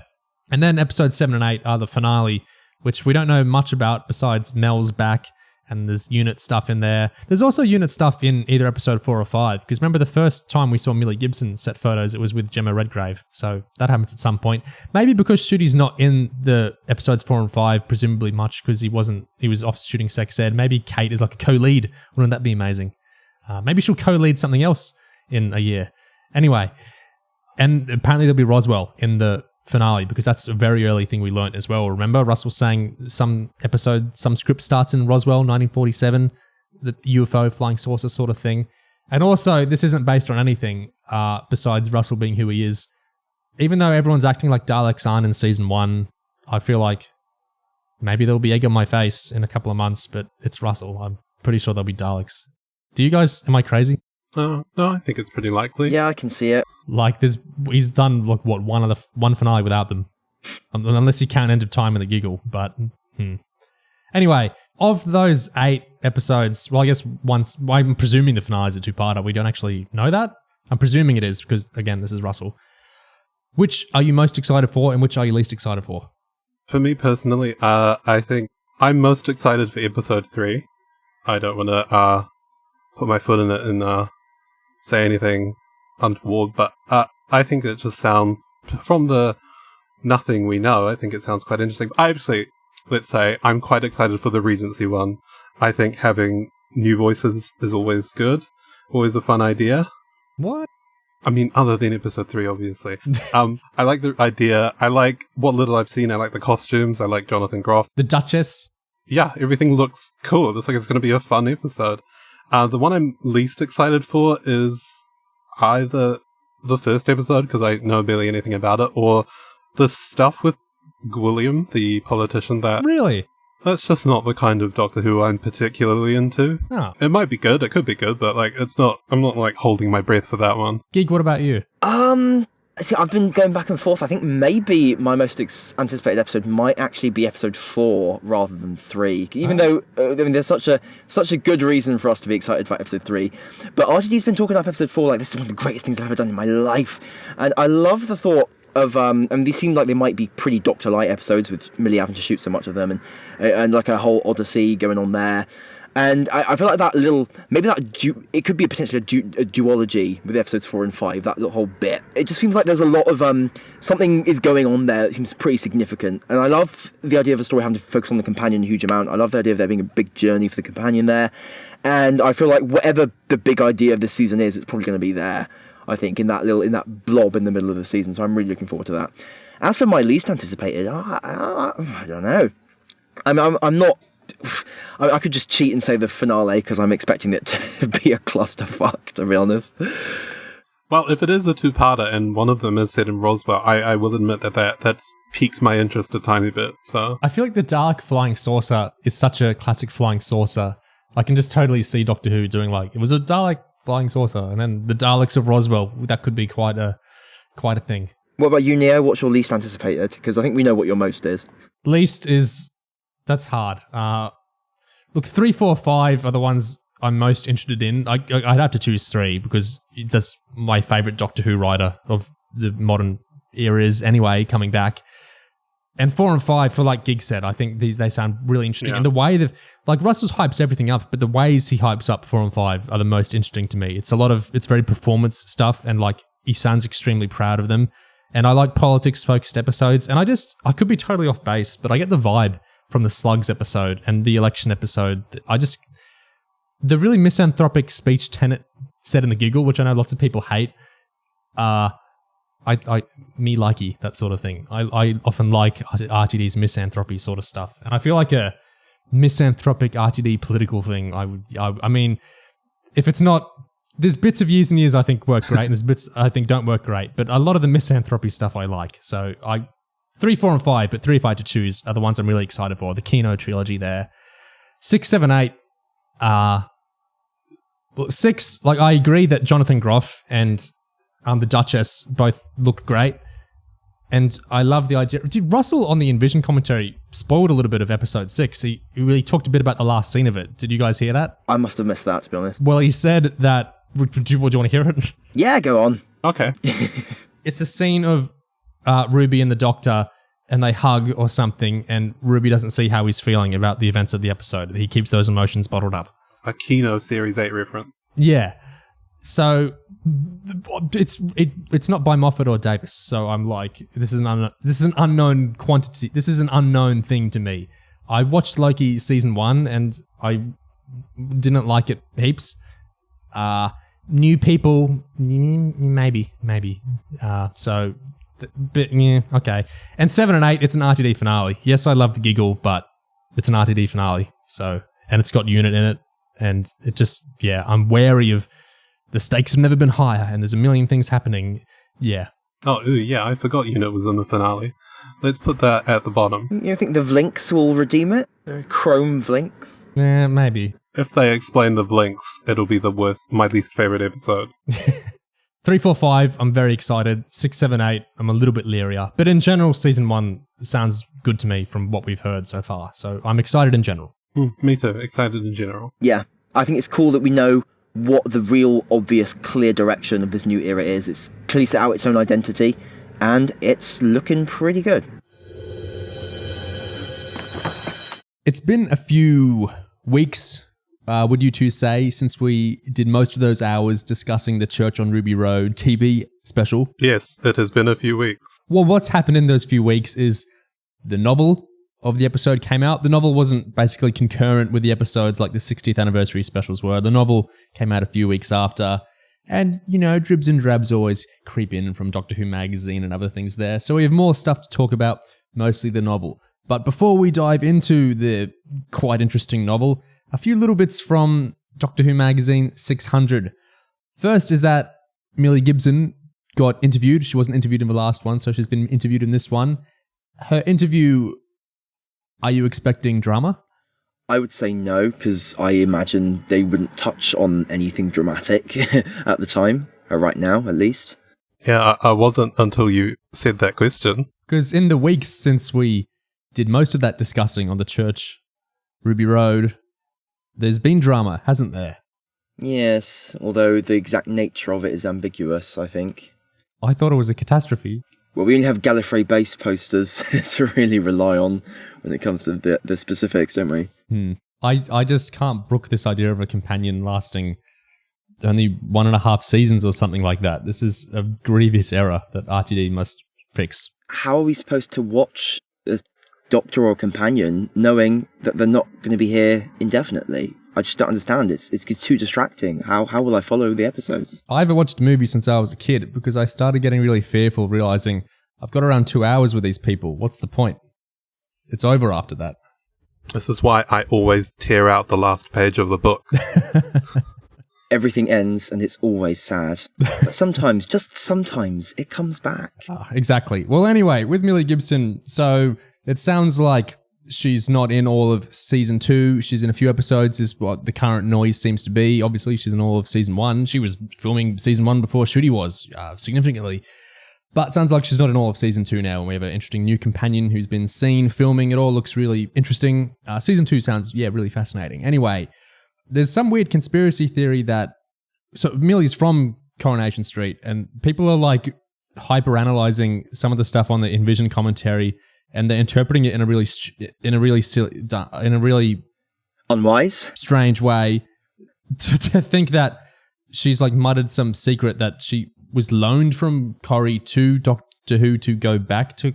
Anyway, just let's cut the Gordian knot here. In this Sunday Girl interview that Millie Gibson did, she's talking about how she came from Corrie, how she was really talented. Well, she's not talking herself up that she's really talented, but the interview is kind of going in that direction from the interviewer. Millie says, back in January 2022, I decided to leave Corrie, but I didn't actually leave until around, I think it was August. So obviously my ending storyline sort of had to accumulate in those months. When I made the decision, I thought, is this right? I mean, I've said this before, but my auntie said to me, it's like when your school uniform doesn't fit you. And I was like, yeah, that's exactly what it is. It just felt like I'd got everything I needed to out of that beautiful character and that experience, and I'll never ever forget it. I've learned everything that I know on that show, and I'm continuing to learn, but yeah, I'm really very grateful for that experience for sure. I mean, she was doing it as a literal kid, wasn't she? Yeah. You know, I think it makes complete sense. Like, it seems like a good move, to be honest. Like, it's the thing you do, like, in your youth, and then you sort of branch out. That's also just the concept of loaning someone out to a different show and then they're going back to the old one is the most insane thing I've ever heard. What are you talking about? Especially like an 18, 19-year-old who's trying to like rise their star. To the idea that they're loaned out from a soap onto like a huge genre show for a year and then they return to this. I don't understand that. Don't forget, you're here forever. Yeah. Anyway, the other little bit of that interview I just wanted to talk about a bit was just kind of Millie's experience of Doctor Who. Because we'll talk about the novelization's author's experience with Doctor Who. Because we're getting into this age now where the people being on Doctor Who or writing bits of Doctor Who are people who grew up with New Who, and sometimes not even Christopher Eccleston, sometimes like later on from New Who, which is pretty interesting. So Millie says, I watched Doctor Who with my dad and it was kind of the end of David Tennant's era going on to Matt Smith. So I'd sort of say that Matt Smith is my Doctor and that's the series that's most nostalgic for me. A lot of Whovian fans are like, oh my God, you make me feel so old. But please don't think that. It's just because that's my Doctor and that's the one I connected with. Matt Smith is iconic. And also we are old. Yeah, and then she just talks up, most of the monsters are practical, but there's, one CGI tennis ball type one to come.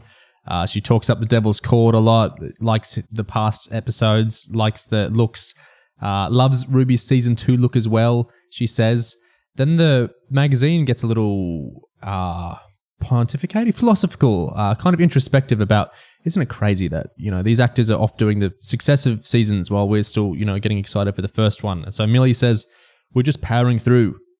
I'm really excited for the rest of the episodes to come out and for people to see it all unfold. The magazine asks, can you give us any hints of what we've got to look forward to? A twist, Millie says cryptically. There's always a twist. I guess in a way she was right. There has certainly been a twist. It's not really clear what it was. But she sounds very happy with the show and everything. And yeah, all sounds, season 1 and season 2 are sounding good at this vantage point of February. Yeah, I wonder if all the hubbub and kind of the demands for the BBC to make some kind of statement insane about Millie, or the demand for RTD to come out and clarify like what's going on with Millie. I wonder if that will like die down by the time season 1 actually starts. You don't need PR training to know that's an insane ask. What people are asking it's not even something that merits it in the first place. And even if you're just pouring oil on the fire, if you did, and then you're making the thing with all this is I think everyone has I think people really have this backwards. There seems to be this conception that there's this terrible news. It's like if Millie's leaving earlier than some people thought, that can be bad. Yeah, sure. I'm not saying don't negatively react to that. I really liked her in Church on Ruby Road, so yeah, if she was here to stay for longer, that'd be cool. If not, I'm sure they know what they're doing. But what happens is like there's this seed of would-be bad news, and then like a tabloid reports or whatever. And we've probably all read that initial tabloid report of Millie Gibson, abuses crew members and stomps on them. And no, the initial tabloid report is like very conciliatory. And it's like, well, she's 18 and these night shoots are actually bad. And so sometimes she's a little bit crabby, but the crew basically gets it. That was like the initial tabloid report that set all this off. And then I assume people don't read it, or they just look at the headline, or they look at maybe like those websites that just re-report everything and, add their own taint to it, made it sound worse or everything. And then everyone's like catastrophizing what wasn't insane news in the first place. Well, it wasn't an insane tabloid really piece in the first place. It was just 18-year-old may get slightly crabby sometimes, but it's not the biggest deal in the world. And people catastrophize that into the media is slaughtering and, death by 1,000 cuts and blah, blah, blah, blah, all this is happening and it's the worst thing in the world. And then that escalates to RTD is the most evil man in the world. How dare he not protect, these tabloids are stabbing Millie Gibson in the gut and blah, blah, blah, and everything. And then before I say what annoys me the most, do you guys have a similar take to that I do? Yeah, it's basically, to me, it feels like that kind of typical over-enthusiasm towards drama for the sake of, not like dramatic television, but like real-life drama. That many people have, because it wasn't obvious. There was something that happened, obviously, but to like stir it up in such a way, it was giving it much more attention than maybe it warranted, and it's resulted in just this big blow up that I feel is like very, very likely gonna just like peter out as we get like into the actual series that's happening. And then we'll just look back and wasn't that a weird little blip for a few weeks where Millie leaving early was like the sky was falling. It was everything everyone talked about. But we're just going to move on because it's a thing that happened and it's not. I do think underneath it is also motivated less out of genuine kind of horror at how Millie is being treated, and more by the sense of having a toy taken away. Oh no, the companion is leaving, the cast is changing, I don't want that. This is the catastrophe, rather than the actual real life catastrophe of any particular variety. Yeah, because it's been framed a lot of like, oh, how am I going to enjoy this series now that I know Millie Gibson's going to leave partway through? You knew she was going to leave before. She was always going to leave. I had hypothetical more episodes with her. My content. How do you enjoy Ncuti then? Like, I just don't understand this thinking. Like, he's going to leave. Spoiler alert. He's not always going to be around. Do we catastrophize that? How can I possibly get attached? But one day I'll need to deattach. Yeah, nothing's been like taken away. It's just we weren't told when she was leaving, and now we're told she's being leaving in the same breath that we're being told, oh, but it might be a bit earlier. Those of us that were watching in 2005, we knew Eccleston was leaving like immediately. I was a kid and I knew, just because it was on the news. It was filtered down everywhere. Everyone still, he still got huge amounts of adoration and adulation, and the series was great and everything. I don't quite understand this viewpoint towards art. Anyway, there's a greater evil, I think, at play here, which is these, I think of them as projection factories or irony factories, where obviously there's this cottage industry, well, might even be bigger than that, of like they've cast a black person and this is the unspeakable sin, or they've cast a woman in a thing, or women exist, and obviously there's a whole cottage industry of that, which are obviously very self-sustaining. And then you have the other side of that coin, which is it's like a symbiotic relationship where you have these websites and channels and all these things which clearly adore that other side exists, because that's where they derive their profit from as well. It's a very symbiotic relationship where something may not even really be an issue, but sometimes it's even before the kind of chud side reacts that this other side will kind of anticipate the chud side reacting, and then they'll catastrophize that, and then they'll make a huge thing out of that. And it's if you're scrolling down Twitter one day and there's something going on with Ncuti or something, some racist doesn't like Ncuti. If there's just a racist that doesn't like Ncuti and they're kind of keeping to themselves, you don't see that. But that's not what happens, because you can derive money and audience and popularity and everything else from signal boosting that racism and shoving that racism in more people's face, including, black people's faces on Twitter, which is what a lot of these little cottage industries, the symbiotic other side of the coin do. And I think I find it really disgusting, to be honest, where it's like, if there's the slightest thing wrong, I need to amplify this as much as I can, because it's very obvious at the end of the day, this is happening for money, because these websites and these channels and whatnot are monetized. So they're getting money out of signal boosting bigotry that then they purport to, oppose so mightily and so sanctimoniously. I find it really disgusting. But I think you saw it happen so quickly with this Millie thing, where there was something which might be kind of an issue, but it wasn't really exploding or anything. And then it's like, it gets exploded and catastrophized, and you could see there was glee in how some of these websites and channels were reporting it. Like, there was genuine glee and smiles and happiness and, look at this drama, and we get to act like, oh, how dare Russell do this and the chuds do this to the 19-year-old, but they're doing it to the 19-year-old. Do you get what I mean? It's like finding a bit of manure on the side of the road and presenting it to everyone you meet, like holding it up in your hands and just kind of waving it around, brandishing it. Like, oh my god, I found a racist tweet with 200 likes, dude. Oh my god, I can't believe RTD would do this. It's over. Yeah, you're not protecting anyone. You're actually tainting them. You're the one doing it. Isn't it so awful that all these racist people and people who hate women are doing all these awful things? Quick, everyone, come and look. Come and look and see. We all need to see it, how awful it is. We can't just leave it alone, hidden, where it'll shrivel up and die on its own, hopefully. We need eyes on it constantly. I think people like to ascribe naivete to these people as if, they care so much, about these issues that they don't really think about. But I don't really believe that. I think they get money from this. They know what they're doing. They know that they're signal boosting it on some level, because they, these websites and these channels, they obsess over their analytics. You can see them do it. You can openly see them obsess over their analytics publicly, like it's something everyone should care about.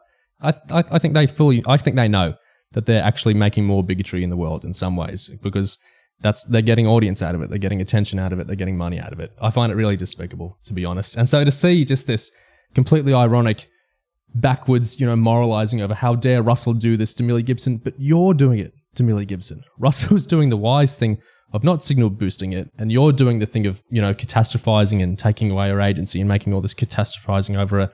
It's just so two-faced. I find it really quite disgusting. When I'm saying this stuff about the symbiotic relationship between the chud side of the evil women, evil black people, and the other side of it of someone with 3 followers on Twitter said evil black people, I need to broadcast this to my 10,000 followers because that's the righteous thing to do.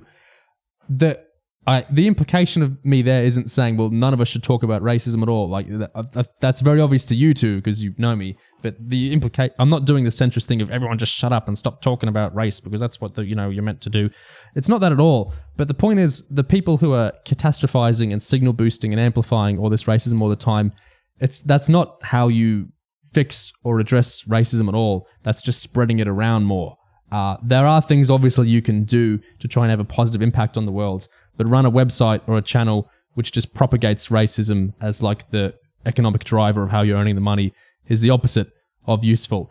And I think the discourse here gets so blinkered because at the end of the day, speaking in a geek fandom in the first place means we're all massively overstating the power of popular fiction, and we're massively overstating the power of reporting and discussing popular fiction. So we're already in a very, very blinkered zone because of that.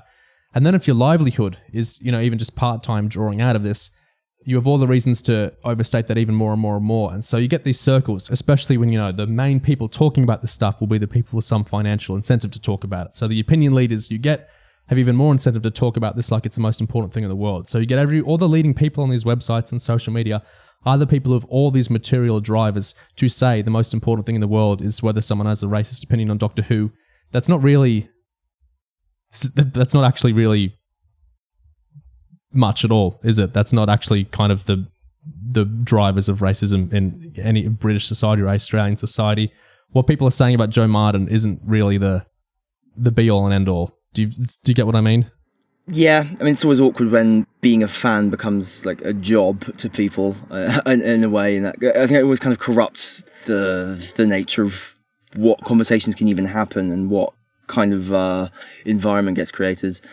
It becomes all about spectacle, doesn't it? There's this way of like finding like the shit on the road and kind of obsessing over it. It's sort of like they're like the units of horror to like be amazed by, rather than an actual, I guess, an understanding or like a real conceptual grasp of like what's going on. And it just and that whole kind of spectacle oriented way of kind of engaging with issues just sort of, I mean, it doesn't really achieve anything, I suppose.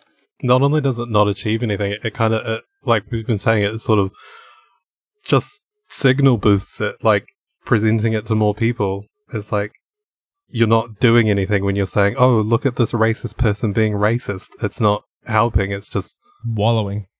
More people now see that this is a racist person. It's like, okay, thanks. To quote someone somewhat relevant, I guess, I think we've kind of got to tell a lie, and that I think there's this almost quasi-religious axiom underpinning all of this. And you see this so much in geek fandoms and just online kind of spheres in general. There's this it's kind of this unquestioned belief that I think is actually really quite bullshit, and I think it's really, really worth questioning, which is this idea of there's this mass of people online, and if you make a video essay good enough, you change their politics. So it's like this idea of, if I report hard enough on these chuds are hating Ncuti, if I just report on this hard enough, the politician I want elected gets elected, because my video essays and off-the-cuff podcasts about the evil racists my rhetoric will be, so Greek. It'll be so impressive that I will materially convert these people's that's not real, right? Everyone just says this because that's how they get their money for their channels and their websites. It's, if your politics can be shifted by how eloquently someone talks about Ncuti Gatwa's casting, well, that's not quite what happened, is it? I know this is all the belief you're not meant to question, because we're all trying to, it's so important we watch Doctor Who, and it's so important we talk about Doctor Who, and it's so important all this stuff. but it's not actually, is it? I guess it's because all of this revolves around media being consumed. There's basically an unavoidable tendency for it to revolve around the immaterial, the abstract, the realm of words, really, and images and media itself. And, and I think when the whole world kind of gets reduced to that and you lose the actual tangible material element, you kind of get, it's a kind of blinkered sense of what is real and kind of where politics actually come from. So, and I think people just kind of get into this belief where the idea that you could change the physical reality just by changing the words rather than actually, it just seems to be like a bit of a willful misunderstanding and a kind of a desire to believe in the idea that the immaterial creates the material rather than the other way around. I think is basically how I'd sum it from up. Some people whose politics they would espouse would actually, be the exact opposite of what they're espousing here. They've mixed up the base and the superstructure. And to quote another erudite man, they're living in a fucking dream world. Anyway, speaking of disgusting media treatment, you remember the singer for the Goblin Song? Yeah. Janis Goblin? Yeah. Well, she wasn't interviewed by Doctor Who magazine's regular interviewer. I wonder why. She was interviewed by a different interviewer. I don't mean the fictional character Janis. I mean the actual real singer. And there was a couple of pages of interview. The main bit I thought was interesting was towards the start where the interviewer was thinking, I couldn't help but point out that Christina's style, Christina's the singer, does bear a striking similarity to her on-screen persona of Janis. It takes a special kind of woman not to take offense when being compared to a wild-eyed, carnivorous, baby-eating goblin. Luckily, Christina also found certain similarities between herself and her goblin counterpart. I do admire her style, I'm not going to lie. There are similarities. We've both got quite a few piercings, and I did used to be blonde. I went dark for autumn, but when I had my Christmas nails on and the red lipstick and that skirt, I love it. It gives off Stevie Nicks vibes. I think it's a great look. They talk a little bit about how she got the job. Christina initially thought she was being pranked. When they told me it was for Doctor Who, I was a bit skeptical, but I thought it was such a fun song. It was so peppy, and I loved singing it. I did think it was a prank, but I didn't let that bother me. And then the rest of the interview was just talking about her own life and music and whatnot. But just a nice little... It was nice for that singer to get a bit of positive treatment from Doctor Who magazine. So was she just like doing a voiceover that was dubbed in? Or was she actually in the goblin costume? I'm not clear. Nah, all she did was the singing. She was the actual singer. Yeah. Right, that makes sense. Right. Well, if the goblin was like, if it wasn't just a coincidence that it was like had the same aesthetic as her, that's quite cool too. That they would have taken some of her and put it in that character more than just her voice. That was a neat thing. Well, to the main event, the novelizations. So the 60th novels, there was the good one, The Giggle, James Goss, that was great. Then there were the who even wrote the Starbeast? Gary Russell, I think, was Starbeast. Oh yes, that was okay. And then there was the let's add some dialogue tags to the script one with Wild Blue Yonder. The Church on Ruby Road is an interesting one. So it's written by a very different sort of writer, and the cover art is very different than the regular Target cover art. It's written by a young woman, early 20s, called Esmie Jikiemi-Pearson, who was born in Australia but is from London, in London now.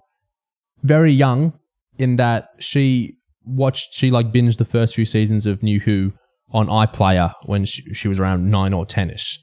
And then Matt Smith was the first Doctor she saw live. And then she didn't watch Peter Capaldi's episodes really because Matt was her Doctor, and the sting of when your Doctor dies is a little tough to deal with sometimes. But writing the first Ncuti episode on novelisation came to her.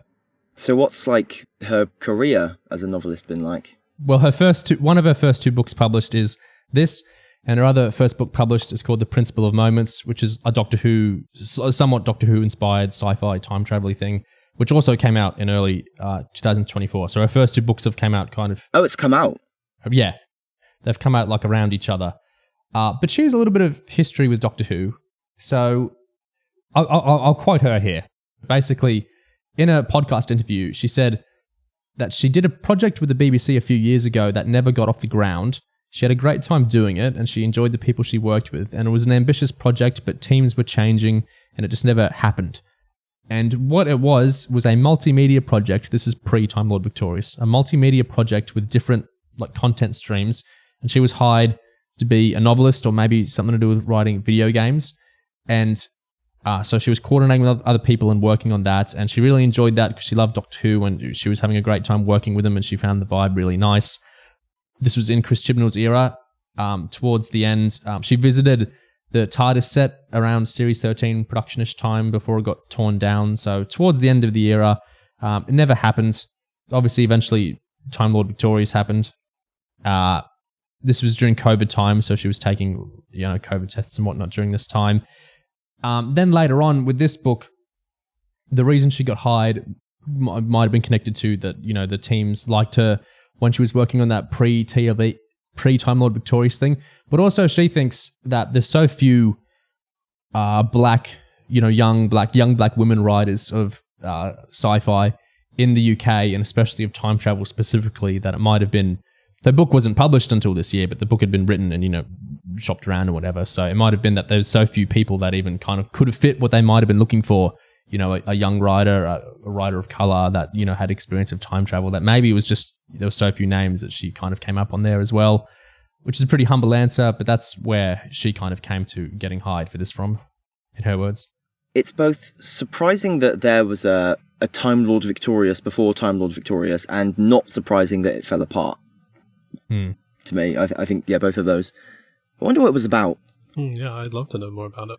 Maybe it was Jodie focused. Maybe it was 13. Maybe the Captain Jack Flux 2 comic was a little rump out of that. Who knows? Maybe it tied into Flux. Who knows?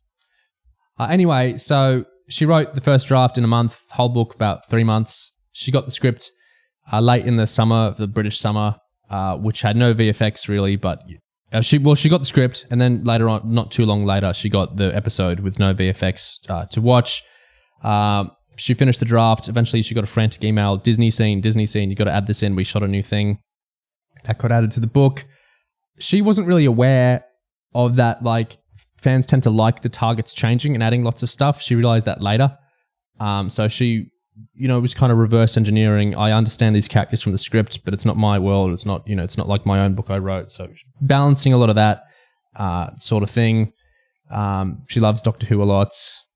Yeah, I think that's all the background I have for her. Any thoughts on all that before I start going through the book? Well, one thing I will say is given what we maybe know about the writer makeup for season 1 and RTD2 in general and staffing stuff, I get and completely respect going out of their way to find a black writer for the novelisation. At least, I mean, it's not. I mean, obviously, it's not.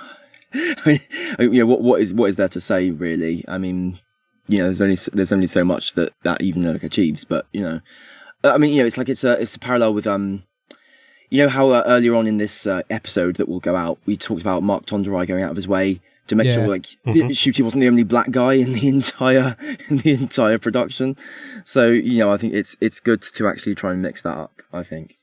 Oh, that's interesting thing. The time traveler character in her first novel, who's a black time traveler. She said, this is before Ncuti got cast as publicly revealed as Doctor Who. Ncuti was one of the two actors that she kind of envisioned the character as. So she found that very serendipitous that one of the black actors she really liked in Britain and Doctor Who, it all kind of conflated together there. So yeah. Yeah, the thing about what Gig just said, it's like that, and the Mark Tonderai thing is sort of like damning this era with faint praise early on, where it's it's nice, but it's like, okay, you could be doing a lot more. It is cool. I think they, as in like RTD Bad Wolf, etc., they were very, very lucky to find her because she seems to fit really well with this thing. So yeah, like she said about the Ncuti Gatwa connection to her book, it's very serendipitous that they stumbled across her. Also, just one more note about the writer. I think even just I guess kind of the sphere that she operates in, the sort of like young adult sort of sphere, I think that is a very significant and deliberate break, I think, with who you expect kind of target authors to be, basically just existing. People who've done Big Finish and stuff and that kind of whole sphere. And I think it makes sense for where they want to, I guess, refresh the brand. I think, like, moving the target novels in the direction of, well, what books do young people actually read, So, and getting an author from that scene and from that sphere and getting that kind of book out, I think is, again, another thing that makes sense for where they're taking it. Yeah, 100%.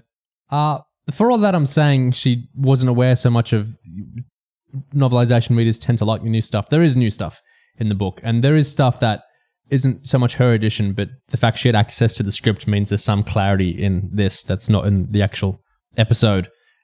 So the book starts with, once upon a time, late on Christmas Eve, a stranger came to the church on Ruby Road. It was an old church, the grand kind one usually finds in small villages, with a tower and a clock face. Gravestones stood in the front churchyard, great stone crosses made blurry and indistinct by the snow which fell in heavy flakes from the night sky, blanketing the whole scene and white muffling the sounds of the stranger's frantic footsteps.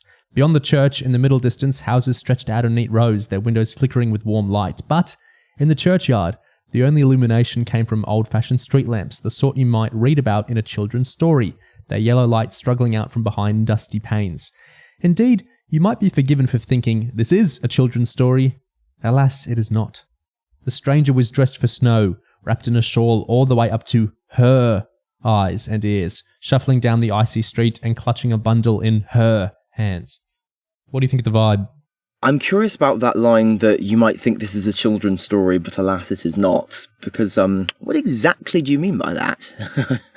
In what sense is this actually not a children's story? I mean, what does that mean? What's the intent there? Is it for adults, like a mature Doctor Who fans like myself? Or? I'm shaking. What does this mean? It's a tough one. When I heard that line, I just thought, I thought that was a neat little way to tie into what RTD's been saying about making more of an explicit connection to like magical fairy tale-y stuff. Yeah. To have her just like actually bring up, this is like a children's story. But no, yeah, what does that mean when it's not? Anyway, had the stranger turned back, perhaps to raise her hand in farewell to her daughter, she would have seen the door open, just as the rolling tolls of the church bell rang the hour, a flood of light and warmth like a river spilling across the stone, the merry sound of the choir carrying out into the freezing air of the night. So it's totally confirmed it's her daughter, and the carol of the bells is coming from the church. So that got answered a few weeks later. Now, if this were a true Christmas fairy tale, the stranger might have been reunited with her daughter many years later. She might have been a rich duchess or a pirate queen or a snow fairy come to take her child back to her icy realm. But this story isn't a fairy tale, and the stranger was never seen again. No one ever even knew her name. This is what happened instead. Across the snowy square, frozen still as a statue, was a man. In the darkness, his long coat shrouded him in shadow. Behind him, a blue police box stood in the snow, its door open, the interior glowing softly. The man's sad, clever eyes followed the stranger down the road, watching as she hurried off, a hooded figure, dark and lonely against the snow, which had begun to fall heavier and heavier, piling in small drifts by the side of the road. For one moment, it seemed as though he might call to her, say something, but the man wasn't here for her, and the mere minutes he had left to do what he needed were trickling away. Something had gone very wrong in the future, terribly wrong, and the cracks in time had chased him all the way back to this night, to this very corner on the street named Ruby Road. The doctor turned towards the church. Its thin, pointed spire was gothic in the soft glow of the street lamps, and as he stood, seen by no one, like a lonely statue among the falling snow, the light caught his face, and his eyes were filled with tears. Is that the end of that chapter, a little prologue, or was there... Yeah, that's chapter 1. Okay, no, that's cool. Yeah, ending on the tears. And I like that bit about how, you know, if this were a fairy tale, all these other things would happen, but no, none of that happened. Which you've never seen again. That was cool. I am curious about the decision to basically reveal what's happening later on in the story, like so early. That's true. I wonder how it would read to someone who hadn't seen the episode and was just picking up that book. Chapter 2 has a little addition. When it's the interview with Ruby, Davina asks, has life been good? Ruby says, not bad. I mean, we've had the pandemic, of course, and the recession, and the giggle, in capitals. So the world calls the giggle events the giggle, I suppose. Why do you think that's not in the episode? Because it sounds silly. I think it sounds silly. It does feel like one of those lines that if it was in the script, it would just get struck, I think. Because, RTD always talks about striking lines like this, because we don't need them. Like, meh. You know, it's cute to reference other episodes, but also, like, get on with it. Ruby tells Davina, waiting for my life to begin, so knowing where I came from would be a good place to start. When Carla is brought up, as, you know, you're a foundling and you were fostered by Carla, Ruby internally thinks Carla had given her a stern talking to before she'd come on the show. Your story belongs to you. Don't let anyone tell it for you, she'd said before squeezing Ruby in a hug so tight she thought she might burst. Then blah, blah, blah, my mum's nuts. Then we move into chapter 3, which is the band. We get a little bit more background on the band. novelizations of Russell T Davies episodes, adding band characterization. It's happened twice. She could see it all from where she stood on the stage, her fingers dancing across the keyboard, its chimes mingling with the sounds of conversations and her bandmates' instruments. At the front of the stage, one of Ruby's best mates, Trudy, swayed, her long brown hair pinned straight as usual, mic grasped in both hands as she sang her way through a lively version of Winter Wonderland. Their other bandmate, Clark, strummed at his guitar, eyes closed, cradling it as lovingly as if he wanted to take it home to cuddle up to and watch old David Attenborough documentaries. Big Jim was light on the drums, sticks flashing daintily over the cymbal, summoning a shimmering, glittering noise out of the drum set that was so Christmassy it made Ruby feel like a kid again. She smiled as she played her part, the noise in her head going quiet, all her usual worries disappearing, drowned out by the sound of Christmas cheer. These were her friends, her bandmates, and yeah, this was only a small gig and they'd not been paid much, but Ruby could use the money, and Trudy still had bits of tinsel in her hair from where Ruby had wrestled a tinsel scarf onto her before getting on stage, causing Clark's David Bowie eyeliner to smudge from laughing so hard at the two of them and their tinsel war that he had cried. On a cold night during the festive season, there was nowhere else she'd rather be, blah, blah, blah. What do you think of that? Or just of the kind of writing style in general so far? I think it's just, it sounds like the typical nice kind of way that a novelization allows for little moments of characterization that might be lost when you're zooming through a quick New Who Doctor Who episode. I like the bit about Carla. That felt true to her character. It felt like, yeah, it worked for her. And as for the writing, I think this is maybe behind the Giggles novelization, but definitely far ahead of the other two. It sounds okay. Yeah, it's kind of coherent. Like, it's very syrupy and sentimental, so it does have a bit of actual character to it, and that it holds that through the whole way. It has a little bit more identity than maybe the first two Disney Who novelizations. Yeah, the scene where Ruby sees 15 in the club, she was about to stand up when she saw him, through the bodies on the dance floor, through the dry ice that drifted across the room like smoke, through the flashing lights and the intermittent darkness, the glint of an eye in the flashing light, the corner of a smile, a man dancing. His form seemed to reflect and absorb the blue and purple lights of the club, like a galaxy lived on his skin, like he was a galaxy. Ruby could see electric blue undertones in his buzz cut, like the sheen of a raven's feather. And as he turned around, his arms in the air, as though daring the stars to dance with him too, and possibly succeeding. And his clothes, Ruby stared mesmerized, as his kilt fanned out around him like the tail feathers of a bird. His sleeveless orange vest revealing strong arms, the muscles gliding under the skin as he threw his arms up in the air and danced and danced and danced. Ruby smiled. The man's joy was transforming him into something radiant, turning the dark club, with its sticky floors and dingy corners, into the kind of place where magic happened. As she watched him, she felt all her worries disappear too for a moment, like a door in the universe had been opened right in front of her eyes, taking her breath away. That was lovely. To be honest, I have lots of qualms with how that sequence was executed on screen, at least, or edited at least, and I like that the prose version is actually drawing it out and making it feel absorbing rather than jumpy and skittery about the place. Yeah, big improvement. I like extending the metaphor with the birds, not just doing that once. I like kind of carrying that through with him. I really like the galaxy lived on his skin imagery there. That was really lovely. Yeah, that bit was nice. Chapter 5, I don't love. This is the Disney additional shoot. I think the issue here is Esme's writing is pretty syrupy in general. And then that scene I found a little bit... Well, that scene, the Disney scene, but is she going to say yes? I found that too syrupy in the episode itself. And so I think we've got a kind of overdose of sugar in how it happens in the novel, which is... She gives him a name, Harry, and we get much more of his internal monologue. And is she going to say yes? You know, and all stuff like that. And so when the Doctor does the whole spiel to him, it's just it's too much for me. I feel like that scene didn't actually need to be retroactively added to the novel. It was literally only there because screenings was like, hey, audience wants to see the Doctor sooner. Like, the book doesn't have that problem. So, you know, why even bother if it doesn't actually contribute very much to the structure of the episode? It does seem very redundant. The structure of the book, even. Mrs. Flood, so this is chapter 6, Mrs. Flood and Abdul, her neighbours, of course. Those two were always at each other's throats, bickering like school children, and it seemed that not even the season of peace and goodwill could stop them. So very firmly established, they fight all the time. When we see the photos in the fridge, which Missy was scandalized at not always being part of the story, we get a little bit more info on them, of like the names of some of the kids on there. Divya in her cap and gown at graduation, Molly in Shanghai with a girlfriend during their travels, and so many others. Some had scrawled notes or sent letters, everyone's different handwriting and fridge magnet souvenirs and bright smiles decorating the fridge like a collage made out of different lives. All the lives that Carla had touched, or the children she'd fostered, some for days, some for longer, none quite as long as Ruby though, who she had adopted. I'd have liked to have heard even more of the names, to be honest, or just even more details, because I think... because what you can do in one image, so say like a shot of lots of different photos in one shot, that you can't do in prose. So if the prose equivalent of that would actually be getting into a lot more of the specifics there, rather than just sort of leaving it as an ambiguous. I think it would have been cool to even just completely splurge out on all the different kids, or a bit more at least, not necessarily like an inventory.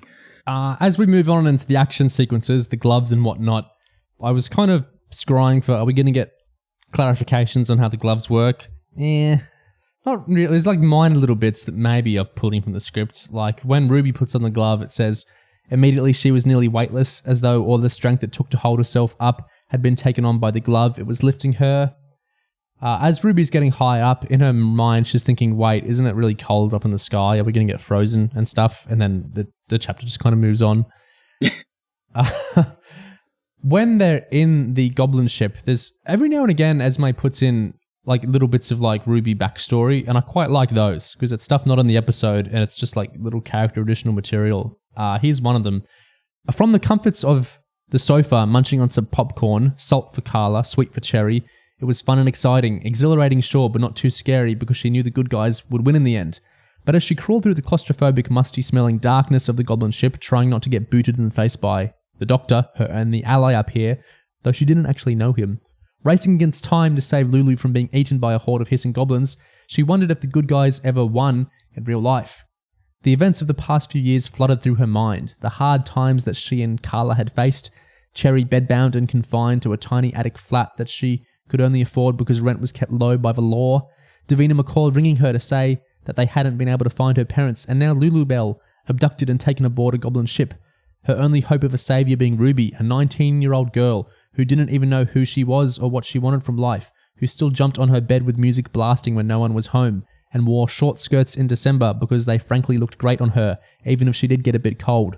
She was responsible because she'd had to grow up young to deal with the cards life had dealt her, but she still felt like a kid sometimes, just a kid waiting for her life to begin. In the dark of the Goblin ship, Ruby thought, maybe this is it, my life finally starting. I do think it's kind of it's becoming a bit of a...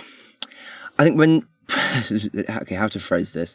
This reminded me a little bit of some of the other novelizations we've discussed, because when we've been in the middle of a story and we'll have a flashback to Donna and Neris or something, because I feel like it's just like a standard way at this point for novelizations of Doctor Who episodes to kind of stop and, okay, well, we're looking at it from the companion's point of view, so here's some companion interiority stuff, basically in the form of something that's happened to them before.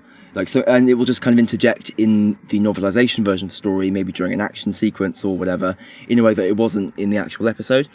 And it does seem to me, this isn't really a criticism, it's more just an observation about what's becoming might have been one for ages, but a stylistic trait of these books, I think. It's just like a technique that is becoming standard. So you just have a bit of companion backstory just kind of comes in, maybe a little bit randomly, rather than necessarily something that's hugely worked in. And in terms of that one that we just read out, it feels more like it's sort of explaining stuff that's kind of obvious, like, well, is this finally, could her life be beginning now? Because like she said earlier in the episode, I'm waiting for my life to begin. It's like, well, yeah, it does feel kind of like we're over-explaining stuff that the structure of the story is already making kind of really clear.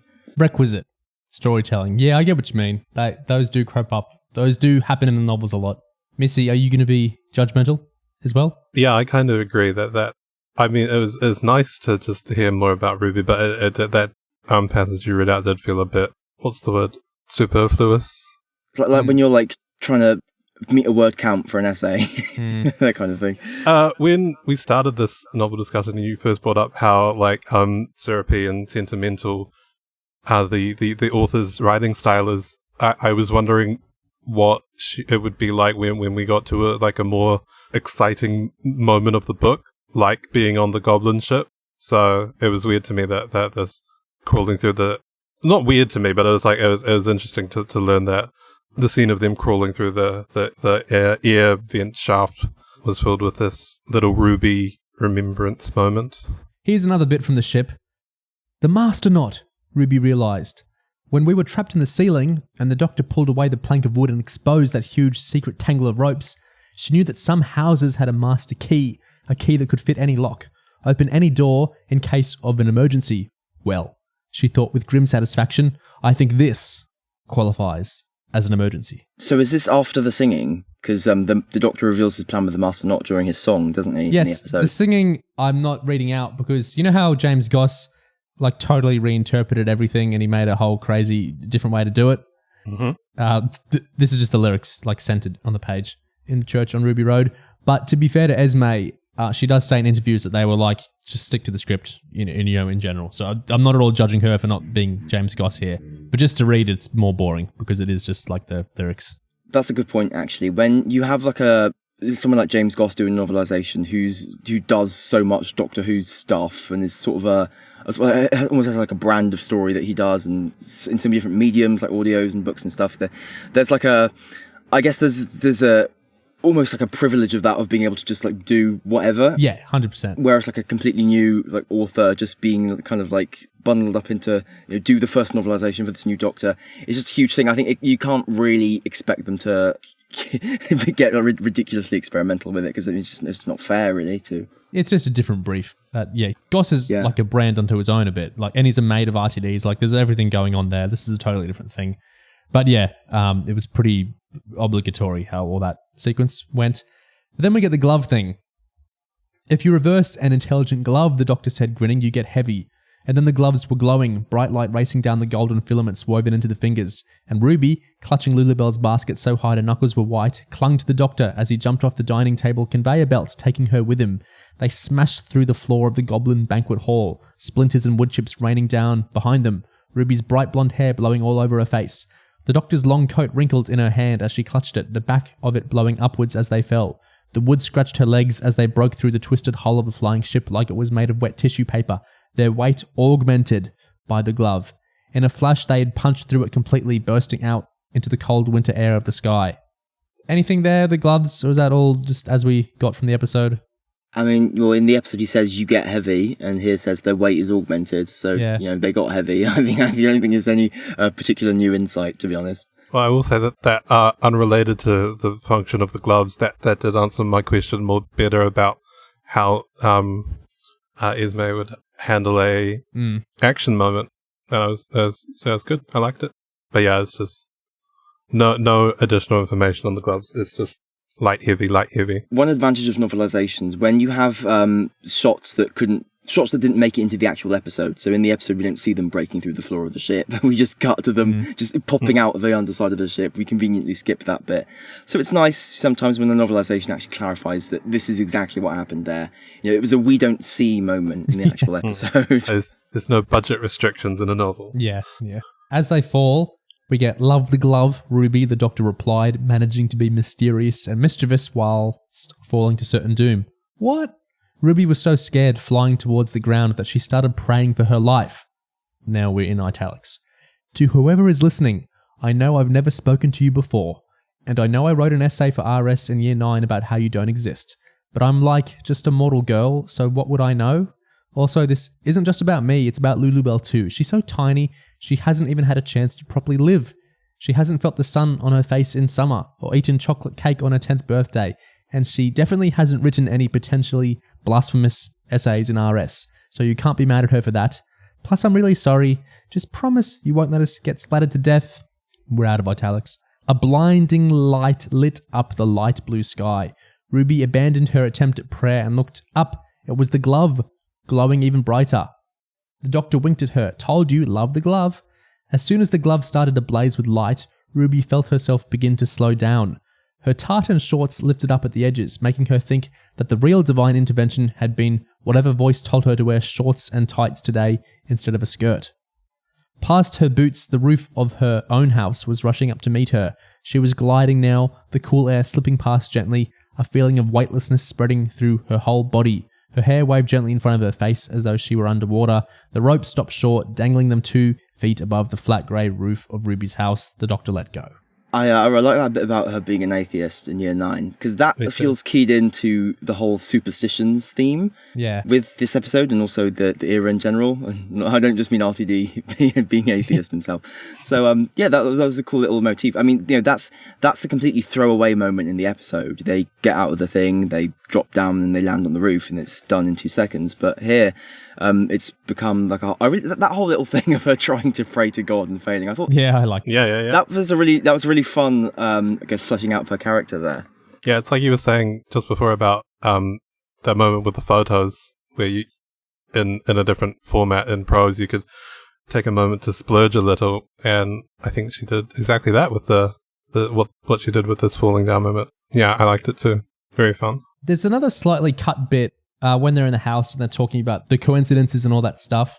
The doctor is kind of musing to himself, saying, "The trouble is, the coincidence has bound Lulu to Christmas Eve. I could take her out of the day, but she's too connected. I think it would actually cause her pain, so we're stuck. We've got to sit it out till midnight." Ruby frowned. Nothing that he'd just said made sense to her. What do you mean, take her out of the day? The doctor paused just for a moment, then kept checking the electrical outlets. Technical phrase. Okay, what does take her out of the day mean technically then? It doesn't matter because I can't do it.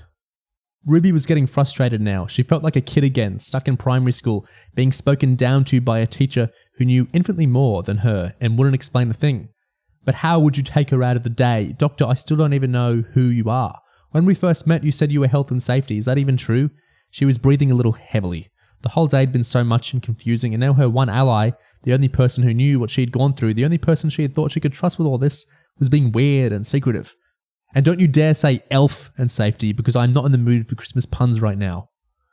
The doctor rummaged around in his pocket and pulled out the same wallet from before. He flicked it open to the piece of paper in the middle. Before, the pieces had said Health and Safety Officer with a government seal beneath and some random numbers. Now there were just 5 words. Ruby blinked. That's not what it said before. Well, what does it say now? I'm the doctor, trust me. The doctor grinned. It's psychic paper. It's what? The paper is psychic, shows you whatever I want you to see. Ruby blinked, completely exasperated.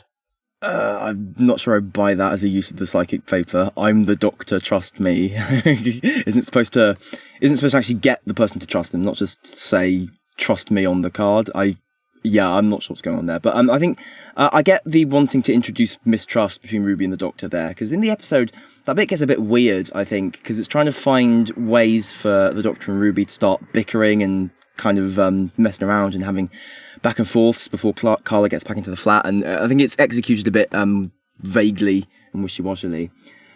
Having said that, the whole stuff about if I tried to move the baby to a different day through time travel, it would cause her pain because the coincidences are bounded. Yeah, that feels like one of those things where we need to reverse engineer an explanation for why we can't just do like the Frodo riding the eagles, just time travel her away sort of thing.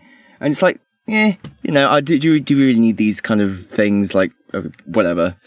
Especially since I don't think in the episode it mentioned that like Lulu Bell had been bound to Christmas Eve, so it's weird to like introduce a problem with like, oh, she's bound to Christmas Eve, and then need to reverse engineer this, oh, we can't move her out of the day or it'll hurt solution for it. You could have just not had any of that. For what it's worth, all that strikes me as RTD stuff that's been cut out. Oh, and also it sounds to me like it's quite foreshadowing's not the right word, but like flagging up discussion of time travel to build to the moment at the end of the end of the story where Ruby figures it out. I think that was even filmed, that stuff, because on the commentary he mentions there was more psychic paper stuff, and just those lines, they just feel Russell-y to me. I reckon that's all from him.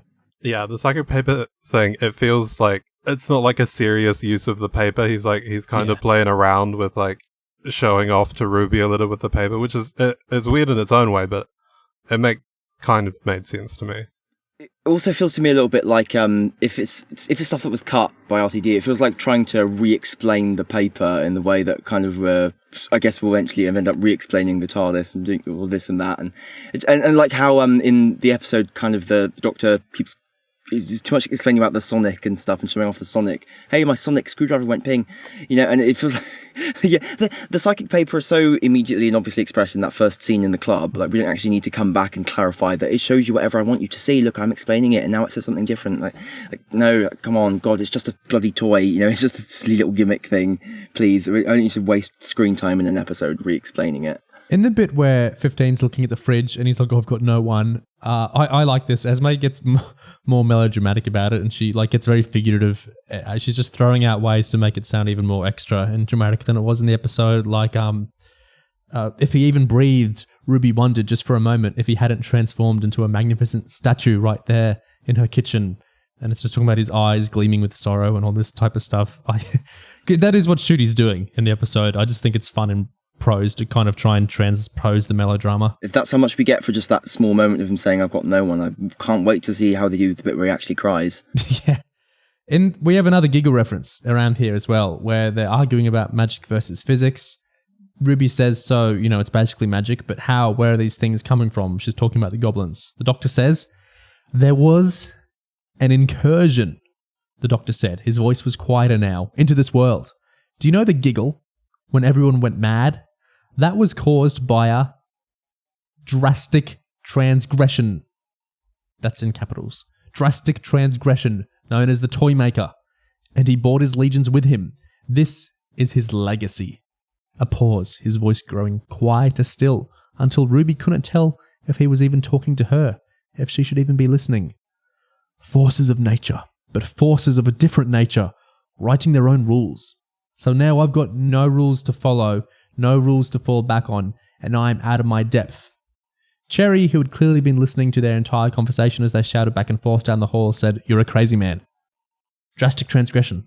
I didn't like that at all. That it was weirdly trying to make that, like the giggle and the toy maker and that whole episode, a lot more deadly serious and boring than it was.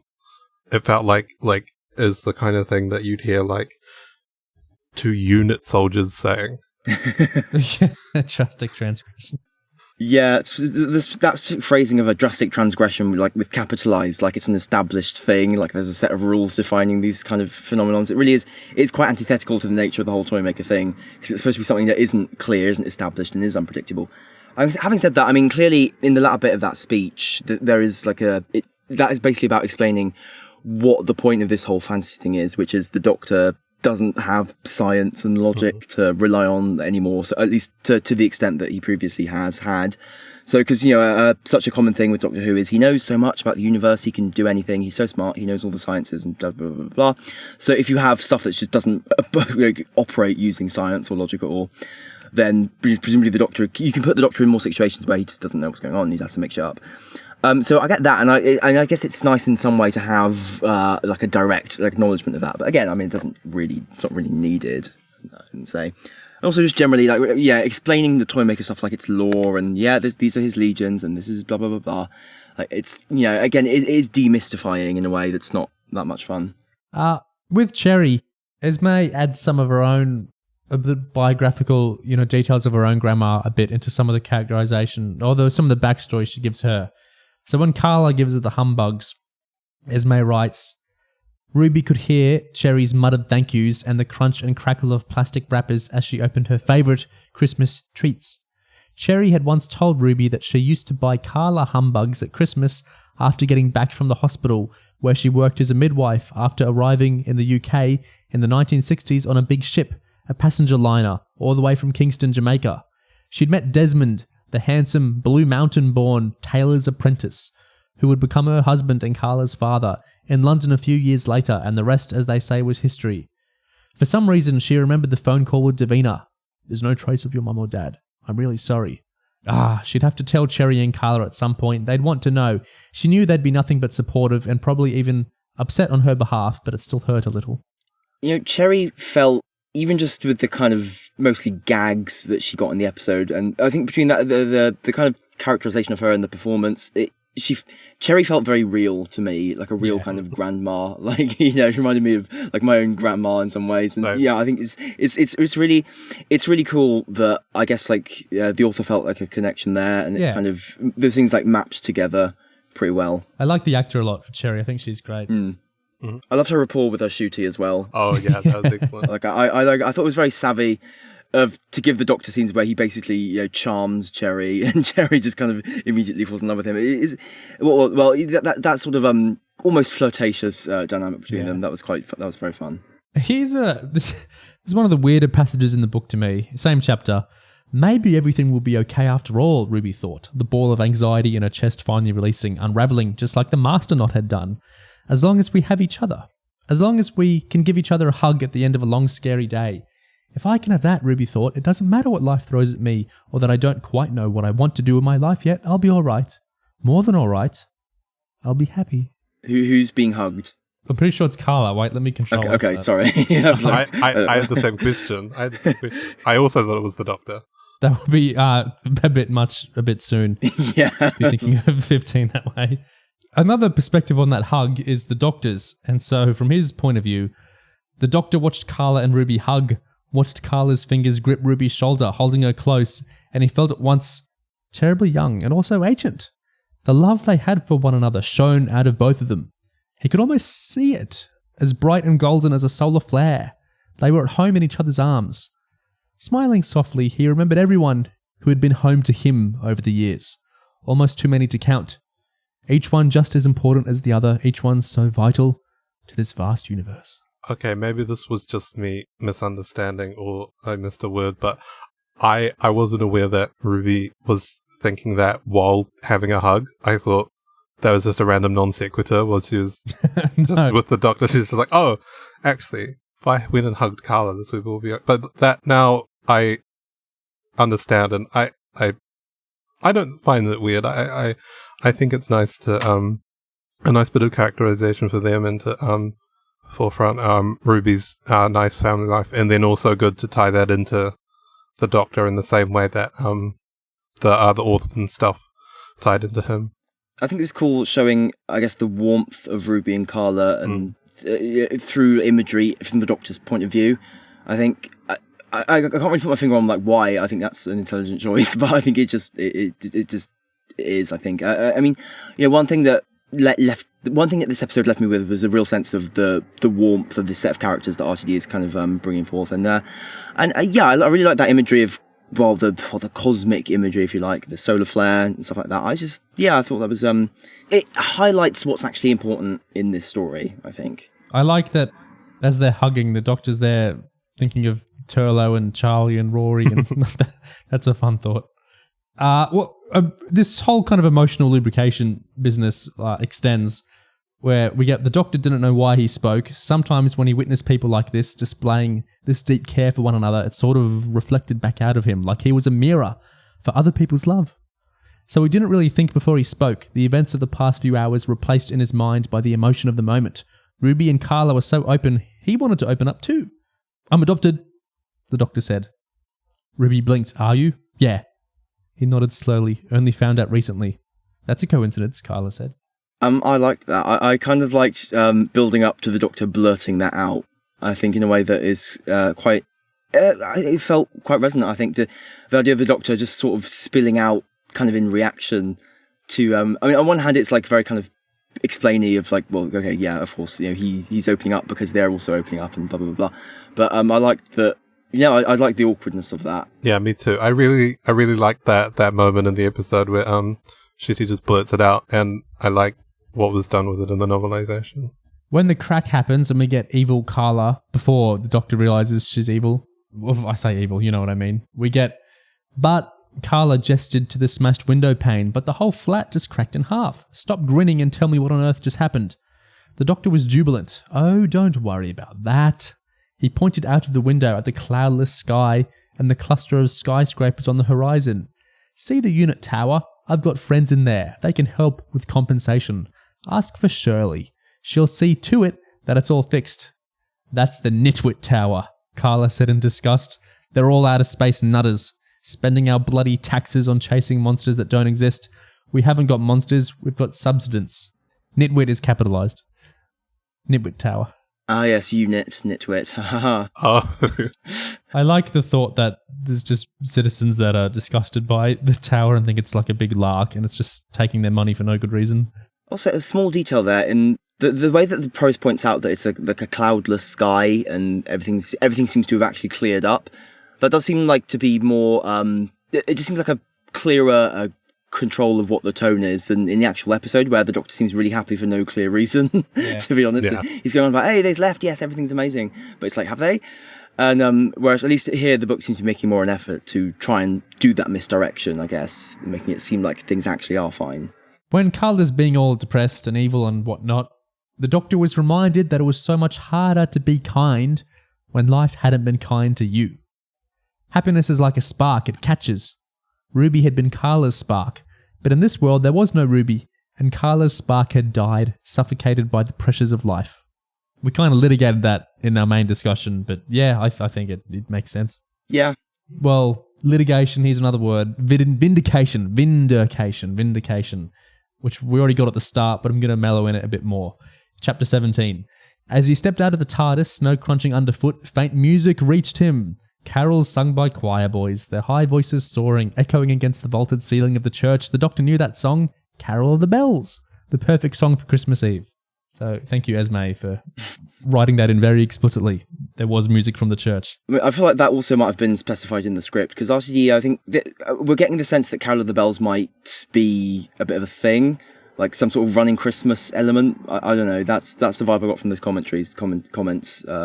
So yeah. that could be a very specific direction from RTD, Carol of the Bells. I think I assume it might, will Murray thread in like an instrumental Carol of the Bells to go with the Snowflake cracks in time thread stuff we're going to start getting in season 1. I wouldn't be surprised. I hope so. That'd be cool. The sequence, I liked it more than you two, but I agree it wasn't the best in the world. Like, from a story point of view, I agree it's not great. From a aesthetic point of view, I think I liked it a bit more than you two, mostly because of Murray. Speaking of Murray, when he's got the gloves and he brings the ship down, in prose it plays not well. I'll see if you guys like it better.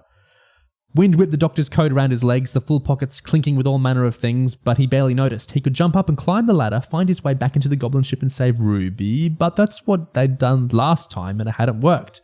That's why he was here, standing helplessly on the roof of the church on Ruby Road, 19 years in the past on Christmas Eve. Stealing Ruby back wouldn't save anyone. If the goblins didn't eat something, they'd just ride through time and find someone else's life to ruin with accidents and clumsiness, and eventually write them out of it entirely. Who knew how many babies they'd already taken and eaten? How many more victims there would be if he didn't put a stop to this macabre cycle forever? I have to end this differently. There has to be another way. Think, Doctor, think. His bulging pockets battered at him again. The gloves, he murmured. And then suddenly he was tearing through his pockets, searching for the intelligent gloves. He grabbed them, shoving his hands inside before launching him at the parapet. The rope ladder still dangled within reach. Running a few paces, he launched himself into the air, arms outstretched, reaching up. With a yell of triumph, the Doctor's hands closed around the final gnarled wooden rung of the Goblin ladder. Vibrations jutted through his frame as he fell back to earth, feet connecting firmly with the stone floor of the parapet. Golden light filled the sky around him as the gloves flickered on, and he heaved, straining as hard as he could. If you reverse intelligent gloves, he'd said to Ruby hours ago, 19 years in the future, in a different life, you get heavy. I will say, I like the invocation of there must be another way moments before the Doctor decides another way is killing them. It's kind of inverting Davison there. I was just thinking that.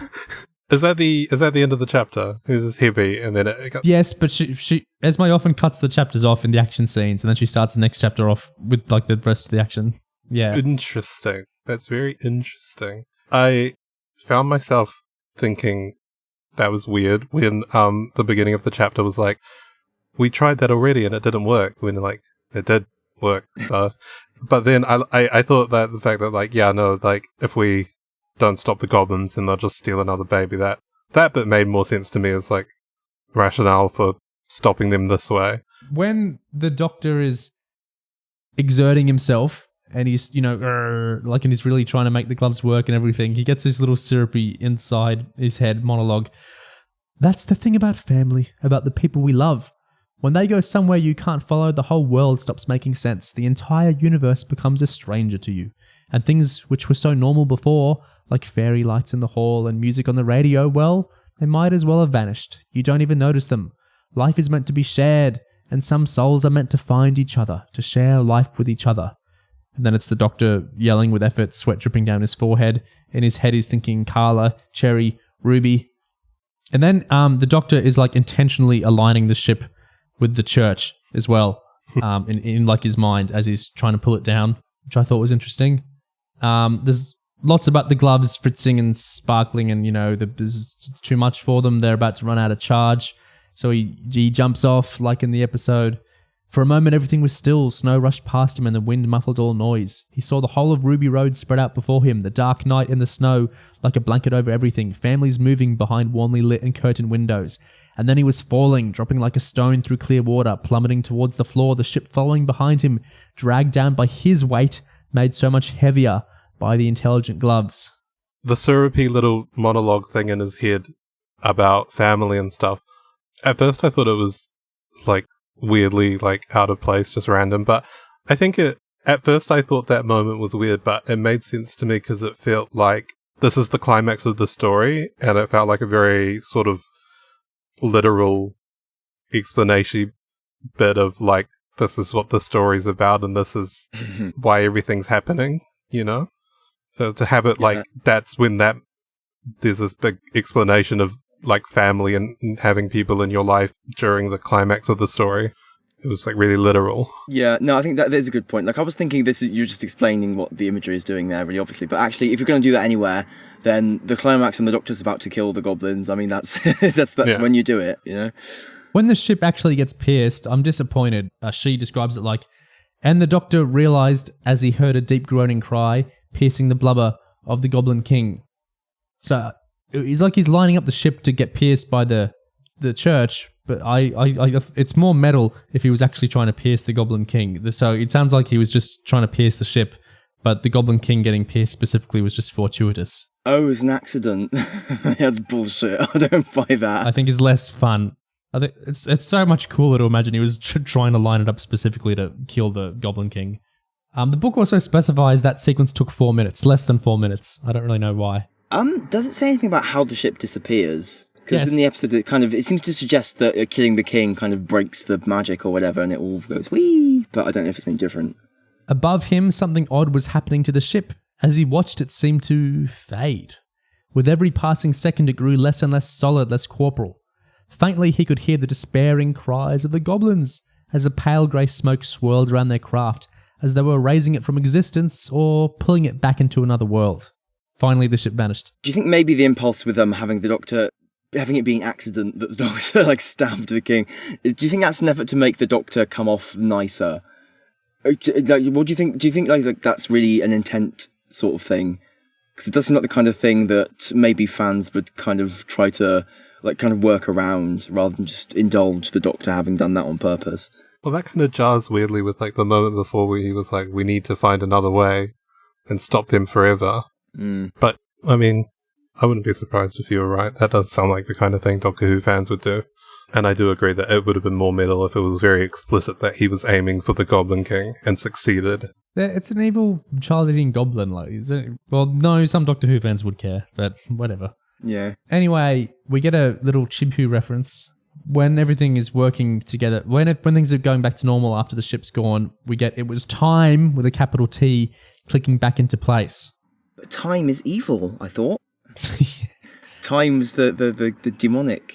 Yeah. That's not a Chibhu reference. That's a Time Worm Apocalypse reference. Oh, yeah. Good point. Or Revolution. Whoops. When they see Ruby from the future or whoever it is, again, it's described as he was about to turn back into the TARDIS when he saw her, the mother. She was barely a silhouette. Well, the fact it's saying the mother, but no, it's from his point of view, so that's as far as he knows. It's not omniscient. He was about to turn back into the TARDIS when he saw her, the mother. She was barely a silhouette in the rapidly falling snow, the haze of it blurring her figure, so she seemed almost to flicker, about as real as a ghost. They were too far from one another to look each other in the eye, and her back was turned, but the Doctor felt watched nonetheless. Did she see it all? Does she know what I did? For a moment he thought he should go to her, ask her who she was. But something stopped him. She left Ruby, that was her choice. I can't interfere anymore. With that, He closed the door of the TARDIS, closing his eyes as he felt himself become untethered from Ruby Road, the police box melting away from the snowy street, and the church with its pointed spire and its graveyard. With a sigh, the Doctor left Ruby Road behind. I kind of wish the Doctor's motivation for not pursuing the mother anymore wasn't just like, I can't interfere with the timeline. That's not what I got from the episode at all, yeah. Yeah, I mean, it feels like, we were talking about this, weren't we? Like, there's more a question of like, well, is he not curious about like the mother and the parentage and the history there? Well, like he wouldn't want to know. Because, he wouldn't have to like persuade the mother to like, go back on their choice. It'd just be a case of like, well, Ruby wants to know who she is. He could maybe try and find out, but, he doesn't like... he doesn't bother explicitly, and there's there are interesting ideas there because the Doctor is also a foundling, and the book doesn't seem to engage with that, which is a bit disappointing. I didn't even get that from Ncuti's performance. I thought the implication was it's him, he wouldn't want this, or it's him projecting, or like his kind of view on that sort of thing. I think that's more interesting than just her agency. Also, like separately, it brought up with the question of whether or not the hooded figure watched what happened, and that's what I was wondering while watching the episode. Because, like, after he does all the things, she's, like... like 10 feet away, yeah. 2 steps down the road. So she was right there. And so, yeah. It's just... Oh, I thought that too. I wonder if when we get to the end of the series or whatever, and it's revealed to be Ruby dropping herself off, if we do get a moment where she stays and watches him kill the goblins. Well, when Ruby realizes he's a time traveler, inside her head she thinks, sometimes extraordinary things bump against ordinary lives and change them. I have to find out if this is one of those extraordinary things, or else I'll be thinking about it for the rest of my life, always asking, what if? And I refuse to let that happen. I refuse. That she goes outside. I think we talked about how Ruby's character arc in the episode felt a little bit clipped, especially with like stuff like removing her big action sequence with the Goblin King and blah blah blah blah, and having it basically be a kind of truncated, and having that bit at the end where she works out that it's time travel. She runs after the Doctor, kind of bunched into one scene.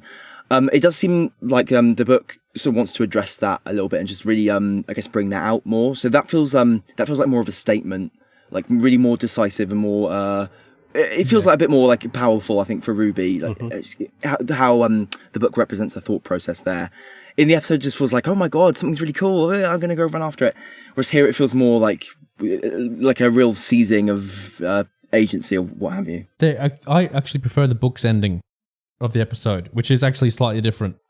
So we get the same Mrs. Flood, look, nodding, go to the TARDIS. Ruby pushed open the door and walked in. In that one moment between her opening the door, looking around, trying to understand what she was seeing and walking straight back out, everything changed. Or maybe it had already. Maybe it all changed the moment she saw the Doctor dancing in the strobing lights of the club. Maybe that was what rewrote her reality. The door of the police box slammed shut behind her as she stumbled back out onto her street. She stood with the box to her back, eyes wide, staring blankly at the houses ahead. What she had just seen, it couldn't be real. Turning back to the box, she ran her hands over it, fingertips trailing along the smooth blue varnish of the wood. The topography of the panels beneath her hands were at once familiar and altogether alien, now that she knew what they concealed. The vastness of all they held inside. The sound of her own heartbeat thudded through her ears as she walked around the whole thing in a slow circle, trying to discern the trick, to reveal the illusion. But the box remained a box with a handle and a lock, and those small, square windows with their frosted glass. She paused, became aware again of her surroundings as the wonder and the disbelief began to turn to something stronger. Curiosity. From across the street, Mrs. Flood met her eyes. Good luck, Ruby. Her voice was quiet, but it carried, and something flared to life in Ruby's heart like a match touched to wood. I've been waiting all this time for my life to begin, Ruby thought, as she stretched out her hand. 19 years? Maybe it's time to stop waiting. Maybe it's time to start living. Underneath her hand, the door of the police box swung open, and she stepped inside. Is that the end, or is there... There's an epilogue, which is just the Mrs. Flood dialogue, and Abdul, racing down the street. Mrs. Flood trying not to let amusement show on her face. The same dialogue as the episode. Mrs. Flood being nice to him. Oh, Merry Christmas, Abdul. Stop making such a fuss. He left, cursing his difficult neighbour and muttering about the supernatural capabilities of blue police boxes. When he was gone, Mrs. Flood allowed a sly smile to break out over her face. What? She whispered to herself when he was safely out of earshot. Never seen a TARDIS before? ? That's the epilogue, but the actual book ends with she stepped inside. No, I'm the Doctor line or anything. Based on how the ending of the episode, apart from the misunderstanding, based on how the ending of the episode was shot, I would say anything would have been better than that ending. So, Yeah. but yeah, the book ending was good. It's another good opportunity to sort of expand upon the character stuff and really get into the head of Ruby during that very pivotal moment. I liked it. Yeah, I really, really fucking wish the episode had ended like that. Just have Ruby go into the TARDIS and then, like, maybe have the TARDIS disappear or not or whatever. Just don't have that crappy little tacked on bit where she goes in and be like, "Who are you?" And he's like, "I'm the Doctor." Smash the credits. Also one of the worst like TARDIS interior reveal shots we've ever seen. That doesn't even show everything. It just looks so terrible. It's just clearly this half-assed attached little sequence that has no purpose to be there. Oh god, terrible. So I feel this obviously this book is based on the script, and I imagine that the version of it, whatever script that Esmie got, was more like that and didn't have that whatever that tacked on bit at the end was, because that felt very, there's not much writing to it. So this feels more of a definitive like point of ending, because Ruby actually going into the TARDIS is the point, not like the Doctor doing like a Pokemon thing and saying, "Doctor, I'm Doctor." So I prefer this. I think that's cool. And also, of course, in this prose version, you have that really wonky shot from above the TARDIS of Ruby walking around it, and kind of like readjusts halfway through. Yeah, there's none of that either. Yeah, no, this book ending is much better. I find the fourth wall flood thing even lamer in this though, because at least on the screen there's a bit of electricity vibes just talking to us. In the book, it's just I didn't really bother. That would have been a perfect moment for a James Goss style Toymaker narration style thing, isn't it? Because they're breaking the fourth wall, You should break the fourth wall in the book as well. I have two things to say. Well, no, I don't. I have one thing to say. The other thing is to ask you overall thoughts on the book then. Better than expected, actually, at least from like that little bit that we've heard. Because, I was expecting kind of like I was expecting basically almost Wild Blue Yonder level of like whatever. But I thought there was clearly like a voice there, and there's a real interest and curiosity about the characters and I guess the themes of the story as well. So I think it seems like a quite serviceable novelization. Yeah, I feel pretty much the same. I really didn't know what to expect, not being familiar with the author's work, but like her being new, I wouldn't have been surprised if it had been Wild Blue Yonder levels of stuff. But yeah, I'm really glad it wasn't. I think based on the other little excerpts we'd heard, I think if I'd picked this up and read it, I'd be very satisfied with it. Yeah, I don't like it as much as the Giggle, but I definitely like it more than the other two. What I would like is now she's published 2 novels, and now that she's more aware that fans like expansion stuff in the novels, I'd like her to get another one. Whether it's a novelization or like one of those original novels they do sometime with the 15th Doctor or something. I'd like to see her a little more unbridled, a little more free, maybe having a little more control now she's proven herself. Definitely worth inviting back, I think. I'd like to see her have another crack. I feel like I'd prefer an original, to be honest, like an original novel. Yeah. So I feel like the novelizations always kind of have that kind of restraining factor on them where they're kind of going scene by scene through a script. And it's like, I want something that's like bespoke for the novel format. I just want to see a writer actually work like in without those constraints on them. Especially since she feels connected to Ncuti and 15 and everything. Give her, like, if they're going to do any new NSA type things, like she'd top of the list, I think. Give her one of those. Totally. Yeah, I wonder if those will come back, because that feels like another element of the brand, the franchise that's kind of petered out over time with the slow kind of death by 1,000 cuts, inchitification, kind of like reduction of all the output that's happened over the years. So maybe if things are getting brought back, maybe that might be another thing that comes back. This is a nice thing to actually finish a novelization and say, yes, I would like more of the author of this. I wasn't expecting that with target novelizations, whatever, if you want to call this one of them. So yeah, pretty positive experience overall.